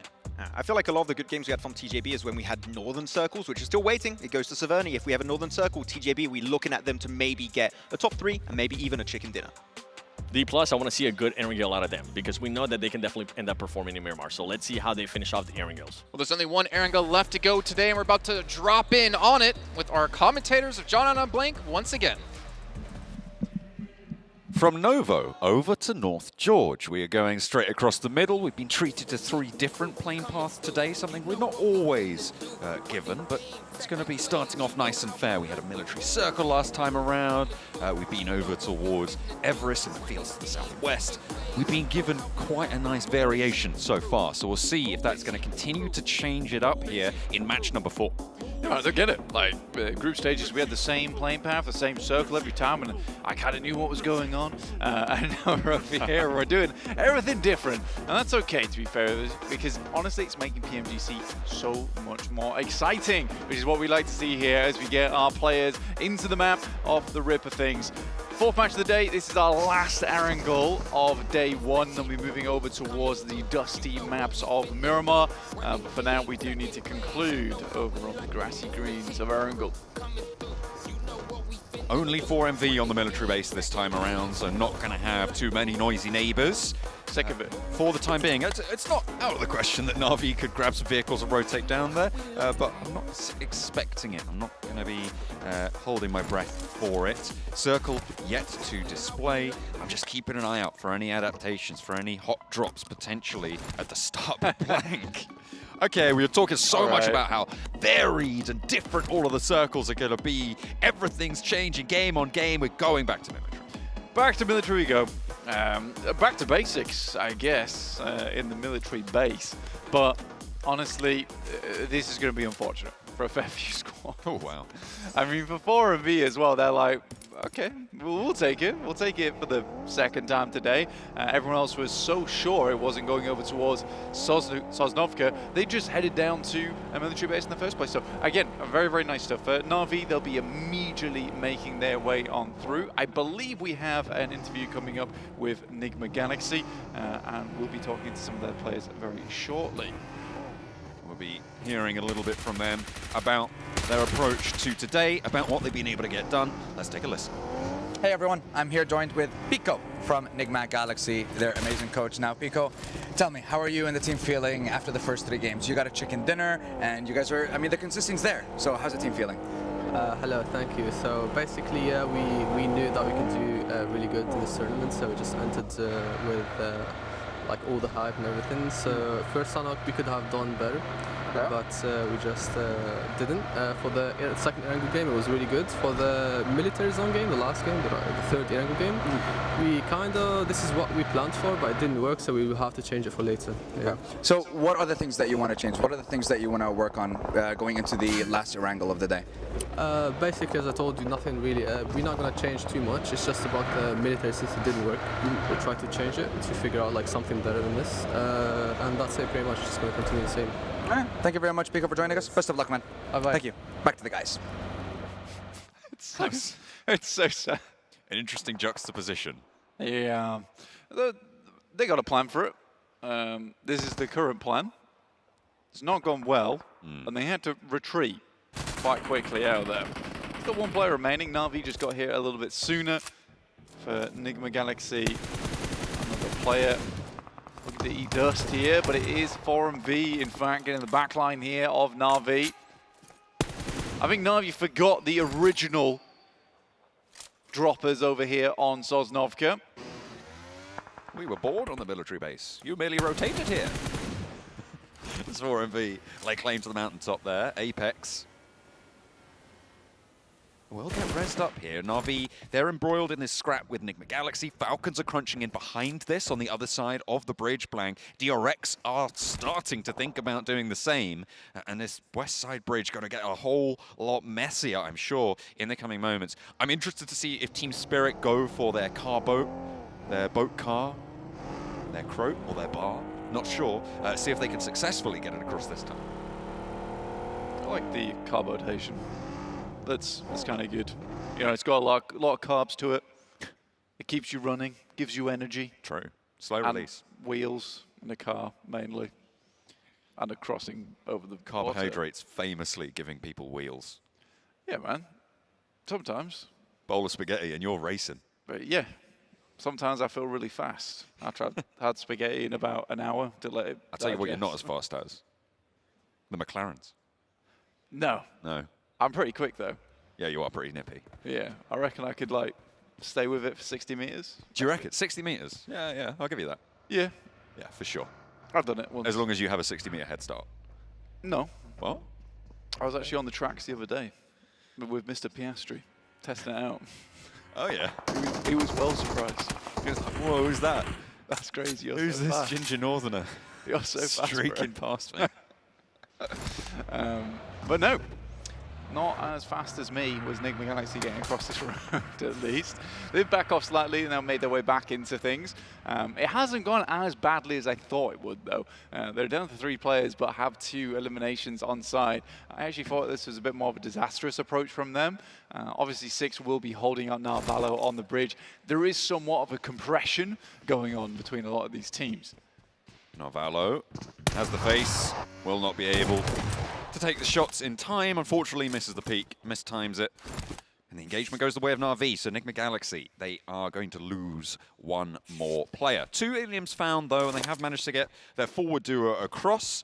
In the meantime, Na'Vi hold the bridge, but losing Lemon, not ideal. 4MV still holding out from that side. That looks like Voin Donkey went for a rotate in the glider. Ah, they have lost a player, though. Yeah, that would make sense to me. A backpack holding the bicycle. Big old backpack. As you can see, they got the American Tourister Rolio collection on side. Ooh. I don't think it can fit a bike in it, but in game it can. That's true. Which is kind of good. There you go. Gotta love it. I could maybe cram one in a real one if I tried hard enough. If you could like blend it. Yeah. You could just like shred it. Will it blend? Yeah, exactly. Bike edition. Bike dust. Don't breathe this. Influence Rage on the northeast side right now, just moving south of Yasnaya. Little tumble, 2, 3 rolls in the car, but it's back on its tires nice and safely. 7. They are moving on down towards the prison area right now. And again, gonna have to get across nice and fast. Guild going for the wide rotate, but they're moving in behind where Voin Donkey ID made landfall, which is going to make it a little bit treacherous, moving up past those cliffs on the south side of the military base. Incilio, they're holding with 1 player on the bridge on the girders. They will hold it hard as iron. And D plus Key are going to fall short. It's typical play from Incilio, actually. I think we've seen this from them a fair few times. I think with how definite the circle was down towards Sosnovka, so many more teams were able to set up. It wasn't hard off towards that eastern side either, so both bridges are in play, which is going to alleviate some of that traffic jam situation that you'll get going on, but it did mean that Incilio could set up nice and early. They even have a player over towards Novoreb Noyes. This is a lot of plans in action right now for Incilio. Watching out over towards the dock side there. There will have to be a very quick regroup from Incilio to hold out Thunder Talks. They already have 2 players down towards the south side. I imagine with the time that's going to be afforded towards them, the rest of the team is going to have to take a bit more of an Iron Man swim down towards that south side to meet back up with Xing as well as AJ. Calling now, Blank. We're going north. Go on. Oh, okay, no, we're not going back to the mainland. We are going to be staying on the military island, but not fully committed. I mean, it is very, very likely to end up there. The center of the circle has to be on playable ground, which means that the south side is pretty much the only available options here. Nice little spray down as Na'Vi take to the iron as well. Falcons falling short of the crossing, but teams will start to fully commit now to getting down on that south side. However, the north edge of that Sosnovka Island, this is some interesting compounds that lie just a little bit back from the beach, some hilltops as well, interesting terrain, a lot of late game crashes you tend to see onto those compounds as well, so we'll have to wait for those to unfold, to unveil themselves for us. Team Spirit regroup up towards that north shore, towards the beach. It looks like they're trying to get value from getting sideswipe points on towards the bridge out to the east side. Or maybe they're trying to move in towards a beachside area further into the west. For DRX as well as D+, they both played this position before very nicely over towards the beachhead. Redlick's getting a lot of value off this position right now, and teams keep giving it to him, apparently, which is very nice for him. But for Team Spirit, this has not gone well for them over in the group stages when they played this spot before, and it's because there was way too much fidgeting, let's put it that way, in terms of their rotations. They were all over the shop a lot of times, and I get they were trying to get locational information in terms of where people are rotating from on the map, but there is, like you say, plenty of very strong compounds in this area. I think for Team Spirit, just holding one of those positions is a good idea. It looks to me like they were able to bring at least one boat over, in one car over in that boat earlier on in the game, which leaves them very mobile, but in a way, it almost hurts them in their previous matches, where they were just zipping all over the place, then suddenly getting picked off by a player on the sidelines. So for Team Spirit, what I want to see here from them is a bit more caution because this is an easily winnable game on that northern side after that early rotate. Certainly could be high value for them. With Falcons going down to 2 early, they are a little bit isolated on that lighthouse position. You can see them just across the road from Alpha 7, still on that mainland. Unlikely that they get too much further, so podium up for grabs off of this game. They're already pushing ahead. Enigma Galaxy as well, losing 2.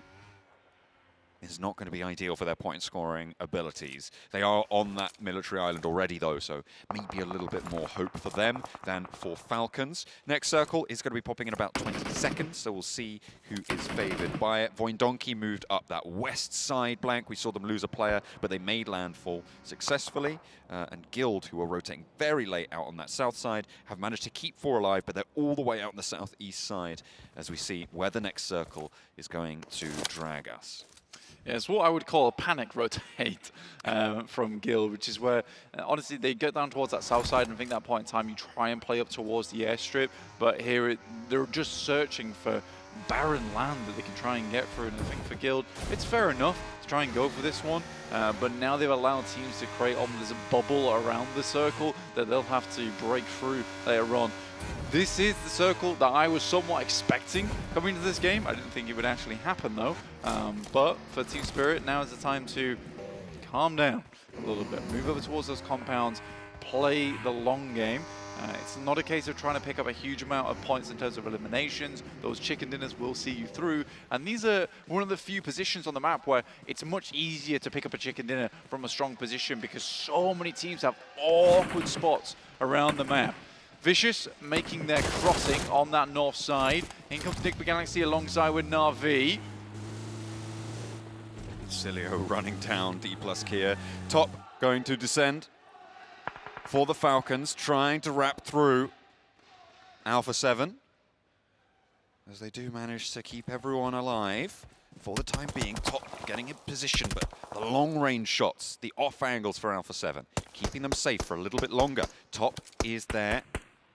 East is back on that high ground. With both sides, they'll try and make it work. D plus Kia, they have 2 players left.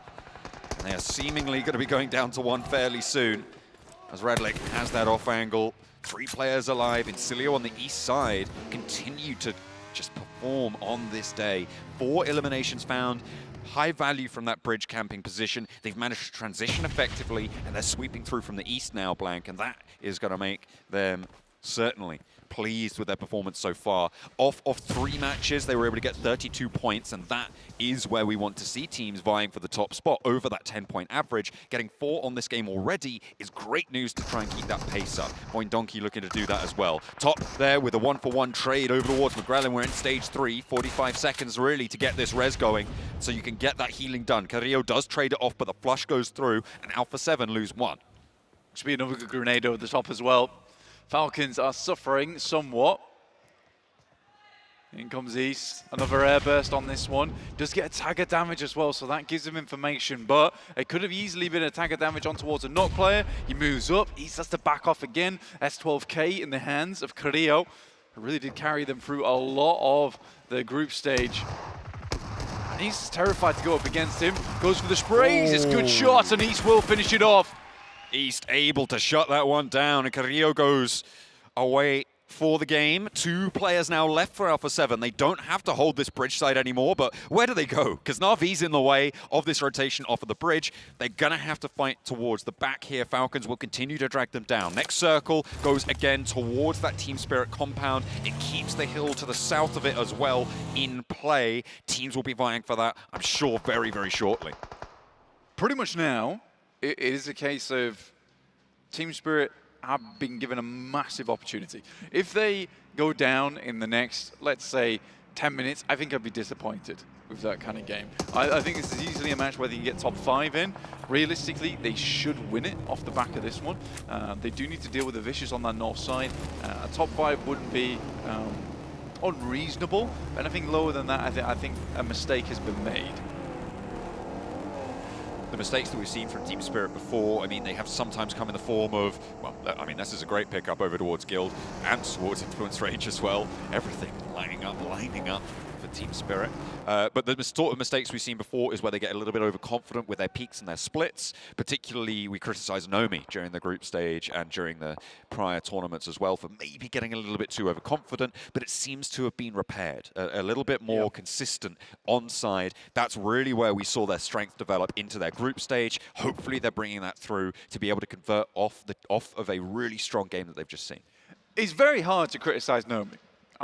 And I've done it in the past, and it was so hard to do. But the thing is with Nomi, he's a double-edged sword at the end of the day, right? He either slices through your opponents or comes swinging straight back at you. And either way, it's good or it's very bad. Or it's very good, okay? It's very bad. It's not good or very bad. It's very good or it's very bad. There's no in-between. There's no in-between, realistically. So it's hard to criticize Nomi because he has this weird playstyle where you're accepting that he's going to make some bad mistakes at times, but other times he will carry your team. Tong Jiabao, on the other hand, trying to rely on Flower in the back line. Going well, though. The spray downs over towards RCB, but finally Loxy finds his feet, steps forwards, leans his shoulder down, and charges. TJB pushed back, and now just 676 on the off angle. There's no way you get this res. You can't stay in the blue for RCB. The only way they get these players back up is if they move them forwards. They get them through. Oh, the wedge on the vehicle. That is really rough. Silas is going to go down here. Sara very likely to fall as well. No way! Pick him up on the bonnet. All right, No way! to be rolled on forward. Sara can crawl down behind the vehicle. They're not into the zone just yet. They might be able to find the res here, but it's so on the line. It's down to the wire. Wild might be able to find it, but in the meantime, the rest of RCB has fallen. That is the flush on the off angle, and now it's just Wild left for RCB. It was getting a little bit crazy there, but finally we find some sanity. Okay, reasonable behavior. You know, like a rhino just sticks the player on the front horn there, and fair enough. Works out, gets him further into the zone. Unfortunately, there are off angles there taking shots at the same time. But for RCB, quick thinking in the moment after a wedged vehicle, which is something you never want to see in this type of moment. DRX, though, this is the team that I say usually performs quite well on this circle. But they're stuck down towards that south side for the time being. Currently up against Thunder Talks. Try and move in on that south side. I mean, that hilltop to the south is fairly decent to play from on the south side. You've got a lot of oversight to the compound towards Team Spirit, but the circle just keeps pushing you away and away from it. So that hilltop, less valuable now, not really ideal to go and fight for it. So DRX going to readjust, reapproach. Wild does fall for RCB. The last player there falls down. And I'm looking at the map and I'm seeing Kitsune out in the water there. I'm not entirely sure what he's gone for, but it's going to work out for them. Regroup there, maybe on a hovercraft potentially, to be able to get through as quick as he did. Thundertalk going to try and send towards the roadside, but getting lit up by Apex. And the second as well, soon to follow. 4MV staying alive, 7 elims and 4 players. Let's see what they can do from the southwest side. 4MV. This is a good opportunity. Look, the fact of the matter is, 7 elims, they've not done too terribly in the last 3 matches. Up to 18 points. It's a good start for 4MV. And like I said, this is a team, although looking first place, looking more for redemption here at PMGC also. DRX moving around on that eastern side. Incilio once again into those final moments of the game with 5 eliminations early on. Great stuff. Incilio down to 3 players though. They're trying to push in on this eastern side. You can see Nomi, the outpost for Team Spirit, towards the ridge that sits out there. And it's really difficult to move in past where Incilio currently sit. With the positions on the south that haven't really been taken care of, they can't move freely, but they're going to go for this crash now. Incilio on the north side are making their move, and Team Spirit have put a lot more pressure onto this east side. Kitsune moving in to bolster that side of their hold. Matic going to be holding the west almost on his own, as Guild have managed to survive for quite a while after crashing into this position, but they have 3 players and likely going to have to leave soon. Influence Rage just across the road from it. DRX suffering the most for it, however, as Soez goes low, goes down. Guild may be able to pick up another point.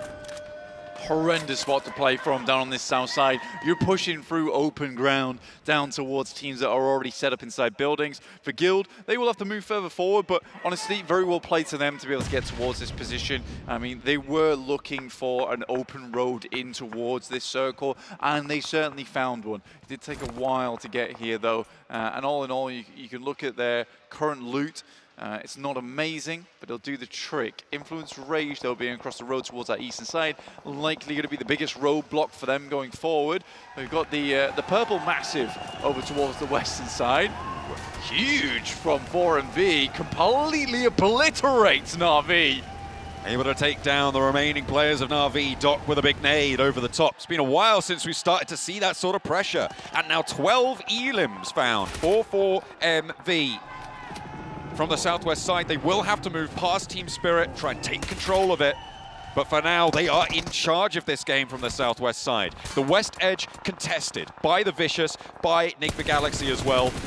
And from the north side, closer to the coastline, that will be the major threat. Influence Rage, clear out Guild, and on the south side, they will have a little bit longer to play with. Incilio, however, still yet to make their move fully towards Team Spirit. Is this the docketing once again? Happening before our eyes, on an angle. This is the one time where if you're a 4MV fan, you're almost hoping for second place so they don't get too big for their boots here. That's all I'm saying. I think in 4MV, this is a good chance to get back into the groove of things. Again, redemption is what this team wants. Reputation.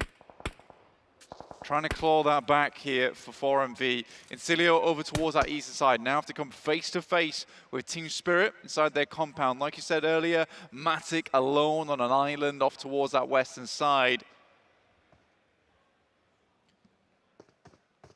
Has the backstop of that ridge line to play with that is facing off against 4MV. But as soon as they signal go time, as soon as the Vicious are dealt with, this is such an opener potentially for 4MV. You've got Enigma Galaxy, their remaining players still stuck in this western side as well. Ralph and Redox going to make things a little bit stickier on the west. Incilio looking to try and slow down Influence Rage, and seemingly it's going to be fairly successful. But it's 4MV, the main benefactors here. There is a knock sent back their way, but will that be a flush? Will that be taken away? I'm not entirely sure. Doc on that forefront does have a teammate right next to him. Apex is already going for the res. An Influence Rage will not be able to make it into this circle if Lil Boy doesn't get his skates up. 14 eliminations so far here on our angle.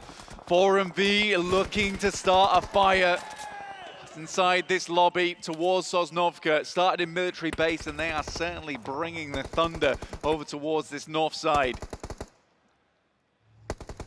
With 14 other players still left in this lobby, there's potential to up this score fairly quickly, depending on how many they can pick up. But Incilio still looking to try and snaffle some of those away. They will pick up one towards Diminor on Incilio, onto the Vicious on the west side of this circle. You can see Matic off in the distance, up on the high ground, now has 4MV to deal with, almost solo. The rest of Team Spirit can't move in to help, but in comes the Vicious with that sideswipe angle. Enigma Galaxy as well. They're fighting on two fronts. Apex has been knocked, Redox goes down then, and Ralph is low, taken away as well. That comes through from the nade from Reapers. 2 eliminations found, and 4MV up to 15 elims. Looking to try and get that res. You can see Matic is giving ground and allowing them to move up to this ridgeline. He doesn't really have too many options.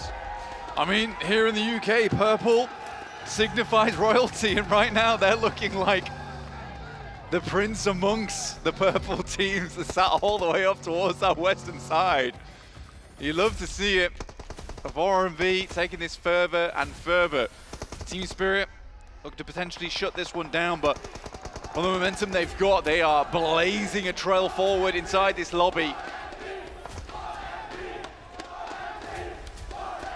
It's not easy to bounce back.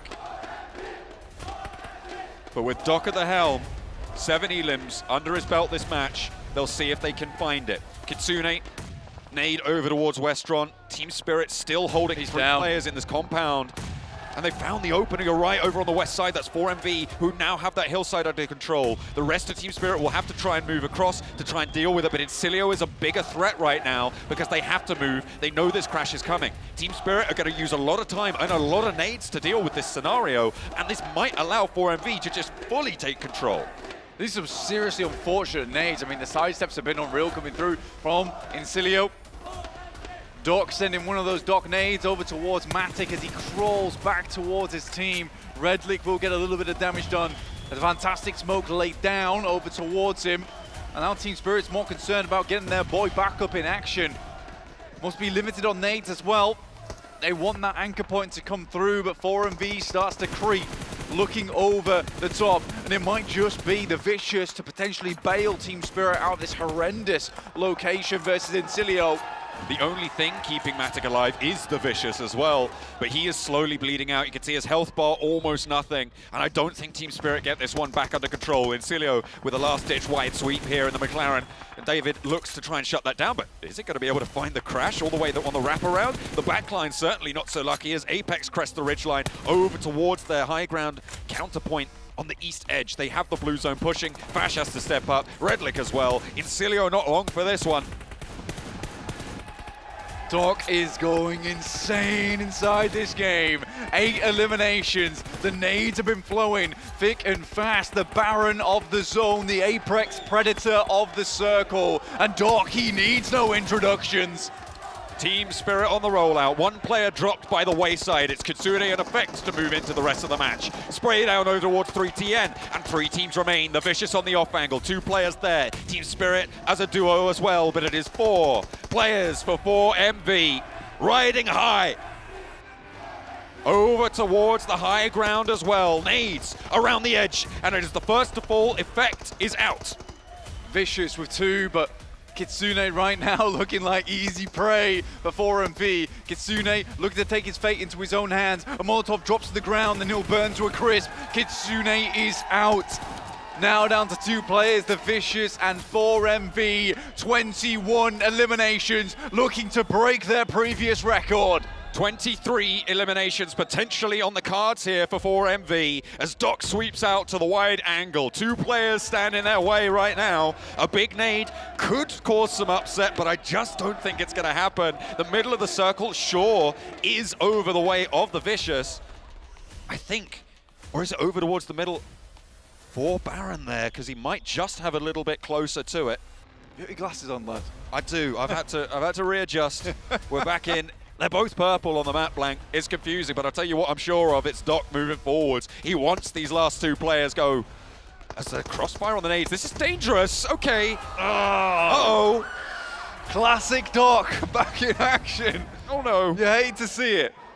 The Vicious, though, currently on the outer edge at the moment.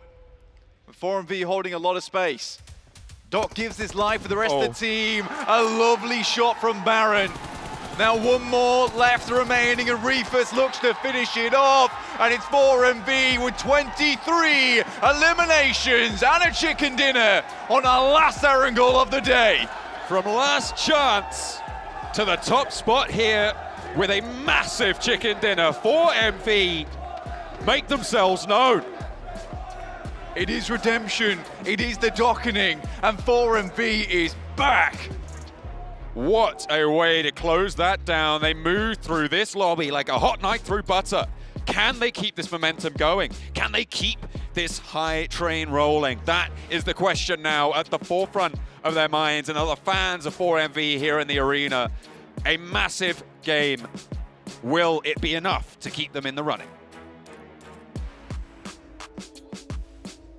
Up. I want to really build them up as a team, but I do kind of worry in the back of my head, thinking back to that league stage where they had a very similar game and they were able to pull off a ton of eliminations, but really not much developed off the back of that. But at least for them here in the grand finals, that is one way to show us they're deserving to be here. And Doc, with his 1,300 damage and 11 eliminations, really showing why we call him the MVP of CSA. Yeah, as Blank said during that game, the dockening is happening in that game. It was absolute madness, but most specifically here, Seven. We got to break down this whole match from them. Like from the early game to the late stage, there was so many little minute details that made 4MV so impactful in this match. But if we go to the early stage in particular, start it. Doc in a position where every single one of his teammates off of that 2-1-1 split could see him. So even if he got a little bit over-aggressive, he was going to have the backup of his teammate to keep him alive and allowed to be the fragging machine Doc we know can be. And not only that, even towards the later stages, he was there within his squad. He was making sure that his squad, in case something ended up happening, they were able to cover him. He wasn't overextending, but when he ended up overextending, that's when he ended up getting knocked. So you can still see the pattern is still there for that team, but the confidence, that's what I want to see, how this team is going to be playing for the rest of the day. And I know you've been asking about this question, Jason. Is this the only time that we're going to be seeing a performance like this out of 4MV? Because it has happened in the past, especially during league stages, and then it kind of died down for them. I hope Yeah, insane amount of damage, 1,298. But I hope for this team, I hope they don't get too cocky. I hope they don't get too much into their heads of saying, we're here to win it. Yeah, it's good to have that confidence, but not too much. It's such a shame that they have a game like this, and we go back to the fact of like, yes, they did this in league stage though, and then they disappeared off the face of the earth. Yep. For them though, could this be the one time I doubt 4MV, I start to doubt them that they come back and they can take a PMGC trophy? I am ready to be hurt again. But hopefully not. I mean, realistically here, looking at this game, how the finish went, and I want to know your opinion here, Seven. Huh? We saw Doc get a little bit overextended in his position, right? A little bit too close to the side of the Vicious. Looking at the angles his teammates had, I think they were like, we know what Doc is doing. We're going to secure that game by having off angles. We know he's going to get knocked. We're going to play around that fact. We're playing it safe around Doc. We know he's going to be a casualty eventually, and we're just going to make sure we secure that win, which really, with the angles of Reefer specifically, was the game-winning angle for making sure that 4MV get the win. So I think based on that, right, it's safe to say that 4MB has been working on not just Doc working on not being too over-aggressive, not overextended, but also his teammates realizing, kind of like, yeah, same like with Team Spirit. We heard Kitsune say, you know what, we know what Nomi's going to be doing. We know that he's going to be sending it. I feel like now with 4MB, they're finally starting to realize, okay, we cannot contain him. Let's just work around what he's going to be able to do. That's just such a weird thing. Is like, okay, we can't control Doc, so we'll just try to play around the way he gets aggressive and make it work for us as a team. If we can't beat him, join him. He's on your team. What do you mean by that? But no, it's time. Like it's two battles at once. They're like, just send him out. Like, you clear that position, and we'll see you from 200 meters away. To give him props, great performance. I'm hoping that's just not it that we're going to be seeing out of them. I kind of want to see some momentum out of this team going into Miramar for the next match. I at least want to see a top 5 situation with minimum 5 eliminations. Just to go back also on the early game, we talked about the split, right, Seven? Yep. They had this amazing split. They had Apex on the northern side, actually as an anchor point in the circle, Baron and then Doc and Reefers as a 2-1 split on the high ground. They were sweeping so many teams early game. I think there was Alpha 7, a few more teams coming in as stragglers, as solos. They were just able to pick it up. And thanks to that setup of that split, easy transition onto then Apex, as I said, was the anchor point in the circle. So the whole setup for me was like absolutely clinical from start to finish. I think I gotta give some props here because they tend to be so unpredictable, but they actually took their time here.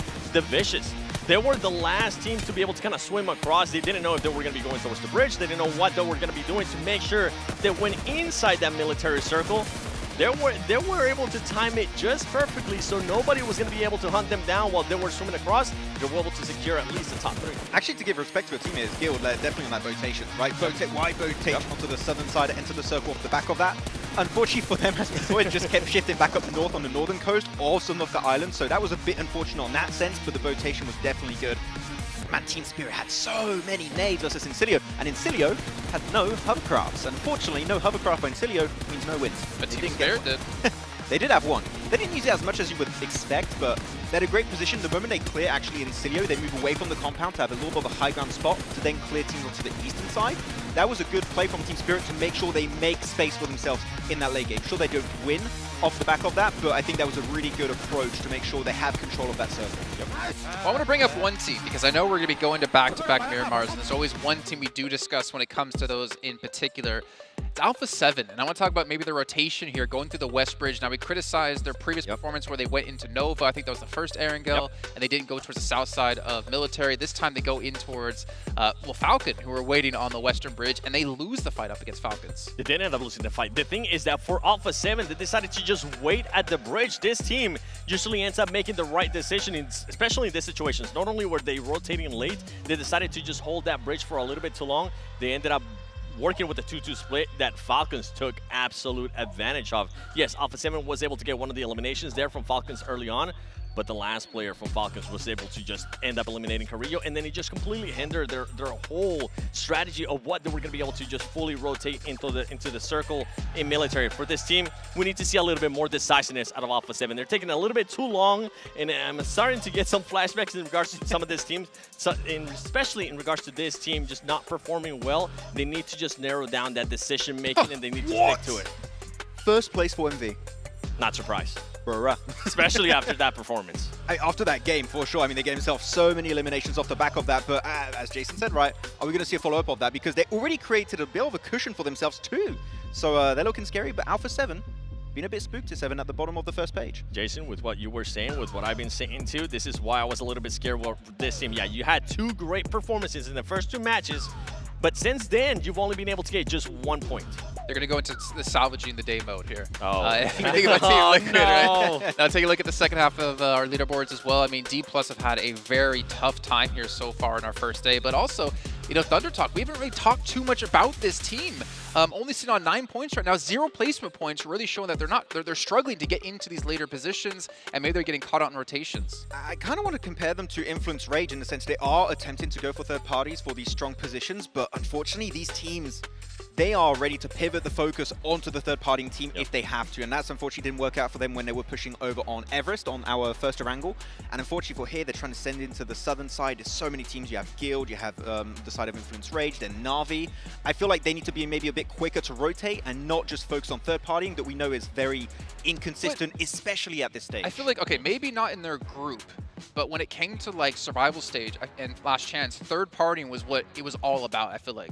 It was. In their group, it was all about third party. And it was great then, but we got a mix of so different many plays. You got to like readjust. Team playing edge, team playing center, teams being really efficient at third parties.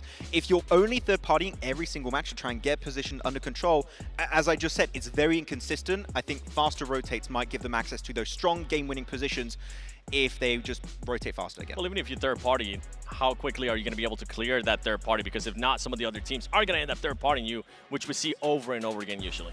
Well, you know what? I got to give a big shout out here, not only to 4MV and their phenomenal game, but to Kidia as well with their game and esports district, which isn't just focused on esports. Because you know what? We all love esports. We all love playing PUBG Mobile. We all love playing pretty much any game out there possible. You can check that out coming up next year as well. And it also supports all the communities on top of us and fans from all walks of life. So not just PUBG Mobile related, but we know what the best game out there is going to be. And on top of that, we do have our PMGC theme skins available live in the game right now. And if you use the code 2024 PMGC, you can get 50 UC off with 10 draws with the lucky spin. I know, Max, you already went for your draws. You got the background you wanted. I got to get my draws in and hopefully get the Midnight Raven skin, or as I like to call it, the Sandstorm skin. Oh, man. I still want to draw some more because they have this really cool emote where you're lifting the PMGC trophy. I'm like, that might be the only time you get to lift it. Okay. Well, we can see the mountain on the 7th potentially lift 7 up like he's a PMGC trophy. I hope it happens. I want to be taller than Jason for the first time. 7 trophy for next year's PMGC? It's like, please. I don't know if we have enough boxes here for you to do that without the help of being lifted up. I need a bigger box. Here. But speaking of being lifted up here, 4MV, the spirits have to be at an all-time high. Maybe Enigma Galaxy could use a bit of that as well. Starting off the day strong, but it's been slowly dying out throughout the rest of the day so far. Yeah, a little bit of a slow descent right now, but I think we're seeing other teams rise up to the occasion, especially after that game of 4MV, right, 7, they're kind of overshadowing other teams. But Enigma Galaxy, from what I was remembering in the past for the group stage, Miramar, definitely a decent map where they tend to perform pretty damn well. So if there's a team that can get chicken dinner there, Enigma Galaxy's definitely on my radar for that battleground. Especially going into Miramar, I'm going to be looking at some of the teams that are on that second page of the leaderboard. 16 plates right now, D plus Kia. Not having the day that they were expecting. Especially, I personally had this team not in my top 5, but at least within my top 7. For this team, they definitely got to go into damage control a little bit going into Miramar. Yeah, and I think if we look back at their performance, there was a couple of players who really stood out. I mean, we initially talked about Osal, and then it was Nobu to come out, and then towards the very end, it was Chips that we were really talking about. Fabian, he's just always consistent, but it seems like no one's really able to get going on the roster so far. We're just losing players very quickly. Like, a player's gone here, a player's gone there, and then you're dealing with the 16 best teams in the world, right? And you're going to be encountering them as a 2 or 3-man team, and they have 4 players up alive and a decent position. Do you send it late? Well, unfortunately, Dodoy, it's not going to quite work out for you. Yeah. I mean, what you could get away with, you know, whether it comes to your region or maybe even in the early stages of the group stage for PMGC, you're not going to be able to get away with that anymore because the lobby it's the most difficult lobby of the year. It's probably the most difficult lobby of the entirety of PUBG Mobile esports. We were talking about in the group stage, right? South Korea was just so dominant in that stage, but we're just seeing echoes of that in the grand finals. I want to see that resurgence of South Korea, hopefully, in these 2 matches. I mean, with some of the performances that we've been able to see, especially with what we just saw 4MB being able to put up, I'm looking at 8th place. Those teams are already 32 points away from first place. I know we're just talking in regards to first day. They need to start doing something, and they need to start doing something now, especially in the first Miramar. Oh, no, you bring up a good point, right? It's no longer, you need to be top 3 in your group to advance. It's no longer, you got to be top 16 or top 6. You have to be the one, and you have to start to flare up right now and warm up into this as we're heading into the warm battleground of Miramar. Once again with John Allen and Blink. Shivers. It is time to head over to the desert for the first time here at the PMGC Grand Finals. Match 5 is upon us. From Torrejomada down towards Minas del Sur. We'll be going straight across the middle of the map this time around, splitting it right down in half. Absolutely, heading from northeast down towards southwest and Minas del Sur prison. We will have our players dropping out of here. I am worried about 4v. Okay, me too. We've seen this happen before. I've seen this exact situation happen before. It's true. 20 eliminations into suddenly the worst performances of their life.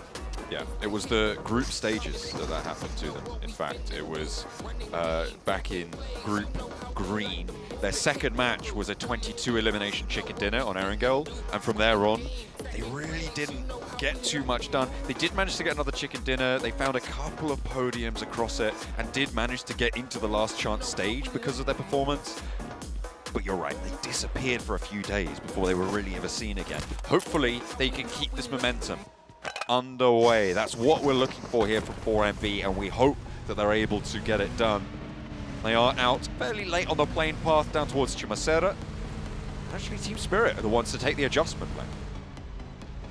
Yeah, Team Spirit's sending a little bit more central than usual.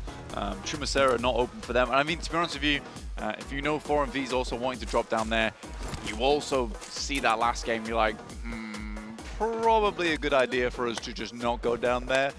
They're somewhat on fire. But yeah, this is the thing. For 4MV, I think that the goal is so close in sight for them right now over the next 2 days. You really do not want to mess things up going forward. But it's so crazy to me they're currently in first place and he technically did not qualify. I know, right? This is a crazy comeback. I mean, it could be one of the biggest comebacks that we've seen in PMGC history. I think maybe it could rival the IHC comeback. What was IHC comeback? I don't think it was. That was just like they just went hard last year. That's fair enough. Yeah, perhaps. Yeah. Mongolian teams typically do that. They're just pretty great. Yeah. I don't know what to tell you. But look at some of the teams here. Incilio currently on 43 points. I would say that's a very good point scoring for them. Considering 4MV just earned 33 points off one game. The average so far for Incilio been a strong 10 plus per game, right? This has been very, very good for Incilio. Team Spirit with 34, a slightly less high average. They're currently tied with Voin Donkey ID. But that last game, it was unfortunate. I think if those nades were a little bit more on target up towards Incilio, there's a chance that they might have had some precedence versus 4MV. But by the time it got to them trying to challenge, they were everywhere. They were everywhere at that point. But now looking over towards Miramar, we have D+ over towards Impala. This is the team I'd like to do a lot better going in towards the end of the day here. And we know that D+ here is a strong team. They were just starting to find their feet again, and it feels like they've slipped.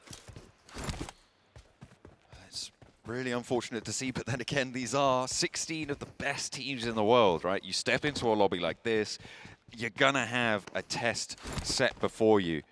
It is really rough stuff to see things changing around, but I think, as we've sort of talked about a lot, the most impressive results that we've seen from teams so far is Incilio and from Voin Donkey ID. To be able to push in as fairly new blood to this level of gameplay, it's fantastic that they've been able to have the impact they've had, and they've already started off their day strong. Incilio over a 10-point average over the 4 matches they've played, right? There are 43 points right now. It's an incredible result, overshadowed by 4MV and their massive ascendancy in that last match, sure, but still, that is so impressive to be able to find that consistency. And for Voin Donkey ID, with the rookies on the roster, they have had a massive impact, and they are certainly a part of the conversation and in the conversation for these top spots. Yeah, it's something you just can't really look down on, which is Incilio's just consistency over these last 4 games. It's really good to see, and I think that, yeah, it is definitely overshadowed by what 4MV was able to do on that last game, but right now Incilio is definitely that squad that no one really saw coming. They came out from literally nowhere and have decimated some of the strongest competition in the world, quite literally here at the PMGC. So we're waiting to see some of those other teams step up. I mean, Falcons, Alpha 7, and RV, DRX even potentially, maybe even Tongjiabao. But I do think for Incilio, this is a massive surprise for a lot of people here. Starting out on this tournament is just not something you expect, but that's what we love, these unexpected turns of events here at PMGC. When people find their inner strength and are able to bring it to bear. Falcons have been on a pretty quiet day after their early chicken dinner on Sanhok, earning only 2 points since then. It has not been a good result for them. For a team that people were looking at to be a top placing squad, this is not the sort of momentum you want to be bringing in from day one. They are fairly central onto this game though. They are doing okay, but it's still very early on the circle. We're still waiting for that stage 2 shift. On Miramar, it's always very dramatic, finding these stage 2 shifts. As the scrap for the high ground near truck stop goes between the Vicious, looking over towards Alpha 7. Alpha 7 have had 2 knocks sent their way, and there has been no answer so far. Over towards the Vicious on the far high ground. They are a little bit split as Revo gets flushed, so does Mafioso. So Alpha 7 playing as 2 now. I think Alpha 7's had probably one of their worst starts to PMGC here. It's not going terribly for them, but usually by this point in time they would be flying up towards that top side alongside that top 3, usually. There's still a lot more time for Alpha 7 though, because I think with them and Team Spirit, classify both those teams as more of a slow burn, I'd say, more than anything, is that you can almost always count on those 2 teams being up towards at least in the top 5. So even if Alpha 7 doesn't show us their full prowess right now, it will eventually come through over the next 2 days. And if it doesn't, I'm sorry, I was wrong. But that is very uncharacteristic of them. I'll try to live up to their name, but easier said than done. RCB not going to push too far in towards Team Spirit, although Team Spirit seems to want to take this one into control, moving close to RCB. Actually, no, they turn around. They were just going for the pickup there on the vehicle. Smoke from the bonnet billowing, but not quite able to get the conversion there for RCB. They're going to have to re-up on the vehicles, though, if they want to try and make this one work. However, they will stay alive, and that's more important. Yes, at the end of the day. That's what you want. I mean, they started much more central this time around. I mean, they're used to starting in Chumacera, but they usually end up around here anyway. It's just a slightly different looting path for them, and it's not as bountiful as Chumacera is down towards that southwest. So they can play easily from this spot. I'm just wondering about utility resources they'll have on side. But overall, in terms of the circle itself, yeah, Team Spirit's in a decent spot, as are Thunder Talks and the Falcons on that northern edge. Moving down to the southeast side of Picardo, trying to get into the ground, break it open a little bit. Next circle is going to be coming in just about a second now, Blank, and we'll see where we end up going. We're going back over to Picardo, so a west side shift here gives Falcons their position, gives Team Spirit a little bit better of a spot as well, so less necessity on those vehicles that they have lost one of, so maybe a bit of a boon for them. Over in Picardo, I'm not entirely sure that teams are going to want to commit to it, but it seems like TJB want to try and sweep it out. Yeah, this is the first time Tongjiabao's actually been in the stage 2 circle and fairly deep into it as well. A lot of times Tongjiabao has just gone for these wild rotates with little to no information and just bulldozing in, just knocking on the door and not really even knowing whose house they're at that point in time. And I think that's been okay for Tongjiabao throughout their group stage. However, here, now, in the PMGC Grand Finals, right, it's not going to work that way anymore. Okay, that's all I'm going to say. You need to know whose house you're at. Well, yeah, it's always a good idea. It might be 4 of these after a 33-point game. Yeah, that would be a pretty rough place to find yourself. In which case you're getting decked on the porch. Just not access denied, mate. You're not coming in.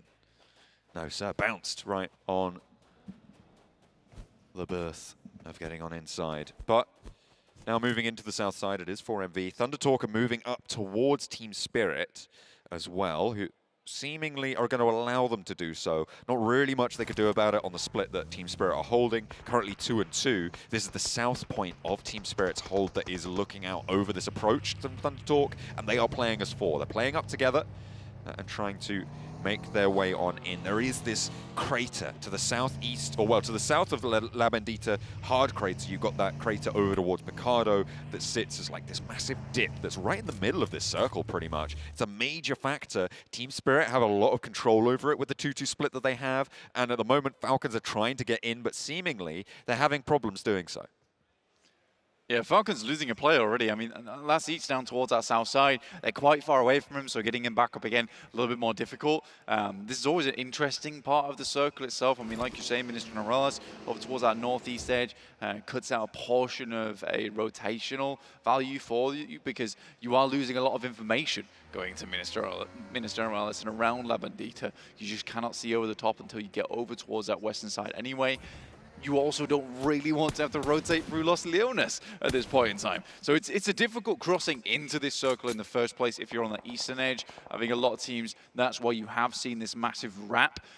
But if you're Team Spirit, you're not too unhappy with this because you know that a lot of teams are going to be vacating that eastern side. Therefore, you're going to have a lot more presence over on that position of the map because you can see here on your screens, thank you very much, observers, there's a huge amount of teams all grouped up on the western edge of the map. You've got Nigma Galaxy, you've got 4MV on that southwest side. It's worked out, though. It's seemingly worked out as the shift does go out that way. It's D plus Kia who are holding that roadblock, that strangle on the east side, forcing Void Donkey ID to move through the La Bendita crater, which actually, as it stands, isn't a terrible rotate to be going for at the moment, but will be difficult to get over the lip. Guild is in the way. Incilio on the south side, they are on the north edge of Los Leones, but they do not have a space in the circle right now. They'll have to try and figure out an approach, and with the remnants of Alpha 7 behind them, it's not going to be super easy. Ooh, effect. Taking a knock there from Osal, but instantaneously there is backup coming through. Help the captain of the squad back up to his feet. Wait, effect. Kitsune is the captain. Ooh. I thought Kitsune had gone down, but no, it was effect on that high ground. So just the fragger. That's fine then. You don't need to pick him up. It doesn't matter. He's up anyway. You might as well, you know. You're there. You've made the trip. Be a shame not to. D plus Kia starting to move in from that east side, relieving some pressure, but it's already been felt and exerted across the rest of it. Incilio trying to move in past DRX, but not really getting the opening they were looking for with Westron going down. Potential to get a flush pretty quickly here for DRX. Yunbin wants to step up and go for it. You could see him itching to go for the peak on the ridgeline, but knows there's a backline to contend with. Redlick is there, ready to go for the spray downs. Has that P90 in the back as well. Near the top. Getting Redlick back up again, over towards Westron, that is. Oh, that was one of the nastiest bounce on nade. Almost flushes his own teammate there with that. I mean, Redlick with this ghillie suit, though, definitely a player you want to keep on side. Next circle coming in fairly shortly. That will be stage 4, so that's where things start to get a little bit more tricky. Playing out in the blue zone, less of an option going forward. That's the type of thing you can dip into, but not for too long. It starts to heat up a bit here in the game. Guild getting in on that northeast side. They've actually found their way into a lot of circles fairly well. It's a question of how many points they're getting off the back of it, how many eliminations, because a lot of the fights they take have sort of been losing. Redlick up into the scrap, close range, a shotgun to deal with on the approach versus the P90 here. Nade potentially.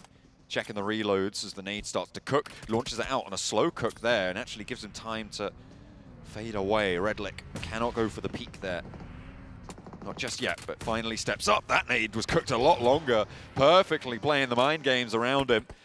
And with Incilio losing 2 now, they are somewhat losing momentum. Unfortunate. They've been the most consistent team so far today. And they will lose yet another step out. That is bold, but it's working. Look at that. Magnificent.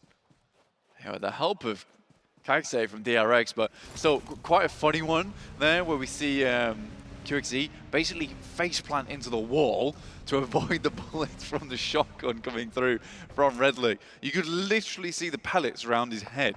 A very unfortunate shot, and they're able to pick it up afterwards, which means ghillie suit as well as P90 going over to DRX. Very good boon there, and Incilio will be pretty upset about how that all went down. This next circle forcing this northeast issue. The Vicious trying to move past D plus Kier who have gotten in the way, but Voindonki ID are also ahead of this one. After moving through the Labendita crater, D plus Kier have been sucked into the vortex that they've created, and Guild are embroiled with it as well. The Vicious pushing in.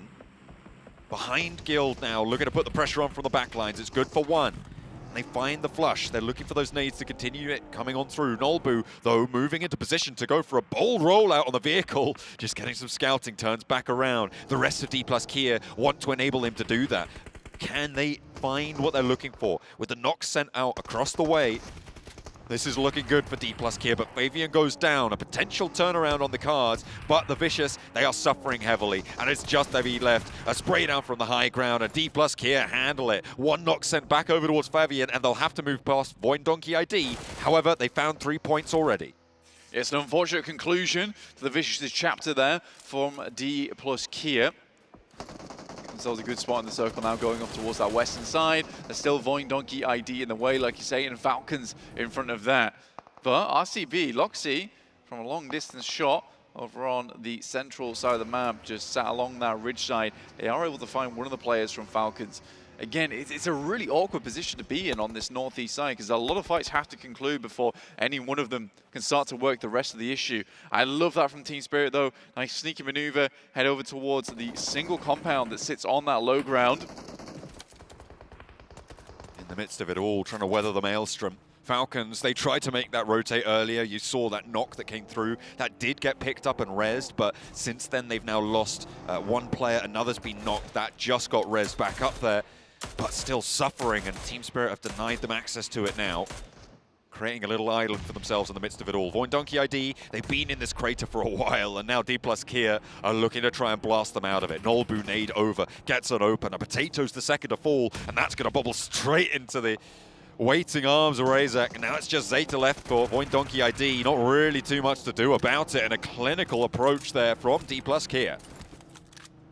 So I was talking about at the start of the game. It's a team that I really wanted to see do a lot better. And I mean, it usually does start from Nolbu starting to make some sketchy plays. And I like to see it, honestly. A lot of times, Nolbu does have to drag his team kicking and screaming towards a lot of these engagements. But once that does happen, Ulsal seems to wake up a little bit. And Fabian's off angles get just a little bit better as well, which is great to see. I mean, D plus Kier, strong South Korean squad. They were one of the first South Korean squads to really show the power of South Korea in the first place here in PUBG Mobile. So it would be a shame not to see them in the top 5 here in the grand finals. Nades across over towards Cheongji Bao. That's Enigma Galaxy. Ralph finding one, and another goes down.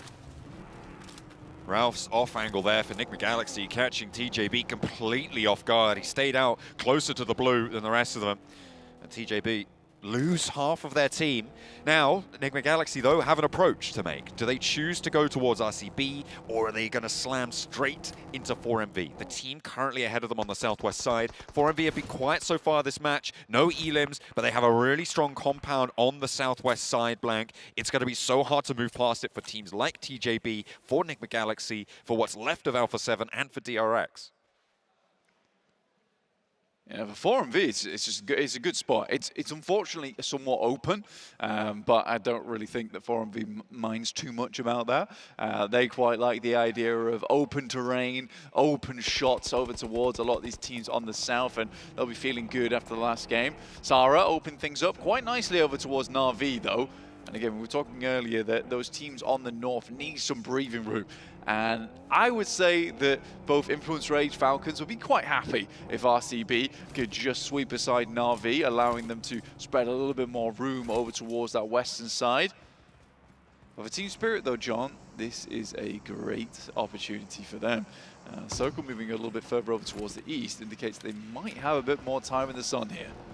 Alpha 7 going down, losing their last player. Enigma Galaxy removed the Thorn from their side, and their approach is made 2% easier towards 4MV because it is just such a tough run-up, but they're going to go for it. Mounting that offensive, Snowick's leading the charge a little bit closer now. They stop at the road, so they are regrouping here, just making that first maneuver nice and early. DRX actually have sent ahead of this rotate, Blank, which means that Enigma Galaxy are now fairly uncontested on this approach, but Redox is still wary of TJB to their north side. You could see that those angles could maybe be a little bit troublesome, but Redox has it on lock. For Nick Galaxy, life's hard right now. It's not easy to make their way through. Narvalo drives through a hail of bullets. They send his way, sparking off the side of the vehicle. Will survive for the time being. RCB now looking to push a little bit further over towards that western side, clear out some of these teams potentially. Nigma Galaxy, they get involved, but I think Tong Jiabao are likely the next victims on the list. DRX have already found a strong spot to play down towards the south side. Not likely to get cleaned up until later. Refus, though, will find one over towards Nigma Galaxy, and they're still going strong here, finding one more after another. 2 elims found now for 4MV, and they were barely able to get close. Narvalo managed to get ahead of it, but he's the last player now to stand for Nigma Galaxy, and RCB have him on lockdown. Should be fairly difficult to make it too much further. Sliver of HP, and that one snatched away fairly quickly. RCB able to pick up the point. Nigma Galaxy are out. So, a clear run towards the top for Team Spirit on this match blank. They need to try and put some points up here to get back in that contest, closer towards the 43-point mark that Incilio have, and even closer towards the 53 points now that 4MV have. And if 4MV can get over this next ridgeline, it's going to be a hell of a chase. Yeah, honestly, I think 4MV could make their way down towards DRX. They know that rotational path came through. It's a question of what the wildcard team and TJB want to do next, though, because if TJB would like to battering ram their way down towards the south side, there's not much 4MV can do about it. They'll be distracted with it for a little while. I imagine they'll conclude that fight, but that might delay them too much. So it sort of does depend on how crazy the TJB want to get. Beast looking to try and hold out for Falcons, but Top taken down low means his teammate's going to be denied. He's just like, what just happened? He's like, what? Guys, come on. That was a nade. What you doing? D plus Kier, though, they've been sweeping pretty effectively. 7 elims so far, and now they're turning their attention to Influence Rage, and I'm pretty sure that they wish that didn't happen. What a spray down, what a roll around. Fabian does go down again, but he's got 3 elims, he's doing the work. East now the last to stand, but D plus Kier handling the fight on multiple fronts. Influence Rage fall, Fabian is flushed, Osal is knocked, and maybe Na'Vi is a little bit too much for them to bear, but 9 elims already blank for D plus Kier. Yeah, gorgeous fight there for D+. I don't think you could have asked for much better there because both fights concluded so quickly that now you can deal with that western push really easily. For Na'Vi, in their head, it's like there's at least 3 teams over there. So if a fight's taking place, like we'll have the drop on them, we'll get third party. But in this case, it's a full 1v1. More damage coming through down towards that south side. It's the Thunder Talks. Tong Jiabao picks up 1 on the back line of Na'Vi. Surprisingly, Triple S doing a lot of damage. 2 players down. Now D+ might want to capitalize off the back of this. That is the case. It was either Tong Jiabao went down and harassed RCB, or they head up towards Na'Vi, but potentially it's both. It's actually just both. Why not both? Nade over the top coming on through. Oh, a big pickup, a double, and an immediate burst right over the top of the Mosel. Doesn't have time to get these players back up. The zone's pushing in. You can't res out here. 2 points immediately snapped back by Na'Vi.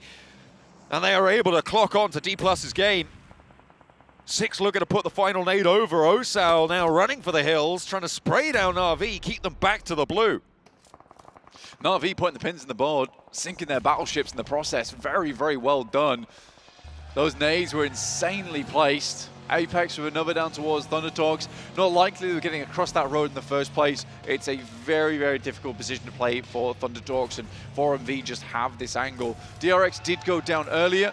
Another pick off there for 4MV, and it will be Thunder Talks now out. But it is looking like 4MV are on for another good game here, John.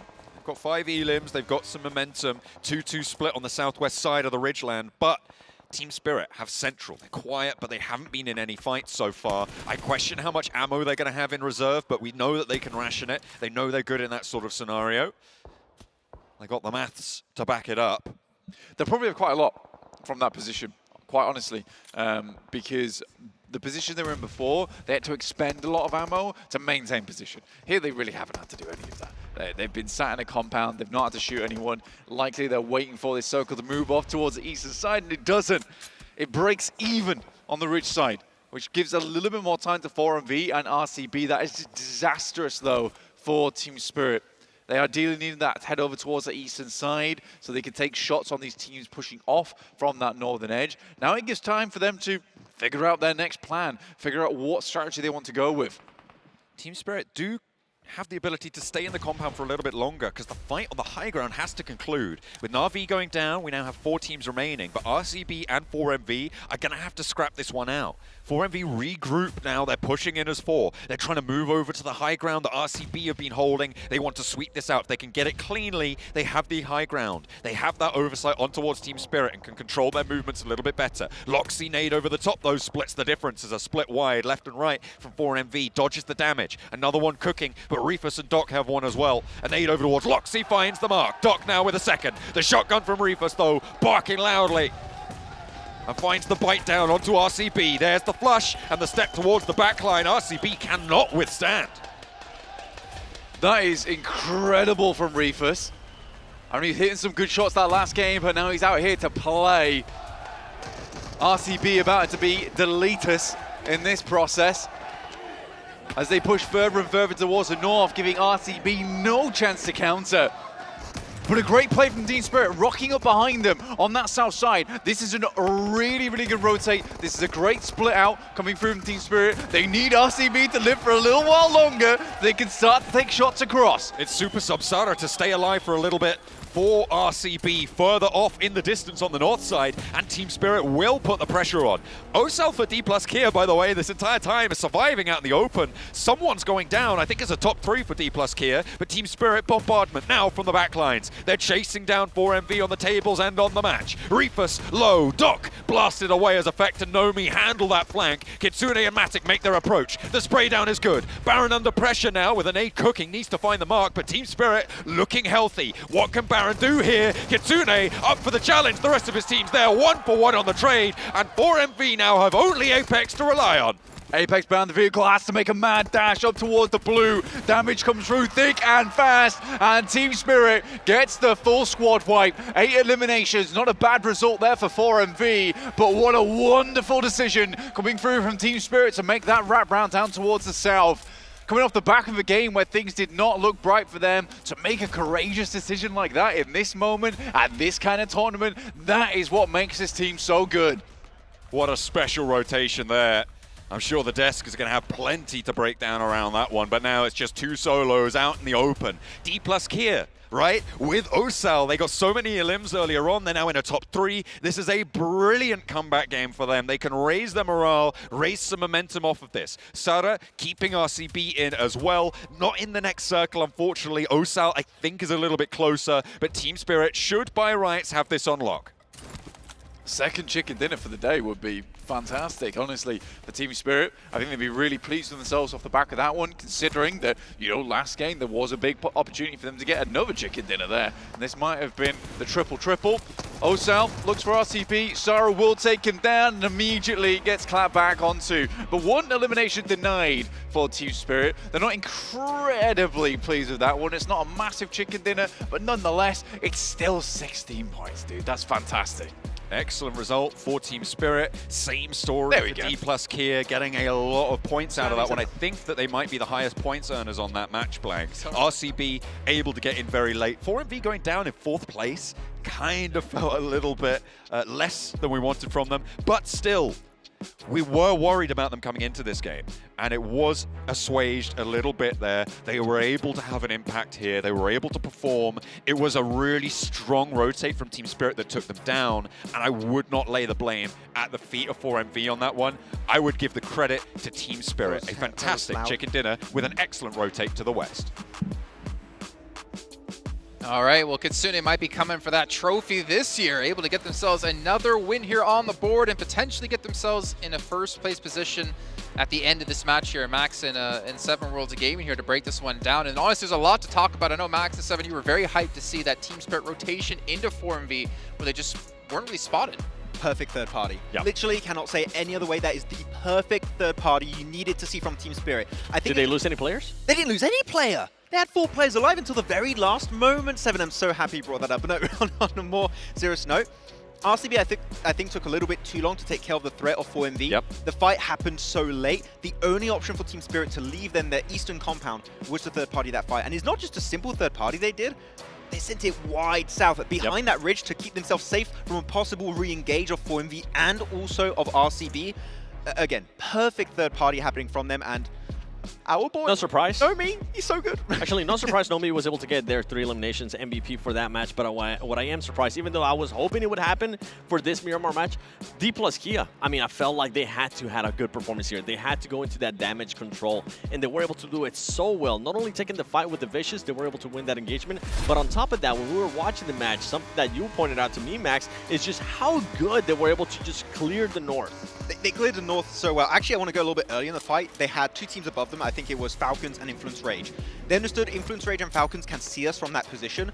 We're going to send them to Void, take the fight. It's a bit of a risk, sure, but if we win the fight, we're in a position where we're safe from those 2 teams on the high ground. And then they start having a 3-way fight up north versus Na'Vi. And they're like, this is our one single opportunity to maybe sure not get the win, but we can get so many eliminations. And we saw this game, right, 7? Eliminations alone outshadowed all of their points combined of the last 4 matches. And for D+, if you rewind it even more, right when they were done fighting the Vicious, they saw that Void Donkey was possibly thinking about third-partying them, going for a fight for them. They started shooting at Void Donkey, and they stopped any train of thought of maybe Void Donkey pushing them.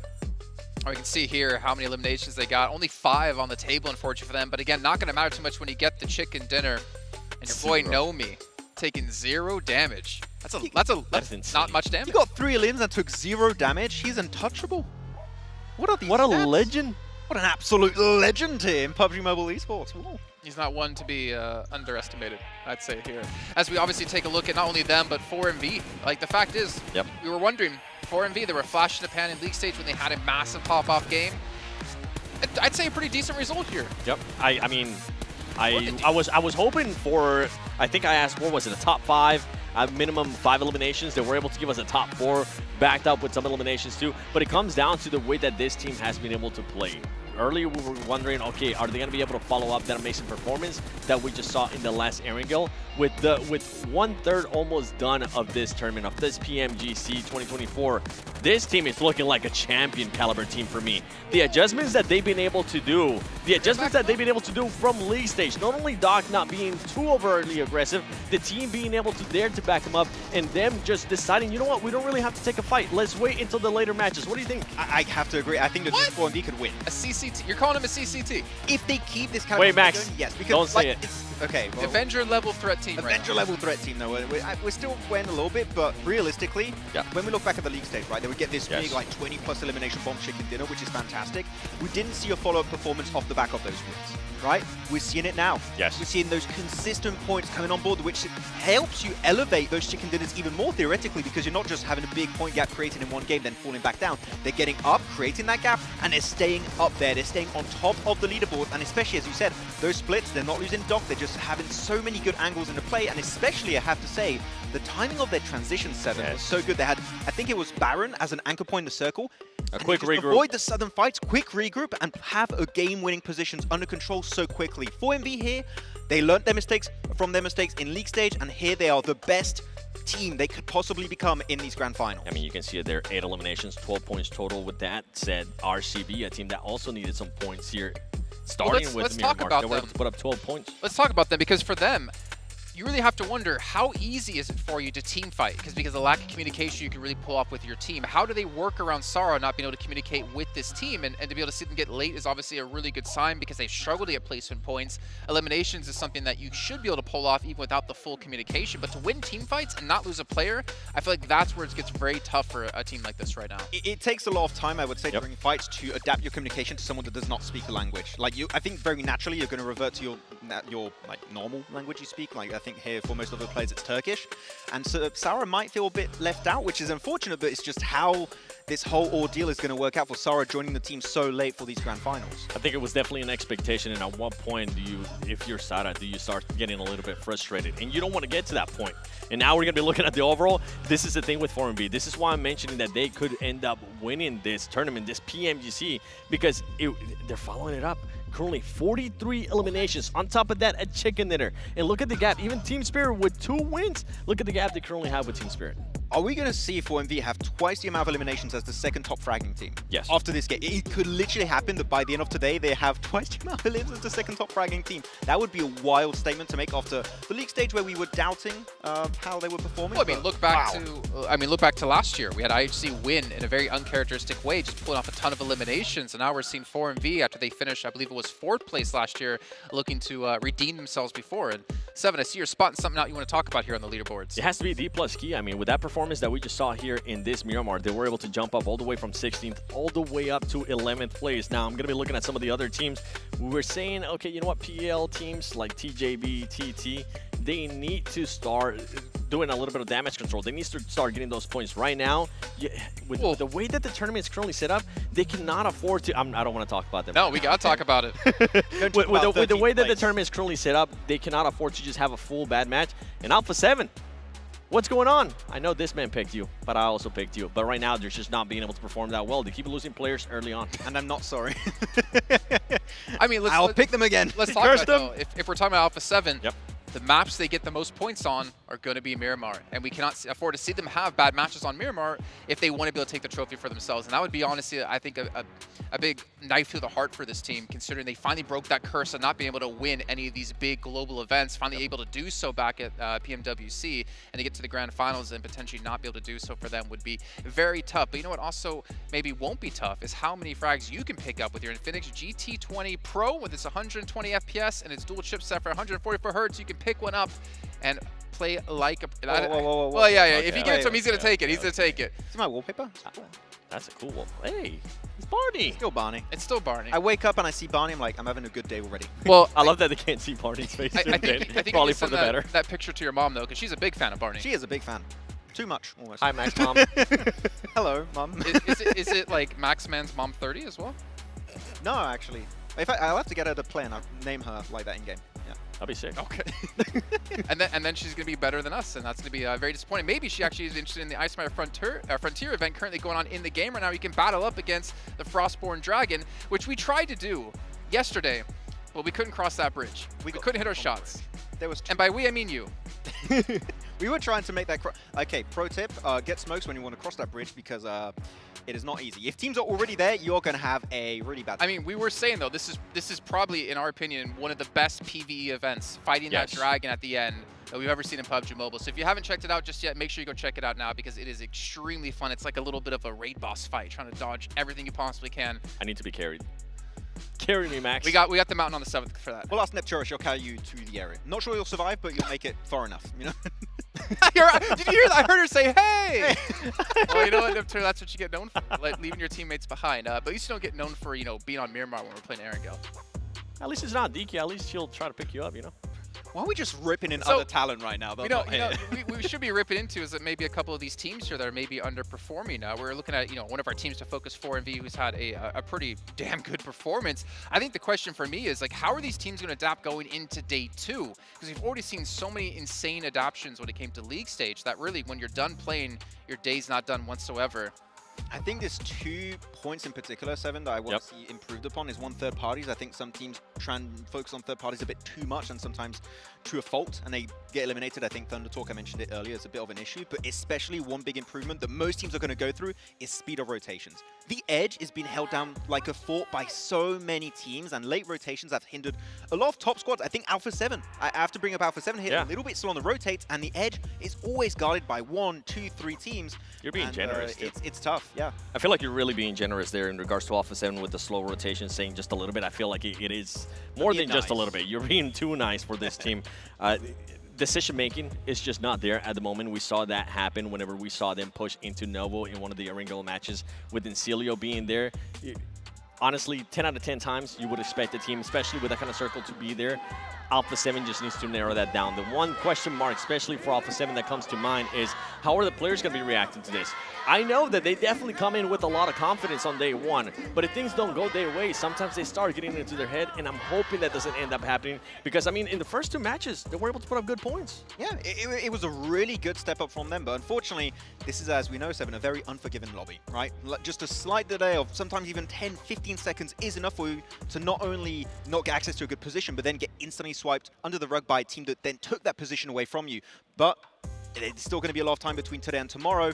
We'll see what's going to be happening in that hotel room to hopefully get those players hyped back up for the second day of play. I'm going to stay with Americas as well, and I'm going to go with Influence Rage. I feel like they're currently above Alpha 7, a team that we know that they can definitely get eliminations. We know that they can definitely perform well in Miramar as well. Right now, they're just not putting up those performances. And with the way that 4MB is currently performing, with the way that those top 3 matches are currently, top 3 teams are currently performing, they need to start reacting. If not, it's going to be a little bit too far, even though it's day 1. They're starting to leave some teams in the dust here, and well, speaking of dust, we're going to be heading into our final Miramar of the day of day 1, which means we only have 2 days left to go. We're going to throw it back to our commentators here to kick it off with John, Allen, and Blake.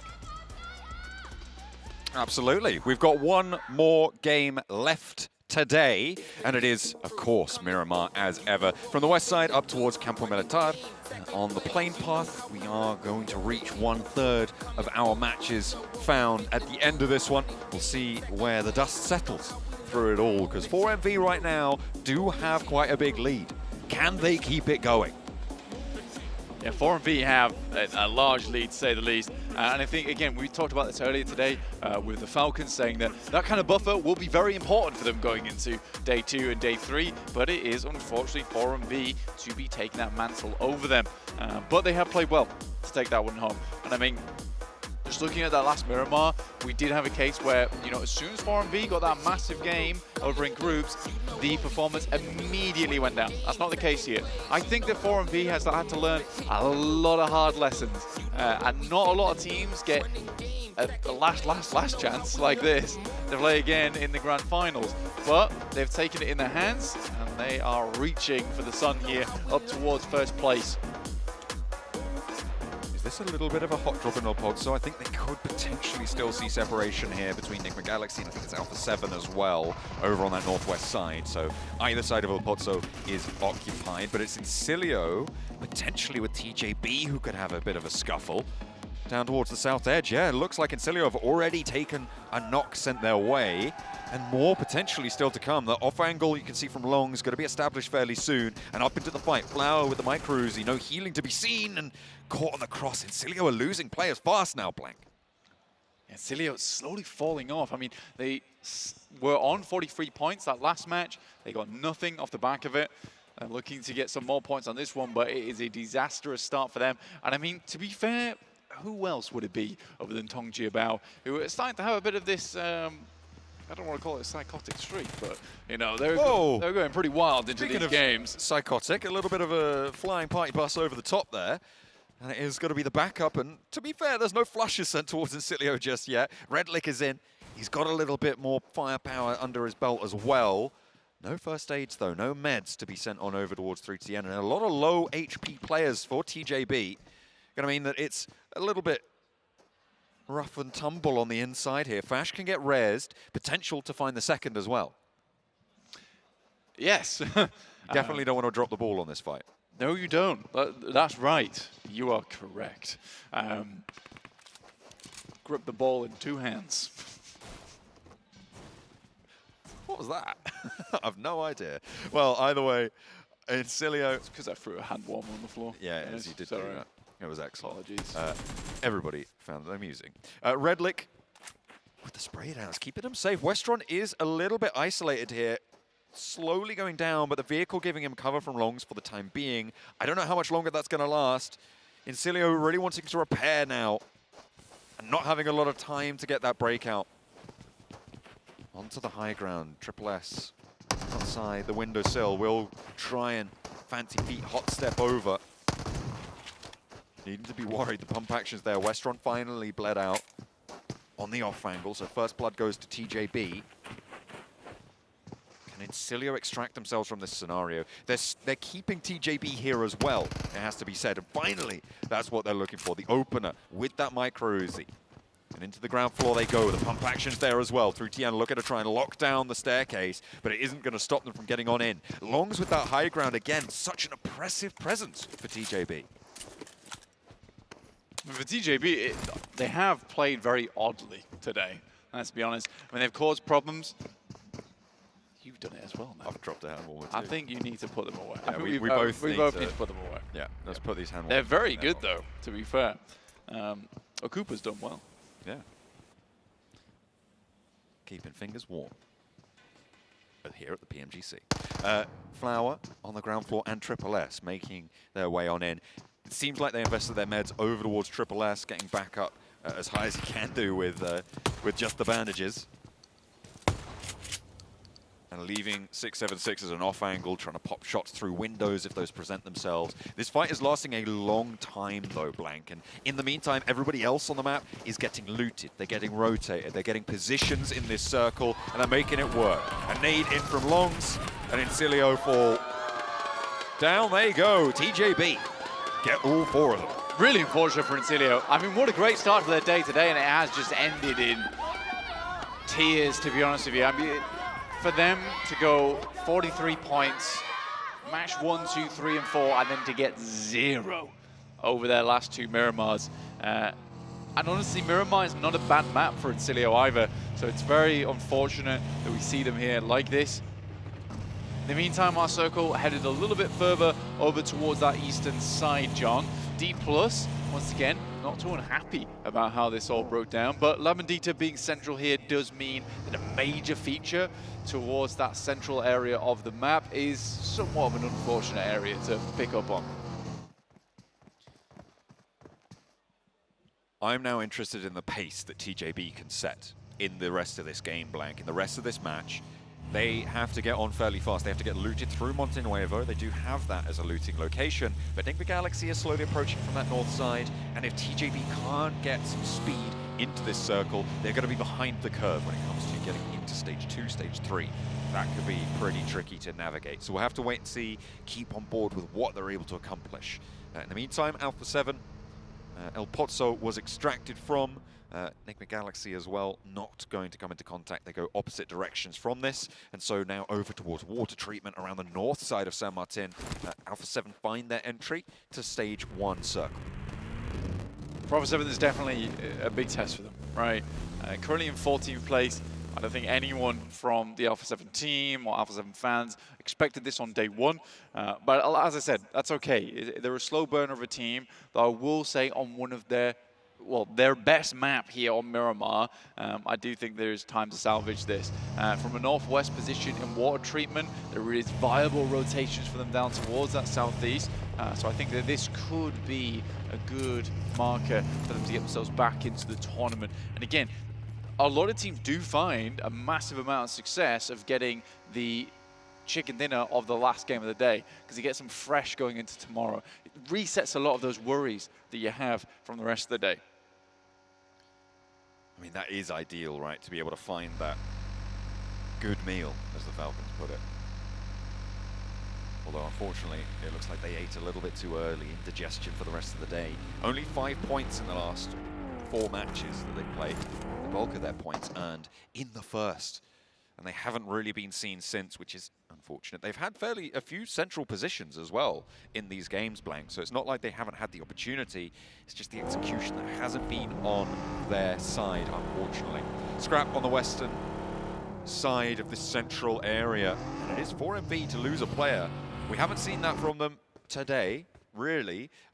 And unfortunately, it will be the case in this last match that we'll see from them. They'll lose one of their players early. Let's see if they can keep themselves together. They have already surpassed a 10-point average on the day, so their job, to an extent, is done for it. And everything from this point on is gravy, but you do not want to let standards slip.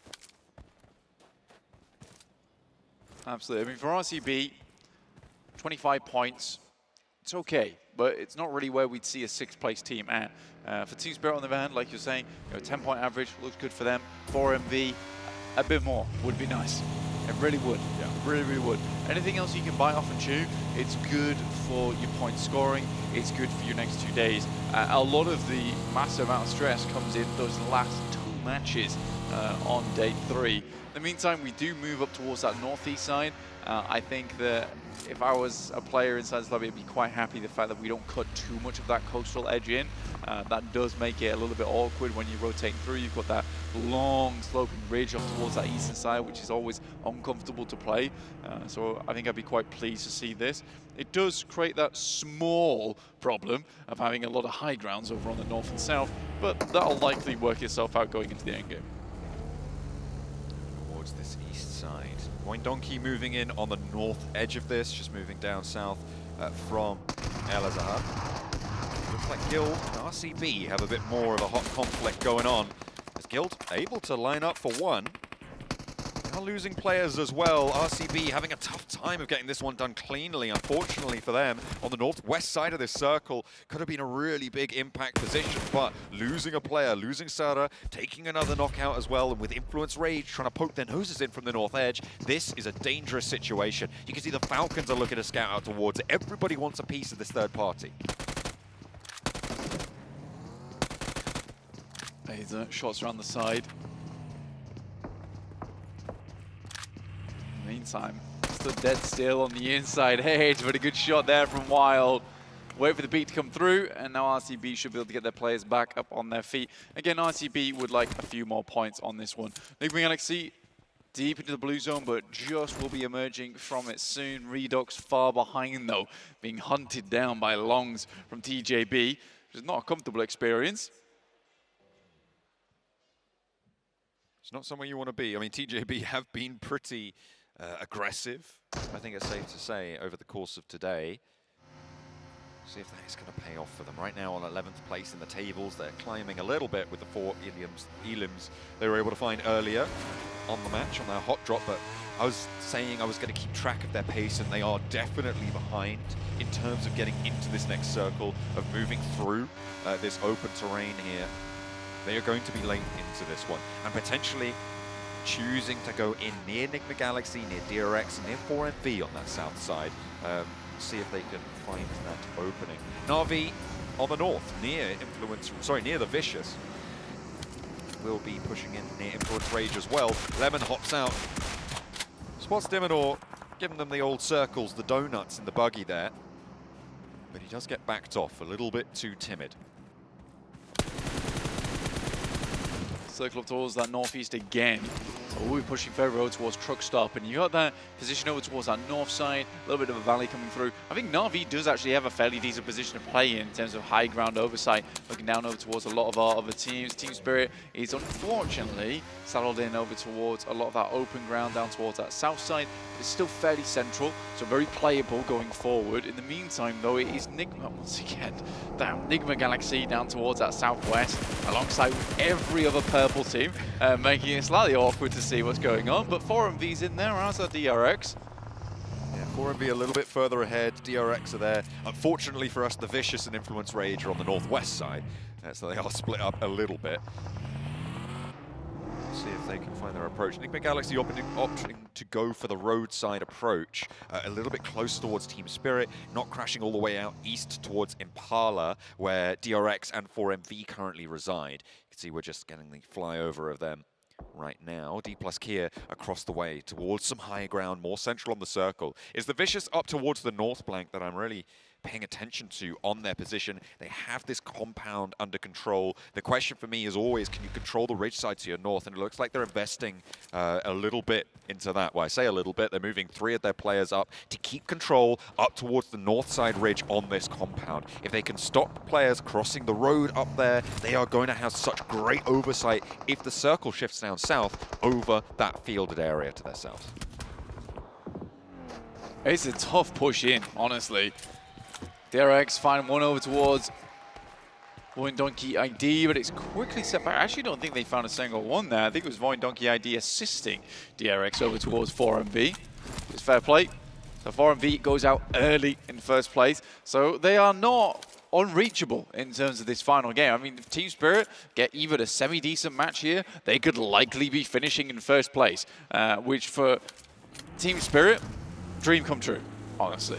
You know, they went from strength to strength this year, and we've seen that team struggle at a bunch of different hurdles through the years, trying to get themselves towards a position where they have the team that they like, they have a strong shot at the title, but coming through into the PMGC groups, getting a first place in their group was huge. I think a lot of people didn't expect that, considering that they had dropped the ball on a few tournaments before that as well. So for them, this is a big chance, and I think it's the strongest we'll see Team Spirit in a long, long time. There's a question of whether they can maintain it. going into the next year. But right now, I would say that this is their chance at the trophy. On the south side, Nick Galaxy trying to stop TJB's roll-up. Successful pick-off onto Longs, around flexing out onto the high ground ridgeline on the roadside approach that they take into the south edge of this circle. It does shift over to the northeast edge of it. And TJB trying to patch themselves up, but the nades just keep on rolling, flowing forwards, followed by players. Snowick's up and into the fight. Flower has no chance. 676, Triple S trying to move around behind and maybe catch Nick Galaxy a little bit too aggressive on it, but careening down into the valley's not the way to go. Triple S going to be lit up and torn apart, surely. But Redux has fallen, and actually they're trading off fairly well. Dipping back behind the rock, has a first day to play around, and Narvalo's now down as well. I might have spoken too soon. I think you have. You're giving it large for Nick Galaxy, but it's not the case as TJB comes back on through. 2 players left remaining, 676, as well as Triple S. 2 awesome names to say, to be quite honest with you. Very stylish. Oh, yeah. 676 definitely struggling, though, going forward. Na'Vi taking a knock off in the distance. That's the Influence Rage, and very unresable, actually. He's right off in the distance, and I think at stage 4 now, yeah, I think they have to give him up. And for Na'Vi, who had great oversight on that northern side, that is such an unfortunate loss for them. That's great. I don't know how he lives that, but he does. Standing tall here, but Team Spirit, you can see them off in the distance. They've actually moved 2 players down south towards this. They are flexing, third partying here. So a 2-2 split for Team Spirit. They know no one's going to be crashing their position now on the southwest side of the circle. So they're taking a risk, and it may just pay off in this scenario. With Triple S going down, it's just the 2 players from Nick Galaxy, the 1 out here as well. But 676 finds Ralph, does get traded off with the pump action from Snowix, but Team Spirit find the final shot from Nomi. This flex out works out. Both teams behind them taken out. They have a clear run now into the circle. D+ is still scouting these concretes. There's a real good chance here for Team Spirit to just fly on in. With also going down off the distance as well, they might spot that vehicle heading over towards the eastern side. This is the opportunity for Team Spirit. The fact that no one's taken this compound on the south side is crazy to me. But for Team Spirit, it might not be the best compound in the world, but it is certainly a position to play. For the Falcons, though, picking up 2 eliminations over towards Influence Rage. Action still struggling at the outside in the blue. This is one of those moments where I think Team Spirit has been experimenting with this, has done quite well with it, but sometimes you just got to take a chance, boys. Falcons losing 1 on the off angle. I don't think that's going to be resible for them. It's stage 4 and the zone is upon them already. That should get flushed away. Falcons regroup as 3, and Action will go down. Influence Rage, though, eliminated in the meantime. On the north side, they haven't been able to push past Falcons and Na'Vi, despite extracting a little bit of value from it. Only the 1 point on the match. There will be Na'Vi moving in from the north alongside the Falcons to try and cross towards the Vicious. Now, this is that compound that I was talking about earlier. If they can keep that ridgeline to their north under control, they have still got an amazingly strong spot. I'm also looking at Voin Donkey ID out to the east side of this one to be able to hold down their compound and, again, provide themselves with that strength to launch into a strong game to close the day. Yeah, it's massively dependent on where this circle goes next. I mean, it could head up towards that north side, in which case you're absolutely right. Both those positions are very good. And in a weird way, this circle is split down the middle vertically, where you do have the Vicious as well as the Voin Donkey on completely the opposite ends of things. With that circle, though, just further over towards Voin Donkey ID. And now Team Spirit, because they did take that chance earlier to head over to where currently D+ is playing, they're likely going to have a bit of a struggle of a game. There's still a chance for a crash, but that's what it will have to be. Falcons have an opening with Thunder Talk taking a knock on the Xing. They could potentially try and roll this one down, but still, even sweeping through here, it's not great because you don't have the circle at the end of it. So putting pressure on, sure. Slowing down, excellent. But where do you go? Beyond that, not too many options. I'm also taking a look down towards Team Spirit because they're just about on their rollout now. With the fighting on the north side, the Vicious putting a lot of pressure up towards the north. There's a potential for Team Spirit to be able to sneak on through here. D+ Kier may be able to spot this one out with Fabian moving in on the south side, but it's actually the Vicious with their last player down on that south side of their compound hold to be able to slow down Team Spirit. However, the rest of them do make it across and into the compound. Yeah, they're on the northern edge. I mean, they're not quite in yet. They're on the outside. It's D+ currently holding this, and they should now know what's going on. Very unlikely they'll be able to pick up Nomi. They're far too preoccupied right now with D+, who are starting to mount a hole, but they're ahead of them. So technically, things are going well. Chips could be that outside chance for them with that high ground. On our screens, though, it is Na'Vi going up against Alpha 7. This is a very important fight to be watching here. Yeah, on the north side, Na'Vi trying to block them out. Alpha 7 have a linchpin as well down towards the south side with Mafioso, that lone ranger for them. So it is a 3v3 on the north edge with Alpha 7 and Na'Vi. Team Spirit lost another blank. They're down to 2 players alive, and they're looking to try and chase towards that 60-point margin. Stay alive for a little bit longer. They have got a position, so we'll see how much further they can go. Lemon regrouping with the rest of Na'Vi, but they haven't been able to find an opening towards Alpha 7. Both of them, however, get into this next stage circle. Stage 6 probably going to be the one that causes the most problems for these teams. Ooh, this particular area, very an Alpha 7 area actually, over on this western side. I think I've seen at least 2 matches go to chicken dinners for Alpha 7 over on this forested area of the map, just because Revo was so good with the DBS, just in and out, ducking around, just being able to find those shots through the trees. Real blast of the past of previous PMGCs, honestly. Na'Vi, though, doing a good job holding this high ground. Obviously, they lost a player earlier on, but that was much earlier. And still playing as 3 is not too bad. Again, super open around this spot. A lot of teams will be taking casualties left, right, and center.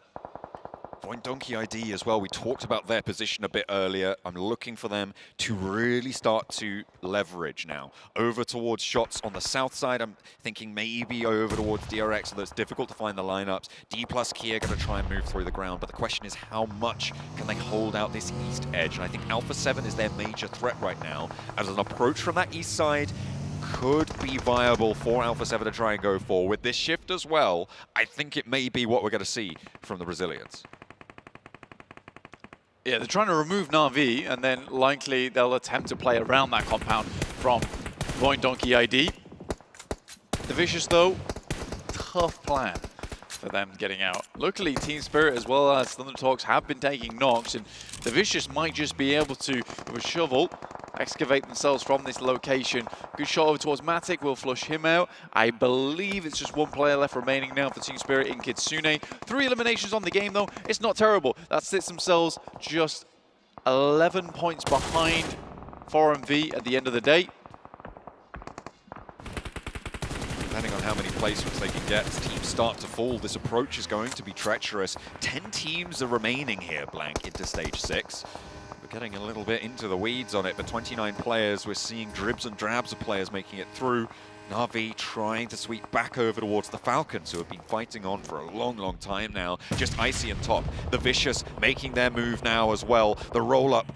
There's a potential roll out for Kitsune, moving a little bit closer, trying to get into some ditches, some defilades to stay safe. RCB under pressure on the south side as D+ make their push from the south edge as well. Wild holding his nerve, but Loxy's down, and so he is just the 1 player. A lot of teams at the moment struggling going forward. The Vicious thought that they got themselves out from that tough spot on that northwest side. It's not meant to be. Falcons once again close the door on them. I'll have to move through that one in the meantime. D+ down towards that southwest edge. They did a great job, honestly. Chips were doing so much scouting earlier on, which allowed them to make these kind of rotations. Ooh.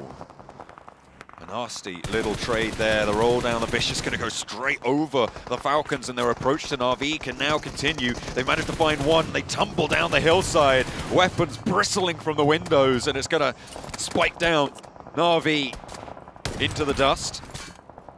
Losing 1 on the roll-up. Brunozin may be able to get rezzed here, though. They've got some cover and a little bit of time to play with. For the Vicious, that is a very resilient hold on the northwest, and they picked their time very well on that side of things. The fact they were able to make their way in that short moment of time where it was briefly open for that crash, wonderful stuff. Great nade, unfortunate finish there for Team Spirit.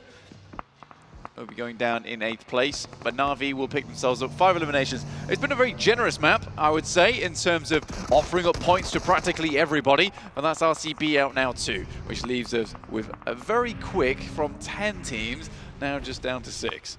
Just D plus Kia again to be able to get 7 elims so far. They're in with a solid spot on the southwest. This is potentially a back-to-back really strong resurgence from D plus Kia into Miramar. And I'm happy to see it. South Korea definitely on the up at the end of day one here. The question is, how much further can they go? DRX right across the ridgeline with just their outpost, Kaikse, on that south edge. We'll put them on notice if he wants to step up. Does have full information on D plus Kia. He's not going for the peaks right now because he knows he doesn't have the backup from the rest of the team. If he gets knocked, that's it. But Chips hits the deck and immediately can see Kaikse wants to step up. That may have been spotted. No, I don't think so, as DRX still yet to go for that full roll-up. However, the circle means that it's likely going to happen.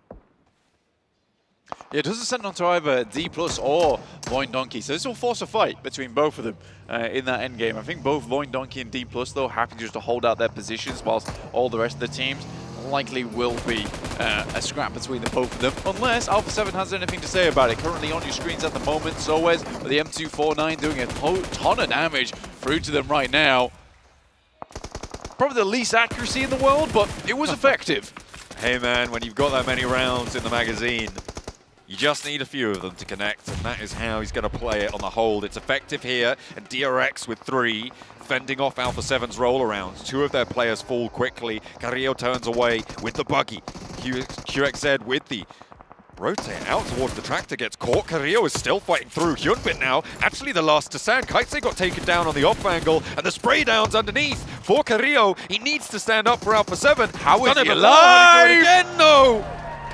The shutdown comes through, and it's DRX to weather the approach. Hyunbin on a sliver of HP. That's basically Frankenstein, pieced together by sewing string. I can't believe he lived that one, honestly. He had the pump shotgun around the side as well, just peeking out. Good stuff. Hyunbin very well might just deny the point here. Void Donkey making a big push over towards the Vicious. All popping off, actually. Every single team is looking to stab over towards the Vicious. D+ going in, Chips remains on the outside, but this is a full assault coming through from Void Donkey ID. Potato with the challenge, 1v1, wins it now. Attention turned towards D+ Kia. 4 versus 4, a little bit low on the HP bar. The first knock goes the way of D+ Kia. They find the second as well. Now Razak on the high ground needs to get something done. Will find that opener, still dipping out into the blue, confirms the flush, but turned around on. Potato now on the off angle, tries to keep it together, but with 3 players to D+ Kia, the order is tall, but he might be able to stand up to the mark. Nolbu finds those flushes on the back line. And it is now 3 players bearing down upon Potato, looking for the res onto Vexy. A 2v3 is possible. That's an unfortunate situation. Honestly, if Vexy was alive there, totally different fight, because they have to come off the broadside on that hill. It's so unfortunate that Vexy goes down in that situation, because that pretty much would have just been a complete cleanup for Void Donkey. I have no doubt in my mind that Vexy would have hit those shots. And like you say, we're into a 2v3. Chips was basically nowhere to be seen as well, by the way. It would have been a 4v3 in that situation. But they're back up into it now. Nades going either way. The reflex outs coming through from Void Donkey ID. 1 pick-off, and then they're into an even battle. That is how you need to play these 2v3s. Those small little openings, those over-aggressions from D+ Kia. The middle of the circle, necessary to keep under control as well. Nice shot from Nolbu. Vexy barely shows his head. He takes off tufts of hair in the process. Early haircut, apparently. Potato, though, getting scarily close. With 3 nades, it actually is somewhat worrisome for them. Vexy heads up first, will send a nade over the top.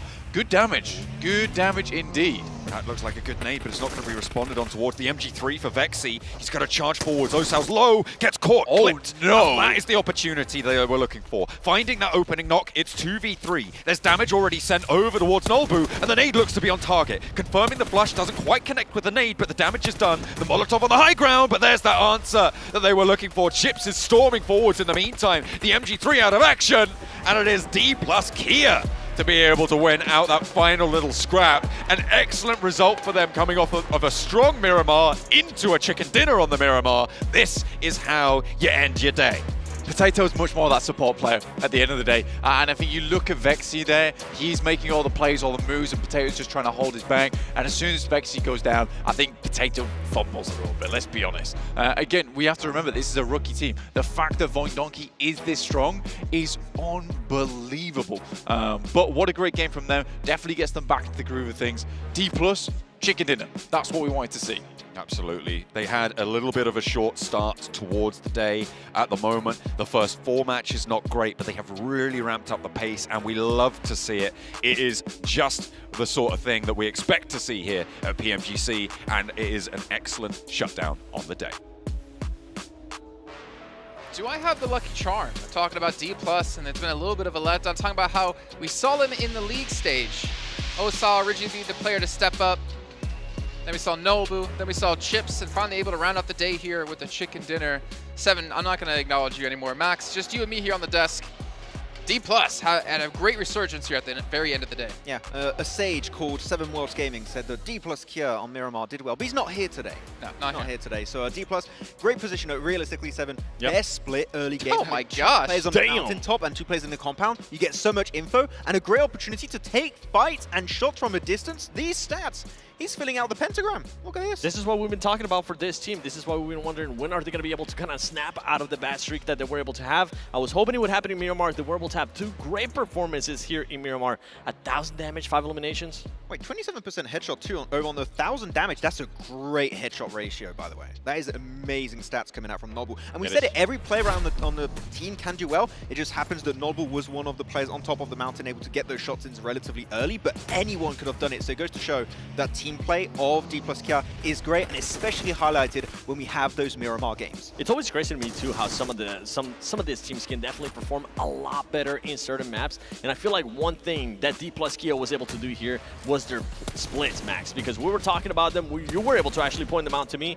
Their splits that they were able to do, I think at one point they had a 2-1-1 split, yes. And then on top of that, towards the later of the match, towards the late stages, they had full control of the southwest circle, and on top of that, they saw the Vicious starting to make a move towards the north. They fully crashed down on them. And the reason they had so much control is purely off the back of that 2-1-1 split, right? The information they had, they saw where most of the teams were positioned, what compounds were taken, and because of that, they had information on Team Spirit, and also I think there was a team coming up onto the northwestern side, and it just kind of targeted down those teams. I think it was actually RCB. They target down those teams to make sure we have full control of the southern western edge, and then we start sweeping, we start getting the elims, and because of those dips, especially in this kind of terrain, those dips to the west are so strong for them, and they just obliterate everyone that's in a 100-meter vicinity.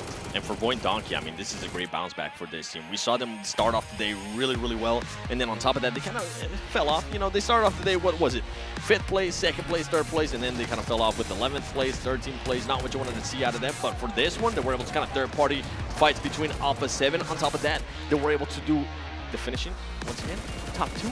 That's what we wanted to see out of Voin Donkey, for them to be able to have a chance, if they want to get a chance to fight for that championship on Sunday, start having those good performances again. We don't want to see those 11th place, 13th place not being able to back it up with any eliminations. Speaking of fighting for the championship, one team that really struggled on Miramar, probably because there's no hovercrafts. It's going to be Incilio. 2 games, they go out first with 0 eliminations. And this team was 3rd place going into this match. I would imagine they've fallen down the leaderboards even more now. And I feel like if you're Incilio, I mean, obviously, I think they're one of the first teams to really heavily use the hovercraft. You can't depend on that to be the linchpin of how you win or do well in games here, Max. Yeah, unfortunately, this is kind of a reoccurring factor from the league stage. We saw especially in Survival Last Chance, Erangel popping off, getting their best results on Erangel, and then Miramar just absolute silence. Very bad games a lot of the time. So Incilio, I would say their weakness for being a contender here for the trophy would be Miramar. If we don't see an improvement on this battleground for Incilio tomorrow, not even going to say like day 3, tomorrow, if we don't see a change up for them and an improvement on this map, I'm going to say trophy is out of the question. Erangel alone is, unless you get insane matches, it's just not going to be enough to go the entire way. I feel like it's very unexpected for us to think that this team is going to be able to continue to put up those kind of performances in Erangel, and I feel like that's why we're saying, okay, they need to start putting up good performances here in Miramar as well. Not only just Miramar, I want to see them being able to perform really well in Senhak. that human clutch. How the hell did he survive? That was like, what, 1 HP? 1 2 HP? Pushed by one of the best teams in the lobby, Alpha 7, and he stands his ground, gets to res on his team. Sure, they don't get the win, but that was an insane clutch for Human. Again, that's his first year as a competitive player. To be fair, Soez did pick up 2 knocks, like initially, to help open up the opportunity for them to win this one. But speaking of Alpha 7, man, I mean, if you're talking about like the 2-1-1 split out of D+, we did see Alpha 7 go for, I don't know what you call this, a 2-1-1 as well? Around the same time? It's an edge 2-2 they had at some point. They get pushed up by Na'Vi. They're just hunted back into the eastern side of the circle. So split. The circle just keeps moving away from them, and unfortunately, in this kind of terrain, you have a few strong compounds, but when you're playing edge and one of your strong positions is out of circle, the strong compounds, the strong positions are already taken, you have to breach it, and it just happens here that DRX were able to win that fight versus Alpha 7. And for Alpha 7, usually those plays would kind of end up working out, but right now, with I'm not sure what kind of momentum they're feeling, I'm not sure what kind of confidence these players have at the moment with how the day has gone by, but you can see just things aren't working out. I'm hoping that tomorrow, coming in, they're going to be able to just narrow everything down. Don't play so split, help each other out. Yeah, looking at the rankings though for this game, 4MV 0 points, no, happens. They did have some good follow-up performances after their chicken dinner earlier, right? But no, a little bit of a 0 point here. They had already a good little bit of gap created for themselves in first place, so this is fine. They're still going to be in the top 3 position, but you don't want too many of those goose eggs, otherwise that's really going to hurt you in the long run. And for 4MV, tomorrow is going to come down. Now we're going to continue to see the performances that we saw out of them today in regards to what kind of strategies are they going to be working with. Are we going to be seeing Doc staying within his squad, or is he going to end up getting a little bit too aggressive now that he's going to be even more confident with where they're at in the overall ranking? Ooh, a tie actually between Team Spirit and Voin, despite Team Spirit having 2 chicken dinners. So again, highlighting that Voin able to reach the late game quite consistently, doing pretty decent on the elimination front of things, but as of right now, the 43 elims of 4MV though here, 7 is just a complete outlier. They're just eclipsing the lobby, it seems, in eliminations alone. It does. I mean, for 43 eliminations, they were able to put up, what was it, 23 eliminations just in one match? I don't expect them to get another 20-plus elimination match here throughout this, but if it does happen, I wouldn't be mad with it. I mean, take away those 23 eliminations, though, and they're sitting on 20, and it's really not much ahead of really too many teams out there, to be perfectly fair. So again, as we talk about those outlier matches for them, they need to develop a little bit more of consistency. And speaking of consistency, Alpha 7, unfortunately, 13th place. I know we keep hammering on them, but again, we're looking to see them to be the team to take the title. And even Falcons, I mean, they did have a victory on Sandhawk to kick off the day. That's true, but here you go. Your MVP for the day is going to be then a Doc. I think that after that 20-plus elimination game, 7, we expect he ended up with, what was it? Be the case. Well, how many elims did he end up with on that one? 11? 11? I think it was 11 that game. 11. Madness. But his average healing, 87. So to me, that says either they dominated or they died. Do really or die. Early. Yeah. Not really able to get to his extended fights here. But, I mean, how many times have we seen Doc be the MVP? Whether it's CSA, whether it was league stage as well, like he always seems to be able to be up there for his team. And we are seeing, as you're mentioning, the adaptations in the team playing around him a little bit more, knowing he might split off, at least take some more off angles to help him out. I think Doc is going to be MVP of the Grand Finals, to be honest. It's early, but I think there's a chance that's going to be the case. You know this. I think he was the MVP for his group stage, even though they didn't qualify through group stage. Yeah, he was, right? And I think that he could be that MVP alongside maybe Nomi. I think they're going to be good contenders here for the Grand Finals. New record. Limbs and Mongolia seem to go hand in hand here. Stalwart, previously are now known as Falcons, able to get the previous record at 18, being smashed by 4MV. Yeah, it's not just like, oh, we broke the record by 1 elimination. It's like, no, we got 5 more eliminations than like the previous record of 18. That's madness. And it's from a Mongolian team too. I need to go back and see how close Doc got to just breaking the record for just one player eliminating. How many eliminations one player can get in just one match? He might have to check it. He might have broken it. I think he might have broken it. He had 11, and the previous record was 18 total for a team. We have had pop-up performances. I see what you're cooking, though. Yeah, well, you know, if we're going to be talking about some of these teams here, though, I really want us to hit on some of the teams who underperformed over the course of today. I know we talked about Alpha 7, but is there any other teams out there you're kind of thinking of, they had a rough day and we expected more? Falcons. 4 teams, yes, Falcons and Alpha 7, and I'm going to say the 2 PL teams. But yeah, Falcons, as of right now, I think the main issue for them is on Erangel and Cilio. That needs to be fixed. The whole situation of how they played the Nova area is really hindering their chances to be high on the rankings. So that's something that if they can fix tomorrow, they might have a better opportunity to get on the first page. I agree with that one. Yep. Falcons, they need to figure out that Erangel. Well, we're going to find out. Obviously, we still have 2 more days to play here to go at PMGC for the Grand Finals. In the meantime, though, I'm hearing we have some interviews down on the stage with Barney, with Sandstorm, with Kitsune, and with Dog. So let's head down to hear what they had to say.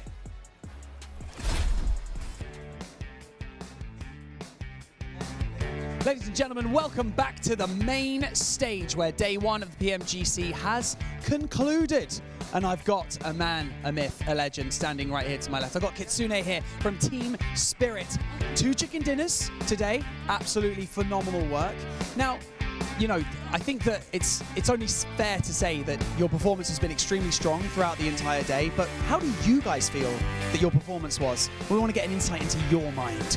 I think that we actually underperformed since we had really bad first and second game, and it's not our style to start the tournament with low points, you know.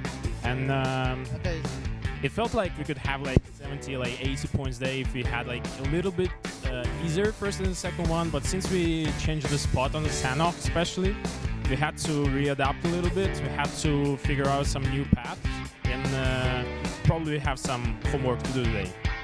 Based on your previous performances, the analysts have spoken a lot at the desk about once you guys get momentum, it's really difficult to shut you down. You are the team to watch. Do you feel like that's the same? Like, how do you perceive your own performances? Like you said, you want to work on some things for tomorrow, but do you at least feel like you've gone in the right direction? I mean, 2 chicken dinners, man. You can't knock that.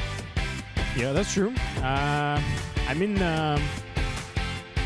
personally, I think that momentum is not that a big deal for us.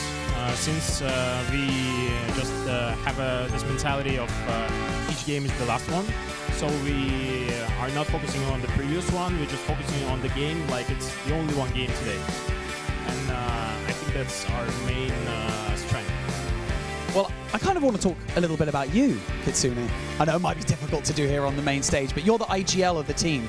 I want to understand how you approach the role. A lot of people watching at home and right here in London as well may not understand how people approach the role of an IGL. You used to share the role with Matic a while ago. Is that dynamic the same, or have you changed that, and like, how do you approach it? I would say it's pretty much the same. At this point, basically we have something like me and Matic are doing more like strategic stuff, tactics, strategics, and Nomi and Effect are focusing more on some personal gameplay, you know. So we trying to find them some space, trying to find them some options, and they make some plays. That's how it works. And me and Matic are more thinking about zones, and so basically try to split some decisions, you know. And I just have the last one. That's it. I love that. You have the final say. Kitsune, thank you so much for joining me in this post-match interview. Best of luck and congratulations on the 2 chicken dinners on day number 1. Thank you. What a great guy and what a great team. Team Spirit are going to have a phenomenal day. We can definitely see throughout this entire weekend, and it's only going to get spicier on Saturday and Sunday. But for now, we're going to go back to you guys.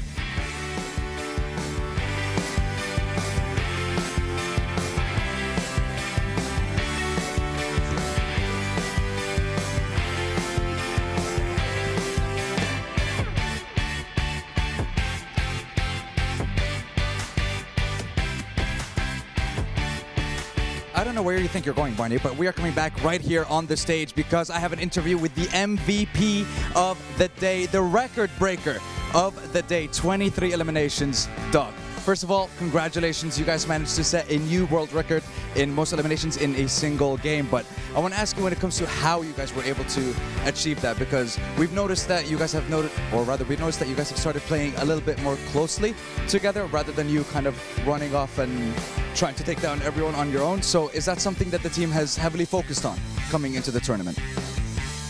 Өнөөдрийн тоглолтод та дэлхийн шинэ рекордыг үүссэн байна. Ганц удааны тоглолтод 23 элиминашны оллоо. Тэгээ өнөөдөр та нарын тоглохын үжигэл тэр удааны тоглолтын дээр таны багаараа бүр дандаа хамтдаа байсан. Тэгээ энэ танд ямар нөлөө үзүүлсэн нь өнөөдрийн амжилт? Таны итгэлийн нэмэгдүүлсэн үү? Тэр нь одоо 23 киллтэй одоо жидэнт гээд одоо бүх багууд маш чанга байгаа болохоор тэр амар амаргүй байсан. Гэхдээ одоо ингэж килл хийж гинцнэрээ одоо өөртөө илүү ихтэй болохоос гадна манай багийн алдсан алдаа байгаа учраас тэрэн дээр илүү ажиллана. Yeah, I think this is mainly because of we did a really good teamwork today, and I think we still have something to work on in the future. think. I mean, teamwork has definitely shown throughout day one. You guys are currently leading the top of the table, and there's a little bit of a distance between you in second and third place. But can you talk to me about what kind of issues you think you ran into in day one? What kind of problems did you run into? Нэгдүгээр өдөрт дуусангуудаа та бас нэгдүгээр орондоор байна. Тэгэхээр өнөөдөр илүү бас аль талаар илүү ажилламаар юм бодож болов уу? Ажиллах талыг бодож болов уу? Аль талаар илүү ажиллахаар байна? Ер нь одоо манайх ер нь багаар ер нь өнөөдрийн өвч гэсэн ер нь хангалттай сайн байж ер нь чадаагүй. Гэхдээ одоо дахиад нөгөө өнөөдрийн алдаан дээр ээж тэр ер нь алдаагаа цаашаа ер нь засаад байна. Last chance руу орсноор бид ер нь одоо маш их зүйлийг сурч одоо тэгж ер нь гарч ирсэн алдаан дээр ер нь сайн ажиллана. Well, I think today is also very challenging because we was the last one in the previous game, and we're really working hard on this one. And I think we need to work hard more for tomorrow. Yeah.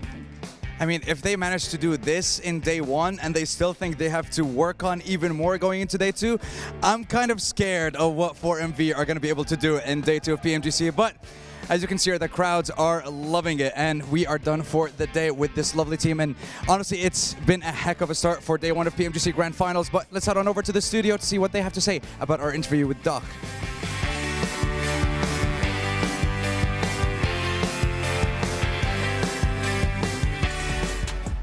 Still have a lot of work to do here, not being complacent, not being content on the results so far. And I think that's, speaking of a championship caliber team right there, realizing, yeah, we might be first place now, but we might not be tomorrow. And all that matters is finishing out first place at the end of day 3 here. But also really interesting to hear from Kitsune that they're still leading a really similar way that they did before with Matic. But it's more about enabling Nomi and Effect to pop off. They're just playing like a different game. It's like you have Nomi and Effect, like, well, we're going to send them which team are we going to try and get them to eliminate? And it works out really well, apparently, so far. But like the fact that they steal these two teams, right, of 4MV and also Team Spirit want to improve so much when teams at the bottom are struggling, like that's going to be even more scary heading into tomorrow's games. Well, you at home might have thought we were done, but we're not quite there just yet, as we do also have a solo master tournament here happening between 16 players. We're first place at the end of tomorrow. We'll be taking home 5K. It's all about these 1v1s. Here you can see a list of our participants, and really interesting to see how this is going to work out here for quite a few teams. And Korea and Flower, they did unfortunately have to forfeit their matches due to personal reasons, but that means the team or the players they were up against will be advancing forward and making some extra money for themselves. Nice. Nice. All right, hit me. You know what? While you're looking at the players here, hit me with who you think's gonna win. Doc. You only have one nade though. Yeah, but he doesn't have to worry about like more than just one person, you know? It's just one angle that he's gonna have to worry about. You know what? And he got MVP today. Yeah, but you know what? I'm gonna support the French. I'm gonna go SnowX from Nigma Galaxy here. What about you? Who are you going for? I'm really intrigued to see what Guild is gonna be able to do. I think they might end up surprising us. Yeah, surprised actually Wagner's going to be doing that. I thought we were going to have Aza or maybe Exo. That was the players I was going to be expecting from Guild to play. I mean, you have Top, you have Nomi that also had an incredible day today. Don't sleep on my boy Westron, man. There's no rooftops you can play on though. There's no rooftops. There's no hovercrafts, but it's just him 1v1 up against opponents. So we will take a look at the brackets here, as you can see. And I believe, what is this? We do have Top versus Wagner as initial match. We got Vexy against Snowix. Are any of these matches really stand out to you of like, ooh, also even Westron? Okay, so Westron got to skip to play against the winner of Nomi versus Wild. I have one match that stands out a bit to me, actually, is going to be Dimenor versus Nolboom. Like, we talk about D plus Kia, a lot of the players are standout players. Match, yeah. Dimenor was the standout player for me during the league stage of the Vicious. Like, he set up this team so many times for good moments. As an individual, though, in a 1v1, I wonder here, Seven, how he's going to function in this environment versus Nolboom. I'm glad you bring that up, because the team is usually very focused on what Bruno has to say. He is the main, the IGL for the team. He is the captain for that team as well. So with him having to make every decision, how would that play in regards to where he's going to position himself within Warehouse? I mean, I wanted to get Monkey in on this tournament if you guys didn't see that earlier on, man. He was a one-man squad popping off like 33 eliminations in some of his games. But, I mean, that's a testament to like how good these players are. You guys might not realize they are insanely good that you could probably put like me and like 9 copies of me and we still wouldn't be able to pull off one elimination against any of these players. No, we'll get one. We'd be held back in our own base. Okay? Why are you saying we? I said me and 9 copies of myself. What? You guys are not you copies would get of one. me. No, I wouldn't get one. Unless I nade myself. It would be like a very lucky nade. You would just throw a nade up in the air and hope that the player just walks into it. Just bounces 3 times against walls. Like, oh, that was unexpected. Intentional. We don't know how that happened. Like, More of that, please. On purpose, yeah, definitely. Those nades should be celebrated. Celebrated. Yeah, got to celebrate those. So it looks like the first match we're going to have is Wagner up against Top here. And I'm curious if who you guys think is going to be able to win this match. Top. Come on. Really? I mean, I would have to say. Well, the thing is, wait, it has to go with how they perform today as well, right? And what kind of mindset is Top right now to go into this 1v1s? Bro, he's going to be having a kid soon. I think he's thinking about like $5,000. Some extra money for my kid, man. The heritage of this solo tournament is going to go to them. And with Top, with the way that he thinks as well, I think he's definitely going to be pushing to get this win. And you know what? Let's get started because we're also going to have Vexy and Snowix as well. We're going to be having it side by side. And as we say that, Top right away ends up getting the first elimination. Boom, did it. He was looking at Monkeys like, I know what I'm going to do going into this. But no, we're going to have 2 matches then rolling at the same time between these two. So we're going to have solos of Top versus Wagner and also Vexy versus Snowix. And we do have to say, the points, the rules, how do they work? First to 40 eliminations or the most eliminations secured by player at the 10-minute mark. And that's going to be the rules. And it's BO1. At this stage, it will be BO3 at the finals here, 7. But right now, BO1, you have 1 shot. And if you fail, you're out. Oh, and Top actually getting taken down right there by the player from Guild. One thing that we do need to end up mentioning is the strategy that these players are going to be doing, right? Are you going to be the one pushing, or are you going to be the one just holding an angle and using the TPP to your advantage? Because we saw what earlier on what Monkey was able to do, being patient, waiting for the right moment. And on top of that, if you do end up getting some damage on you, it does take a little bit of time for you to fully regenerate your health. Yes, you got to definitely wait it out a little bit. But you talked about it. It's a very pivotal point here on Warehouse specifically, 7, is that you have that third-person perspective behind these crates. That is going to be very important for you to gather that information and just maybe pre-fire, get some really good shots onto them, and that's going to be quite important. But so far, it is 1-to-1 and 1-to-1 on both 1v1 situations. Ooh. But no, here's going to be another elimination coming out, and it will be Wagner going down to Top for the 2nd time. On top of that, we're going to have Vexy there on the other side, trying to see if he can get some angles, and he is going to be able to get Snowix, as is now a 2. It's the exact same score here. Everybody's going to be playing it a little bit careful, and this is what you usually expect to see out of pro players. They do end up pushing right there, and none other than Wagner comes out on top of that one. Meanwhile, Vexy, seeing if he can get an angle on Snowix, and he was able to get some damage. I would be surprised if he doesn't end up fully pushing here. Are we going to get 2 points around the board? It's going to be happening all right through the top window of the warehouse, and he peeks around the corner, and it's going to be 3-to-1. A lead is now being created for Vexy versus Snowix. But the thing is, man, this high ground advantage they can get sometimes over those crates is so damn important. But here, Wagner's going to be pushing right into Top, and Top will be getting the advantage once more, and that's going to be a 3-to-2 advantage going over to the Falcons player. A very even matchup, too, between Top and Wagner so far. But I got to go back to now what Vexy and Snowix is going to be doing, because right now, Vexy's playing safe. He's deciding to back off. He made the right decision earlier when he got some damage on Snowix. He decided to go for the action. He ended up working out for him, and now he's making Snowix push the action toward him and see if he can actually end up getting an angle. Meanwhile, Top is doing the action thing in the left side. He's waiting for the right time, but now he needs to be careful. I mean, this is Vexy doing well with an M4. Imagine what he could do, 7, if he had a Mini 14. Imagine what he could do if he had a P90. Imagine what he could do if he had a DBS. Okay, that's a bit too mean, going in a 1v1. Wow, yeah, no, let's not. Let's calm down a little bit. Let's take From spawn to spawn, they're just going to end up shooting each other somehow. They'll find a way. Here you go. Center of the map control, though, for Top. He's going to be trying to hold on down these entry points. And actually got himself a galore spray, able to go left and right, but unfortunately it is going to be close. Wagner just barely able to survive that encounter, and it will be able to close the gap by an extra point, 4-3 currently, and Wagner will be able to regen. The thing right now is that Wagner, there you go. Now he's going to end up getting that full health. I was a little bit surprised that he didn't decide to back off even more. But because right now, Top is just trying to use that high ground. Top is trying to use that cover to be able to find out where Wagner is going to be coming through. And trying to see if he can maybe cause some damage and post the action. Here you go. Wagner is going to be pushing the action as Top is very low on HP. Can he clutch it up as Top? There you go. Quick 180. Top goes down. Yeah, really good try from Top there, able to buy some extra time while he was reloading and trying to re-engage it. But unfortunately, the reload timer, if you get the right kind of assets on your M4, you're going to be able to reload so much faster. And you've got to be very, very quick to respond to that kind of reload animation. Wagner's going to be knocked down once again, 5-4, still very close. Compared to the other side, if you have a close match here of Top versus Wagner, then you have Vexy versus Snowix. Vexy's having a field day over on this TDM map. And so far, he's going to be trying to get, again, some central control, which has been going great for him so far.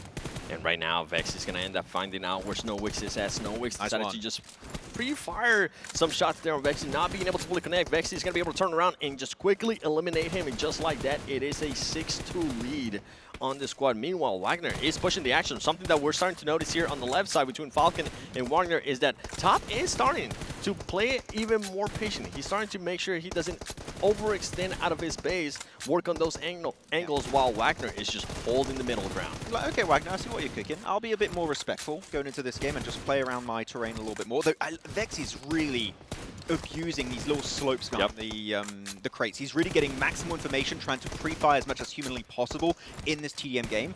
And I mean, that pre-fire alone has allowed him to get now a 5-point lead ahead of Snokes, which has been massive so far. And actually, Wagner created a lead for himself of 2 points versus Top.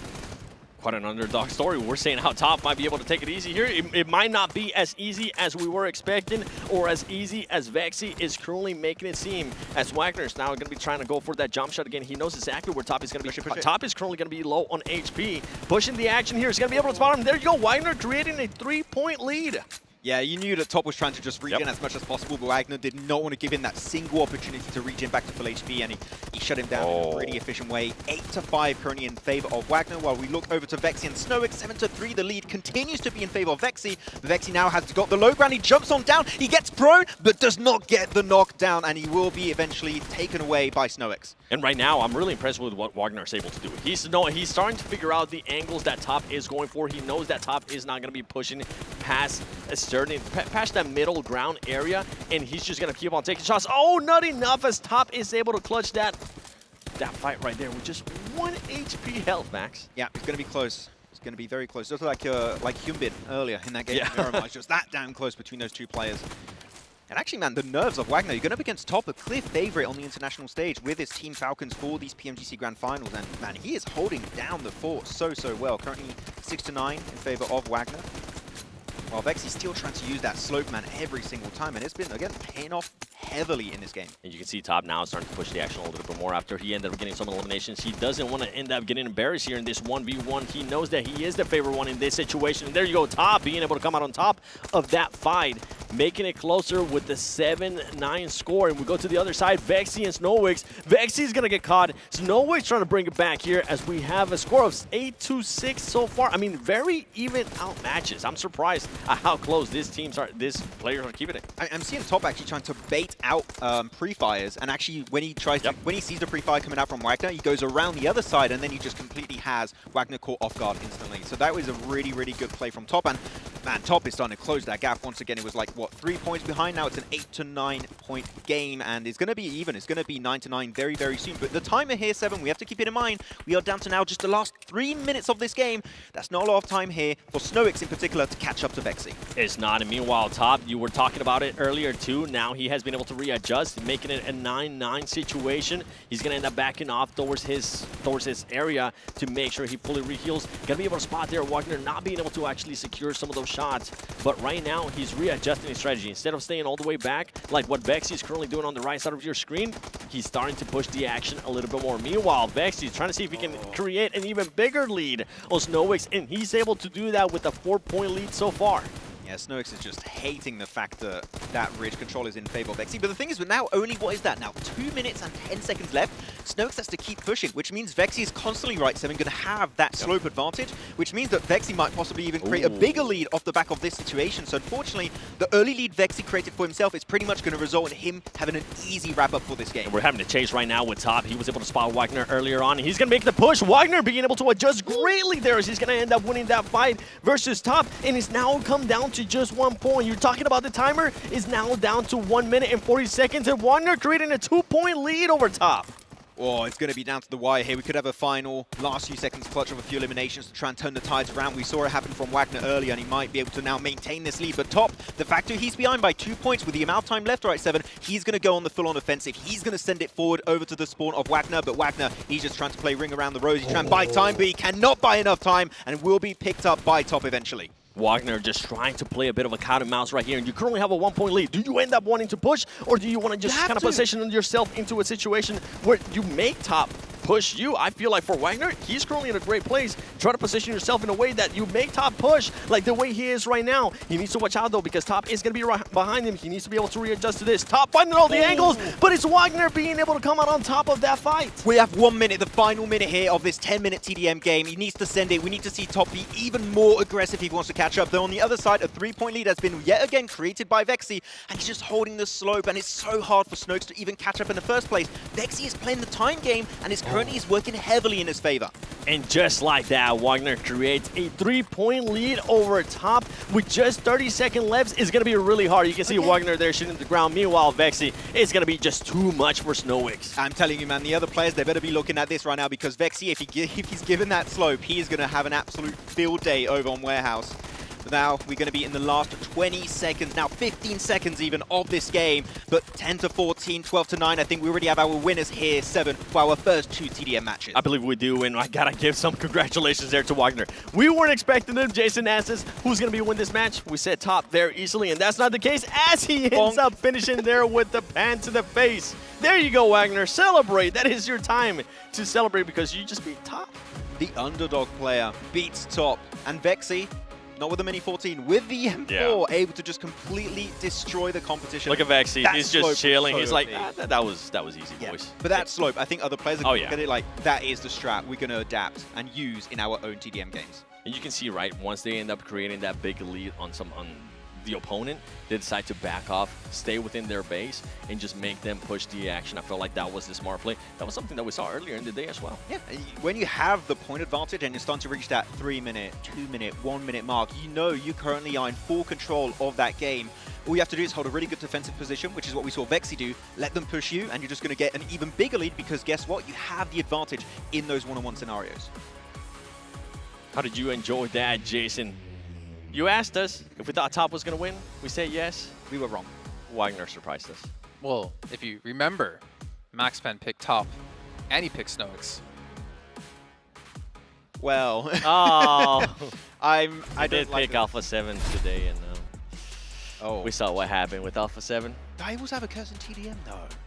He follows you. Well, you know what? Don't worry. Now Don't worry. Because we still have, what is it, 6 more matches to go. Yep. They'll be, again, played side by side, so it's going to be 3 more matches after this. And you'll get to continue to show us how well you predict, Max. Can we bring Nepturi here? I think she had better predictions. Yeah, come Whoa. I believe in your picks. Just not with I think you're the... not in any world I live in. No, my predictions are unfortunately absolutely horrible. But we'll see. But though the next player that's going to be playing, Nomi. Against? Interesting. Against a Wild. Oh. What's your prediction for that? Nomi. Wait, we can't pick the same person. You gotta pick somebody different. I'm going to say Wild then. Okay. Because I want Nomi to win. See, again, so, Max, that's not how your curse works. You can't use it to your advantage. So that means we're going to see Nomi most likely lose this one because you're technically predicting him. Well, what's the other match we do have? Western Flower, I'm going to go and say... No, Flower. No, I was going to try and play a joke with my curse. Okay, you didn't let me... didn't give me time to do it. It was too late. It's ruined now. No. After that, no. Zing and Doc. If you go 0-0 or 0 for whatever today, you know, your predictions for these 1v1s, will you shave your eyebrows at some point? No! Yes. I thought I'd get a free hand warmer though. Well, did you just say yes? Oh, it's really warm. Max, did you just say yes? I heard yes. No. I heard yes. I said no. I heard a weird. That was yes. photoshopped. That wasn't was your AI voice? AI, it was AI. But no, but who are you looking at for the second one of Zing and Doc here? 7. Nades are not a part of the equation. To be fair, Max, I don't think that one plays out at the same time. Oh, we're just having Nomi and keep Wild? them in pairs. Oh. So it's probably just going to be Nomi and Wild is my guess, unless they are preparing the next match as well. But we'll obviously get to see them here on camera soon. We shall see. Okay, so we'll get to see Little Boy. We'll see Little Boy against Syx from DRX. Oh, okay. That's an interesting match. Who do you pick? That one I actually don't know. I think that's one of the hardest ones to predict. That might... You're not going forward with the Brazilian player, or are you? I'll let you pick first. Oh, come on. Okay. No, I'll go Little Boy. Dang it. Sounds like a rapper. I was hoping you... I think he might be actually a rapper whenever he's not playing PUBG Mobile. I don't know. Is that technically the truest, greatest collaboration we could have? MaxPen beatboxing for a rap laid down by Little Boy. Ooh. Hey, that would actually be 2025 theme song. Ignite. I'm going to ignite with my beatbox right now. Well, let's see. What was the last match we have? Oh no, Carrillo, that he ended up forfeiting, unfortunately. So that means Puncher's going to be going on ahead. Zing versus Doc. I'm going Zing. Really? Yeah. I'm going to go Doc because why not? What? Who you go for? Why are you going for Zing? I'm intrigued by this pick actually. Because it's 1v1s. I think it's kind of hard to predict necessarily who's going to win these. Yeah. Okay. Yeah. Obviously it is. I feel like with Doc not really having to worry about like what I was saying earlier with his teammates and all that stuff, and he just being able to fully showcase his skills, I feel like this would be perfect for him. This type of tournament would be perfect for him. I mean, fragging potential alone, right? This guy is just up there. He could be the MVP of the entire tournament for sure. And then later on, we'll have Demonor versus Nodbull. I think that's going to be, for me, the most interesting match out of these ones. I think that Demonor definitely has a really good opportunity to do well in this game. But then Nodbull, as we know, all the players of like the South Korean team can just completely pop off 7. So it's hard to predict. All of these matches, really, I mean, we saw from the first 2 matches alone, are tough to predict. We actually do have Shing versus Doc, so we'll end up seeing which one is going to end up winning this fight. Shing is going to be pushing the action. He's going to be getting some shots there on Doc. Doc having to back up a little bit, play a little bit more careful. Meanwhile, Shing forcing that reload, seeing if Doc is going to end up pushing it, but now Doc is going to be full health. There you go, a little bit of bounce back. Shing making the push, and so far, Jason was right as Shing strikes first. Doc not being able to secure the first elimination. When is Jason not right? No, that's a true question there. But there you go. Wow, real analyst here. Oh, he's still here. He's still here. I thought he just disappears when we go into the game. Huh. Hello. Good to know you're still here. Yeah, 1-to-1, 1-to-1. We have a little bit of a repeat of what happened previously. But Wild, he's using that slope. The Vexy loved. He loved it to bits. I feel like they're going to end up continue to use that as Nomi. Going down there to Wild. Wild is going to end up pushing the action here. It's actually really intriguing to me to see like which teams and which players end up pushing the action once they do end up eliminating them. Because once you respawn, you do have a bit of a buffer where the enemy is not going to be able to eliminate you. So do you want to fully commit to the enemy's base, or do you just want to like back off? You definitely, from my perspective, you don't want to fully commit. It's or you hold one of the 2 crates on the northern or well on the western or eastern side on the middle of the map, or you hold on to the middle of the map, which is what we see Nomi doing currently. Once he gets that elimination, he stays in the middle of the map, right through the window. Really good parkour coming out from Nomi, but unfortunately it did not quite work out as intended and does give a 3-to-1 lead over to Wild in his 1v1. And if we go to the other side right now, Doc being down by just 1 point, trying to push the action here to Shing. Is he going to be able to connect as Wild? Wild and Nomi already going to start fighting. There you go, Doc being able to secure that tie so far. 3-3 in. Wild going down. Nomi securing another 3-3. I mean, with this is so even so far. It really is. But we're going to start seeing players get very desperate at 7 when we reach the 3-4 minute mark. That's when you're like, oh, if I'm behind by 3, 4, 5 points, I need to start being a lot more aggressive in my pushes, which gives technically the advantage to the other side, because playing defensive when you don't have to move and you're getting pushed is a way bigger advantage to when you're the assaulter, when you're the one actually engaging that fight versus your opponent. Good angle away from Wild, but unfortunately the spray does not quite hit. That's an extra elimination going the way of Nomi. Nomi being able to strike first there with that angle that he was able to create. Now Shing trying to find the action here, trying to see if he can secure Doc with another elimination. Currently has a 5-3 lead. Doc trying to dance around. He's going to end up getting knocked first. Can he? Oh my goodness. Shing is actually performing really well with the 3-point lead so far. And his movement is... Oh, I can't even... Oh, don't look at Jason. Jason is just smiling right now. Grinning ear to ear saying, I remember the guy that I picked, but you know what? Doc might make a bounce back. He might. No grenades. Or not. But maybe. He could do it. I mean... Doc is now being on the offensive. Oh, he got a lot of damage. Don't let him res up. You need to go for the full-on commit. Nice. He jumps on over to the crate and gets the elimination. 6-5. That lead is now diminishing. Kill after kill. Every single time here is going to be a great opportunity, and able to make it 6-6 very soon. And just like that, Wild trying to bring back the score on the left side as well, making it a 5-4. He's going to be able to push up. Is it going to be none other than Nomi being able to strike first? He comes down. I feel like it definitely comes down to who ends up getting the damage first, as Doc is now going to have to back up. You have Shing pushing up on you, and Shing is going to be able to get that elimination. And meanwhile, if we go to the other side, Nomi's just running around without even holding up a gun. Yet he's able to clutch that up, take out the weapon, and win that engagement versus Wild. Yeah, he's like, I'm low, I'm going to go back to my base. And actually, this is a really good angle to get third-person information from. Peeks it, gets a little bit of damage down, making that transition a little bit easier as he goes down. Back from the crates, gets back on top of the crates to get back down from the crate to get going up and down all over the place, topsy-turvy. Now they the information over to Wild. But Really just trying to make sure that he didn't fight too early so he could fully regen to full HP, but then re-engage versus Wild. But Wild is making full use of that crate here with third person.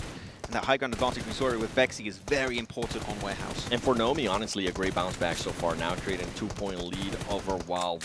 Meanwhile, I see, this is the thing though, that sometimes you get a little bit scared. You don't know which one you want to push first. You don't want to be the first player that ends up getting some damage because it's just going to be such a huge advantage to the other player. And meanwhile, you have Sheen now creating a 3-point lead over Doc and trying to make it 4, but Doc bouncing back, making it just a 2-point lead. I love the play we've seen from Zing a few times here around the crates is he sees himself getting pushed by Doc and actually jumps, gets a little bit of a hip fire spray, gets a little bit, maybe 1-2 bullets do connect, and then it's going to be when they fully start the spray, he should technically have the advantage, but Doc is very punishing, especially I saw him hit a few headshots earlier. He is very threatening, so that even if he's low HP, he can win the trade because his accuracy is crazy good here, Seb. It is, and now you're going to have another fight there between Nomi. Nomi being able to find that angle, and now Nomi starting to create a bit of a gap there. You're talking about times. Guess what? We have gone past the halfway mark. We've gone past that 5-minute mark, and for some of these teams, for some of these players that have quite a healthy lead, especially I'm kind of looking at Nomi. Nomi's not backing down. Nomi's continuing to push the action here against Wild. Yeah, you really understand what Kitsune was talking about earlier, right? It's just, I just send Effector Nomi wherever the fight is needed, and he just plays. And so far, he has been clearing. He's been sent on to Wild, and Wild is not enjoying the encounter. It's fair to say versus him. Here you go, though. Doc able to slowly regen up, just buy some time, don't peek. There you go, the regen's kicked in, and he takes a lot of damage. The regen has been cancelled on Doc. He's down to just a 3rd HP. He's going to get assaulted. He gets so many bullets to connect on jumping over that crate. But Zing, though, he's a little bit fearful. He's not sure how to commit to this fight versus Doc, and now Doc, he's fully regened, he's ready to go for the push, and he gets the high ground control. And you talk about a player that's fearful, you talk about a player that might not be fearful. He's going to be pushing the action regardless. Doc there, getting a little bit too confident, right? And that's going to be the big question mark for me in regards to coming to this 1v1 tournament. How is Doc going to be able to adjust in regards to that confidence? Right now, you are at a 2-point disadvantage. You do have Shing being able to be the lead. Make it 3 as Shing's going to be able to jump up and get the edge there on him. And meanwhile, Nomi and Wild just keep it in 9-6 as well. Yeah, it is still a very close game in the last minute or two. That lead could be completely swapped around between the two players and their respective TDMs. So this is going to be a very, very stressful finish for these players. Nomi going to get picked up by Wild. Once again, good shot coming on through. But yeah, he's actually trying to camp the enemy base here. Wild is actually right next to Nomi where he was able to respawn, but he did not use that invincibility period you mentioned earlier, Seven. So here, he is going to be able to take damage from those shots.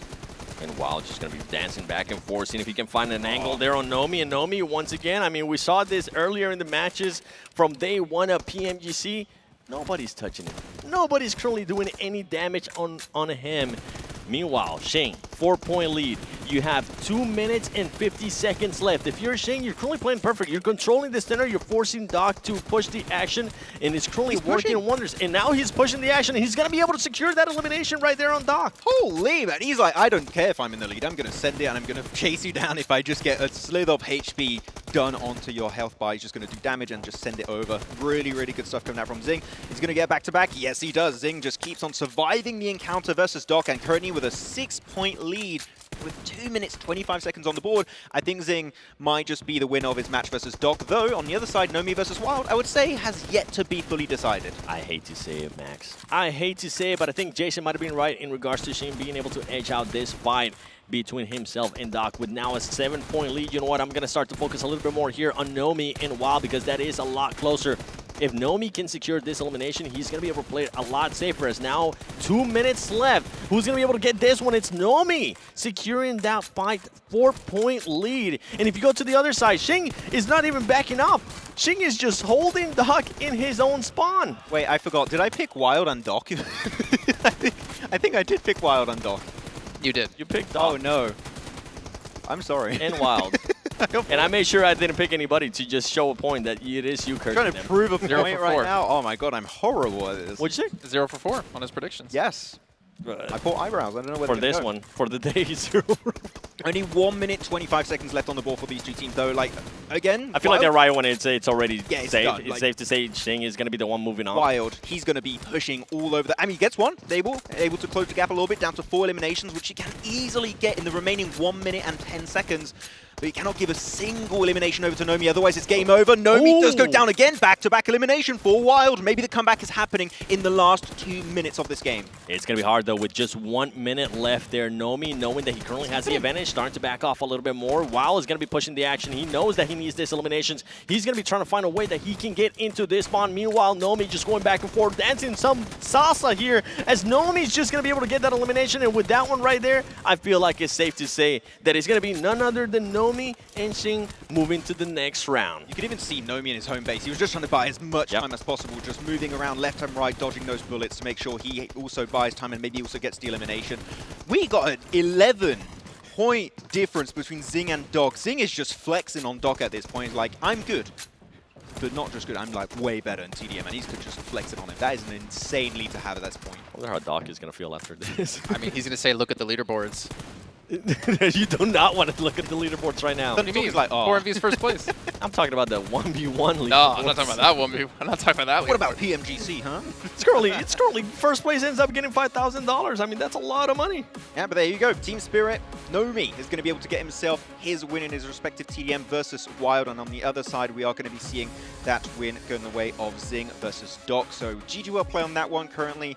So some really cool matches, I got to say. Some cool mechanical use of the map in particular and the respawn mechanic. And it's got a lot more depth than I especially expected. And it's definitely good to see like some of these players, you know what, just deciding to back off a little bit more whenever they do have a lead. Or just pushing the action. I was really surprised that Shing, even with that big healthy lead, they were like, you know what, I'm currently feeling confident. I'm currently feeling like this is going to be an easy matchup. Yeah. Boy. I'm going to push it for the memes. Boy.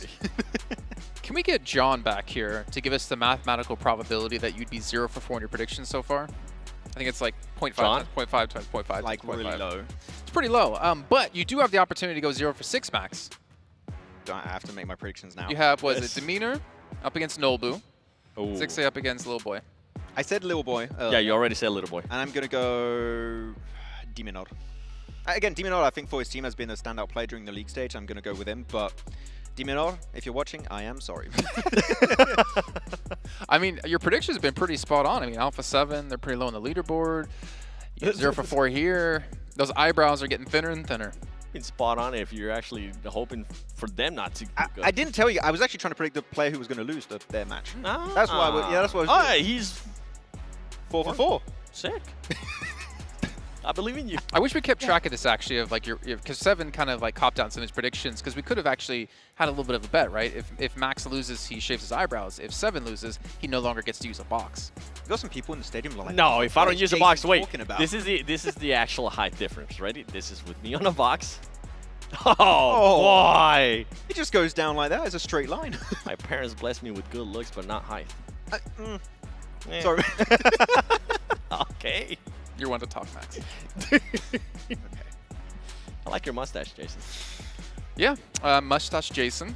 I'm working on it. We'll see how it's going to work out. Not to mention, we still have 2 of the solos to come. And of course, tomorrow we'll be having the rest of our match, if I'm not mistaken, followed up by a best of 3 to finish things off to see who takes home the best in solos. Not to mention the $5,000 on top of that. Nobu smiling. He's like, Max didn't pick me. Let's go. Actually, I changed my prediction. Smile. No, it's gone instantly. Meanwhile, you go to the meter, he's just shaking his head. He's like, Max, why? ¿Por qué? Why am I even playing this? I don't know. My fate has been sealed at the start of this game. It's not even why, it's just in Spanish. ¿Por Little boy. Max, ¿por qué? ¿Por qué? You know, let us know in chat as well who you guys think is going to be taking these. I mean, you can't predict much worse than Max. Just don't pick what I'm picking, and you're good. Look at the meter. It's like, oh, man. The funny thing is, Max, is that you already get so many hate messages from fans of like, don't predict my team, when they have a whole other region to come at you with Brazil, with Alpha 7. Oh my God. He's just trying to get all the regions to not like him. Okay, well, Your Instagram's if you have a popping PMGC off. in Brazil, I'm like, oh, should I go there? I'm like, I don't know. Might as well stay home. I was sick. Personal reasons. Well, we're about to head into our final 2 matches here. And Max, I mean, technically 7, you haven't predicted who's going to win. You're just, I guess, getting defaulted to who he doesn't pick. Wait, who did you pick? I picked Demeanor and Lil Boy. Okay, I'll pick opposite. I'll pick Nobu. Cop out. So Max 0 for 6 and 7, 6 for 6. I hope not. But okay, here we go. Demonod versus Nobu, and then 6J versus a little boy in their respective. Oh no. And then on top of that, you have Demeanor just not being able to get the first elimination. Nobu pushing the action here, though, as Demeanor is going to be trying to get some angles, and then you go to the other side, and Little Boy just trying to back off. Oh, it's not looking good, Max. It ain't looking too great. It's okay, it's okay. It just started. It just started. Oh. Well, Little Boy got his first elimination, so it is working on that front. Right. Little Boy pushing the action. Max, how do you say this name? I just want to make sure I'm saying it right. 6J, I say. Say it again? 6J. 6J. Okay, all right. I'll try. I'll definitely give it a try. As Demeanor. I mean, Demeanor currently down 3 points. It's not looking good, and he's going to be pushing the action. And now, there you go. A bit of a bounce back, being able to secure at least 1 point. You go to the other side. Little Boy. Little Boy currently. Hey, Little Boy's currently on the lead. He is. You might be cooking, Max. I might be cooking. If you let me cook long enough. At some point. 10,000 incorrect predictions, I might get 1 correct. You're bound to get 1 right at some point. Demeanor now having to back off. The health is going to be low. The action from Nobu. There you go. I didn't even know that. I was surprised, actually, by that jump up. I know that you can get up there and get the helmet that's on top of that. He was not punished for it? No. That was pretty crazy. I think it had to do with Demeanor just having so much low HP that he just didn't want to try to make a push right there. To send it, and even if he took damage, he didn't have enough time to then convert his spray into an elimination. So that definitely worked down in sense for Nolbu. And 5-1, man. Nolbu is just creating a massive lead. 5-2 currently, so Demonod still has some fighting in him. I mean, we're just in the first, 2 minutes of this game. Have been running down. A few eliminations have been taken left and right between these teams. It is close though between 6J and Lil Boy. And you can see a bit of a strategy change there from Noble. Noble realizing that he does have the advantage here. He's going to decide to back off even more, making Demeanor just push the action. Currently, they're matching in regards to HP. I think they might wait a little bit longer to just fully regenerate. And then if you go to the other side, Little Boy trying to continue on with the push here, trying to get even a bigger gap as he is going to be able to secure that elimination there on CX. Yeah, Little Boy just peeking from the right door, the left door, trying to make it a little bit hard to go for that pre-fire, and it's been working out great so far for him. But that lead, again, is only a 2 elimination lead. We saw how quickly that lead can disappear in the matter of a few seconds. You've got to be very, very careful of that approach. So over to the left side, Noble still creating himself a lead. 6-3 at this point as Demonod has control of that high ground position. He's getting pushed up, taking so much damage actually from Noble. Goes to the jump shot, and Noble's going to be punished for his push, and that's going to make the lead now a 2-point lead. Not slowing down there, Noble too. I thought he was going to maybe play a little bit slower. I thought that was the play that he was going to be going for earlier. And Demeanor making a bit of a comeback here. Great angle, fine, as he's going to end up getting it 5-6 so far this score. Pre-firing, expecting him to be in a certain way, and I think Demeanor starting to catch on how Noble's playing. I actually think, Seven, that you have the situation where if you do damage to your opponent before they regen, it actually puts you in a little bit of an unfavorable position because you feel confident to push it, but you don't have terrain advantage, right? And technically, because of that, you might be given an elimination that you could have gone for free. Actually, you're going to be giving it away to your opponent. So, sure, you might get damage, you want to go to the push, but you've got to be careful to understand you are not controlling that piece of terrain when you send it over to your opponent. Little Boy ends up going down there. That score is going to be 3-6. Meanwhile, Nobu trying to find even more eliminations here on Demeanor, who's going to end up clutching this up, going for the drop shot there, and it ends up working out for Nobu, and now he currently barely has any HP. It's time to back off. He doesn't even want to back off. He wants to stay there. He wants to continue with the action. Did I hear a bell? I don't think I did. I'm going to keep fighting until the end. But that's the thing right there. I'm surprised he didn't back off because he was just so low on HP. It's pretty much a free elimination to your opponent. Yes, I know you do have a healthy lead, but it can just close up so fast. And we are currently at the 5-minute mark, 5 minutes and 50-second marks. Nobu going to be pushing the action, not being able to connect any of the shots there with Demeanor, making the jump, seeing if he can possibly end up finding one angle as we saw Top trying to go for earlier. Nobu, both of them running out of ammo, and he switches. Nobu punched him and gets that elimination. Right in the bloody face. Jeez. The amount of disrespect out of that one. Beautiful. I mean, yeah, it worked out for Noble. Love that. 4-point elimination. There you go. He's going to get a bit of vengeance for that piece. Diminor is able to get himself that elimination, 7-10 on the other side. A big lead is being created, 7 elimination advantage in favor of Lil Boy versus 6J. I think we'll get to the point now, 5-minute mark, 7, a lot of the time we've seen so far in these TDMs is when players start to get a bit more desperate and start to push a lot more, which means that we see a lot more mistakes start to happen at that moment. A Little Boy not slowing down. I mean, we were talking earlier about how if you're able to get a big gap, we saw Shane being able to mix it up, and he continues on. Now he's starting to punch the air, feeling even more confident. Gonna end up backing off so he can fully regenerate that health, which is ultimately what you want to end up doing. Reset in regards to your armor as well. You can see them there jump up. Make sure that he's able to reset that as well. And if we go to the other side, Nobu still, he's not letting the Demeanor breathe at all. He's making sure that the Demeanor doesn't even end up crossing the halfway mark, the halfway point of this map. Yeah, actually that tier 3 helmet and vest is very important in 1v1 setting. Like, it can allow you to take an extra bullet or two, and on that spray, that is actually a lot of damage you can just negate thanks to that tier 3 armor and helmet. So definitely try and pick it up if you can, but make sure you don't get punished because, again, you have to leap over that crate to get it. It is a little bit dangerous. They hit 13-4 for Lil Boy. He is just completely obliterating his opponent here. 6J is just having a really bad time. 4 minutes left, and Demeanor, one thing that has been working out for him and that Nobu now is trying to mimic as well is just that pre-fire. That pre-fire that Demeanor is able to do whenever he's able to end up knocking out Nobu. He's able to find the right angles. He's currently going to be a bit low there on HP. You can see them just trying to pre-fire where they think he's going to end up being. Nobu, now even though he doesn't know that he was there, you can just almost predict. He's like, okay, you're going to end up rotating that way. Let me just pre-fire and see if I can get some angles, get some shots on you. And Nobu ends up coming out on top of that fight right there. 14-10th, other side, 14-4th. I think with currently 3 minutes and 36 seconds left, Little Boy might have just secured that win. It's unfortunate. Diminor had such a good trade-off at the start, but he just was running out of bullet in his magazine, and he just had to run away, and unfortunately got punished by his opponent there very, very quickly. Here they go. Noble on top of the crate there, able to try and buy time. He's very low. He's going to have enough time to go for the regen, though. I'm not too sure. Diminor does not want to give him that space, and he does take him down in the process. That's going to be Diminor getting his 11th elimination in this game. Only a 3-point difference, though, with 3 minutes on the board. Very easily, Diminor can catch up to Noble and maybe even overtake his current standing. Definitely can, but he needs to be careful because now you're starting to see it. Noble's starting to slow down his gameplay. He's waiting for Demeanor to end up pushing the action. Noble's going to end up finding Demeanor first, going to be end up securing some of the damage, and Noble smells blood in the water. He's going to be pushing the action, and there you go. Demeanor ends up going down. That 3-point is now 4 points, and if we go to the other side, Little Boy trying to make it even more. He said, you know what, let's showcase some skills here. See, I said, slow down. I don't want to get embarrassed. Chill, my boy. I might just get one prediction, though, today. I will not be... I mean, it's not great, but I'll take it. Yeah, Little Boy. It's not 0% ratio. At least one Brazilian team didn't let you down. I mean, you should be the one saying No. that. Now I gave up as soon as I saw you pick them. We're going to be at the 2 minute and 15-second mark right now.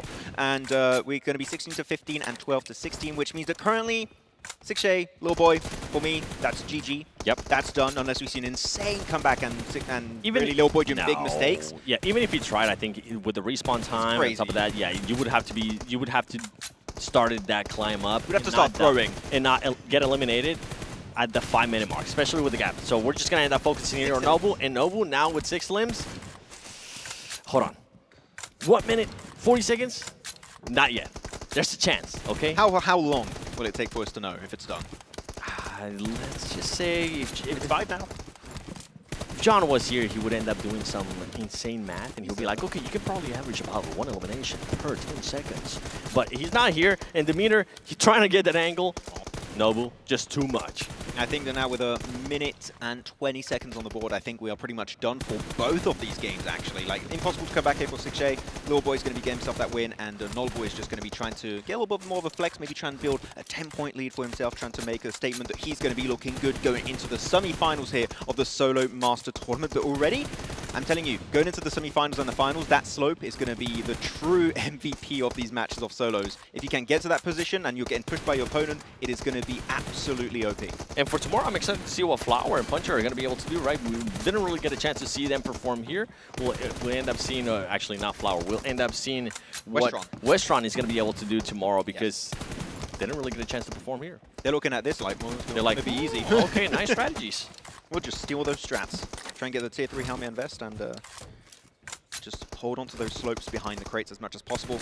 We're going to be in the final stretch of this first day of the Solo Master Tournament. Going to be down to the last 25 seconds Just trying to get a few extra eliminations for the stats, because why the hell not 7 as you're about to wrap up the first day? And honestly, quite some surprises there. I expect some players to be able to come out on top, with Doc. You know what? I'm not disappointed though. I'm intrigued to see what's going to happen tomorrow with the Solo Masters tournament. The 1v1s, first time we are doing this, and so far, honestly, I enjoy the action. I enjoy how some of these players were able to readjust throughout the match. If they were having the lead, some of them would actually continue to push the action, so would end up backing off.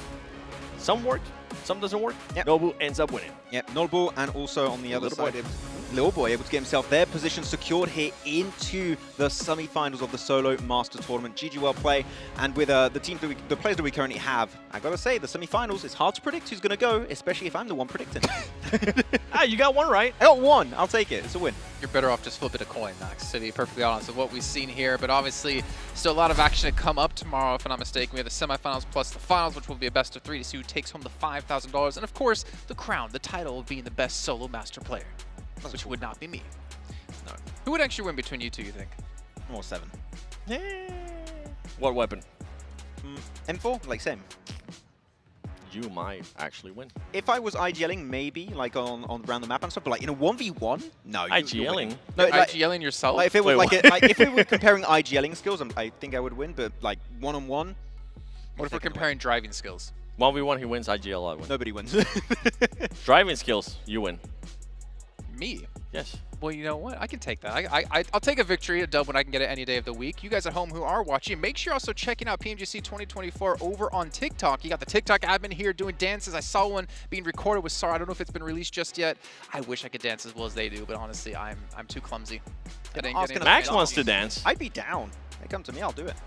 Well, you'd beatbox and dance at the same time. Oh, yeah. Which you could potentially do while we're taking on the Frostborn Dragon in the Icemire Frontier, which is currently out now within PUBG Mobile. If you haven't checked it out, make sure you do. Honestly, from our opinions, one of the best PvE modes that you're going to see when you get to that dragon at the end. Not one of the best. The single best mode, in my opinion, we've ever had in PUBG Mobile. I believe we might end up having a show match, too, at some point this weekend, so stay tuned for that.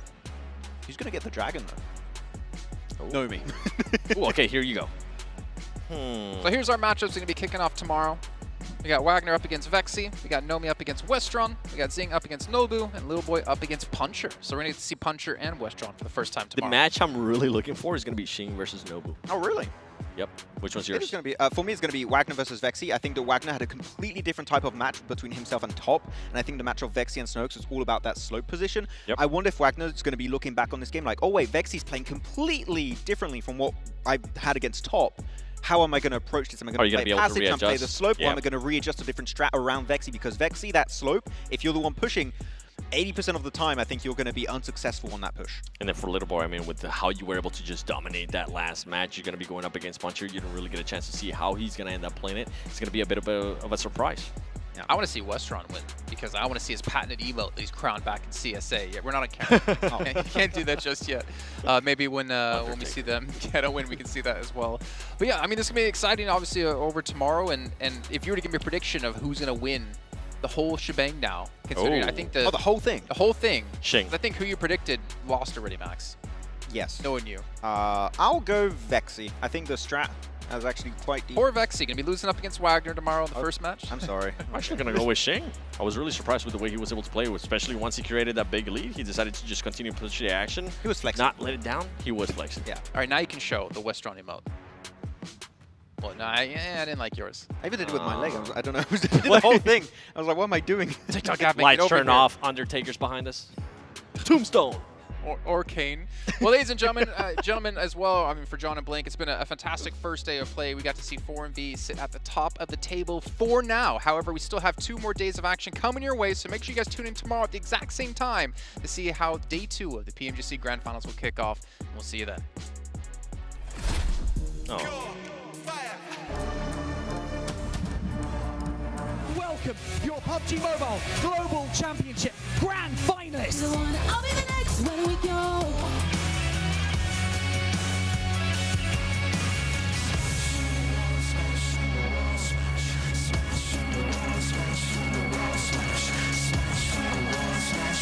I'm a champion.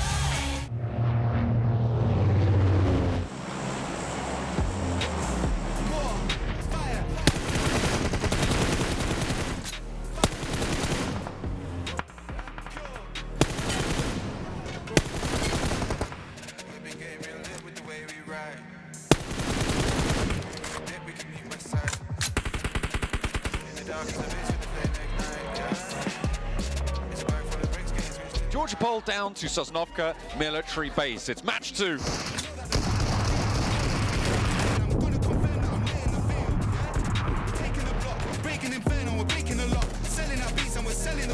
Burning the heat and we're ready to pop. Pure fire, fire. We're gonna come bring that fire. Yeah, we could've gone lifted higher. Yeah, out of control, inferno, wild. More fire, fire. We're gonna come bring that fire. Yeah, waves up, lift that higher. Yeah, out of control, inferno, wild, wild. Fire, fire, fire. Yeah, more fire, fire, fire. Go that fire, pure. Yeah, pure. Grow that fire. Pure fire, ripping the drill, bringing the heat, and you know that the deal. Getting the go, baby, know that the real. Gonna confirm that we're lit in the field, fam. Taking the block, bringing inferno, we're breaking the locks, bringing the heat, like we're bringing the heart. Pure fire. And get a chicken dinner. More. That's a really good game from D-Spirit. And more so...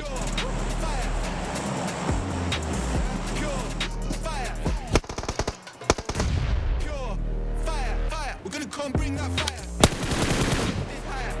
Out of control, inferno, what? Fire. We're gonna come bring that fire. Yeah? Waves up, lift that higher. Out of control, inferno, wild, pure fire. Pure fire. More fire. Elimination. Pure fire. More fire. Pure fire, fire. We're gonna come bring that fire. Yeah, we could've gone lifted higher. Yeah, out of control, inferno, wild. More fire, fire. We're gonna come bring that fire. Yeah, waves up, lift that higher. Yeah, out of control, inferno, wild. Incredibly pleased with that one. It's not a massive chicken dinner, but nonetheless, it's still 60. Fire. Pure fire. Yeah, pure fire. I'll be getting real lit with the way we ride. Make a move and we dip, we can meet west side. In the dark as a bitch with the flame ignite. Pure fire, ripping the drill, bringing the heat, and you know that the deal. Getting the go, babe, you know that the real. I'm gonna confirm that I'm lit in the field. Yeah, we're taking the block, breaking inferno, we're breaking the lock, selling our beats and we're selling the lot, burning the heat and we're ready to pop. Pure.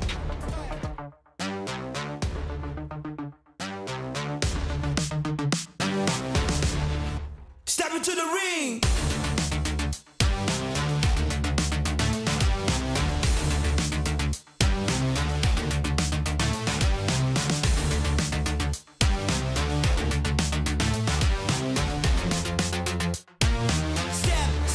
Step into the ring.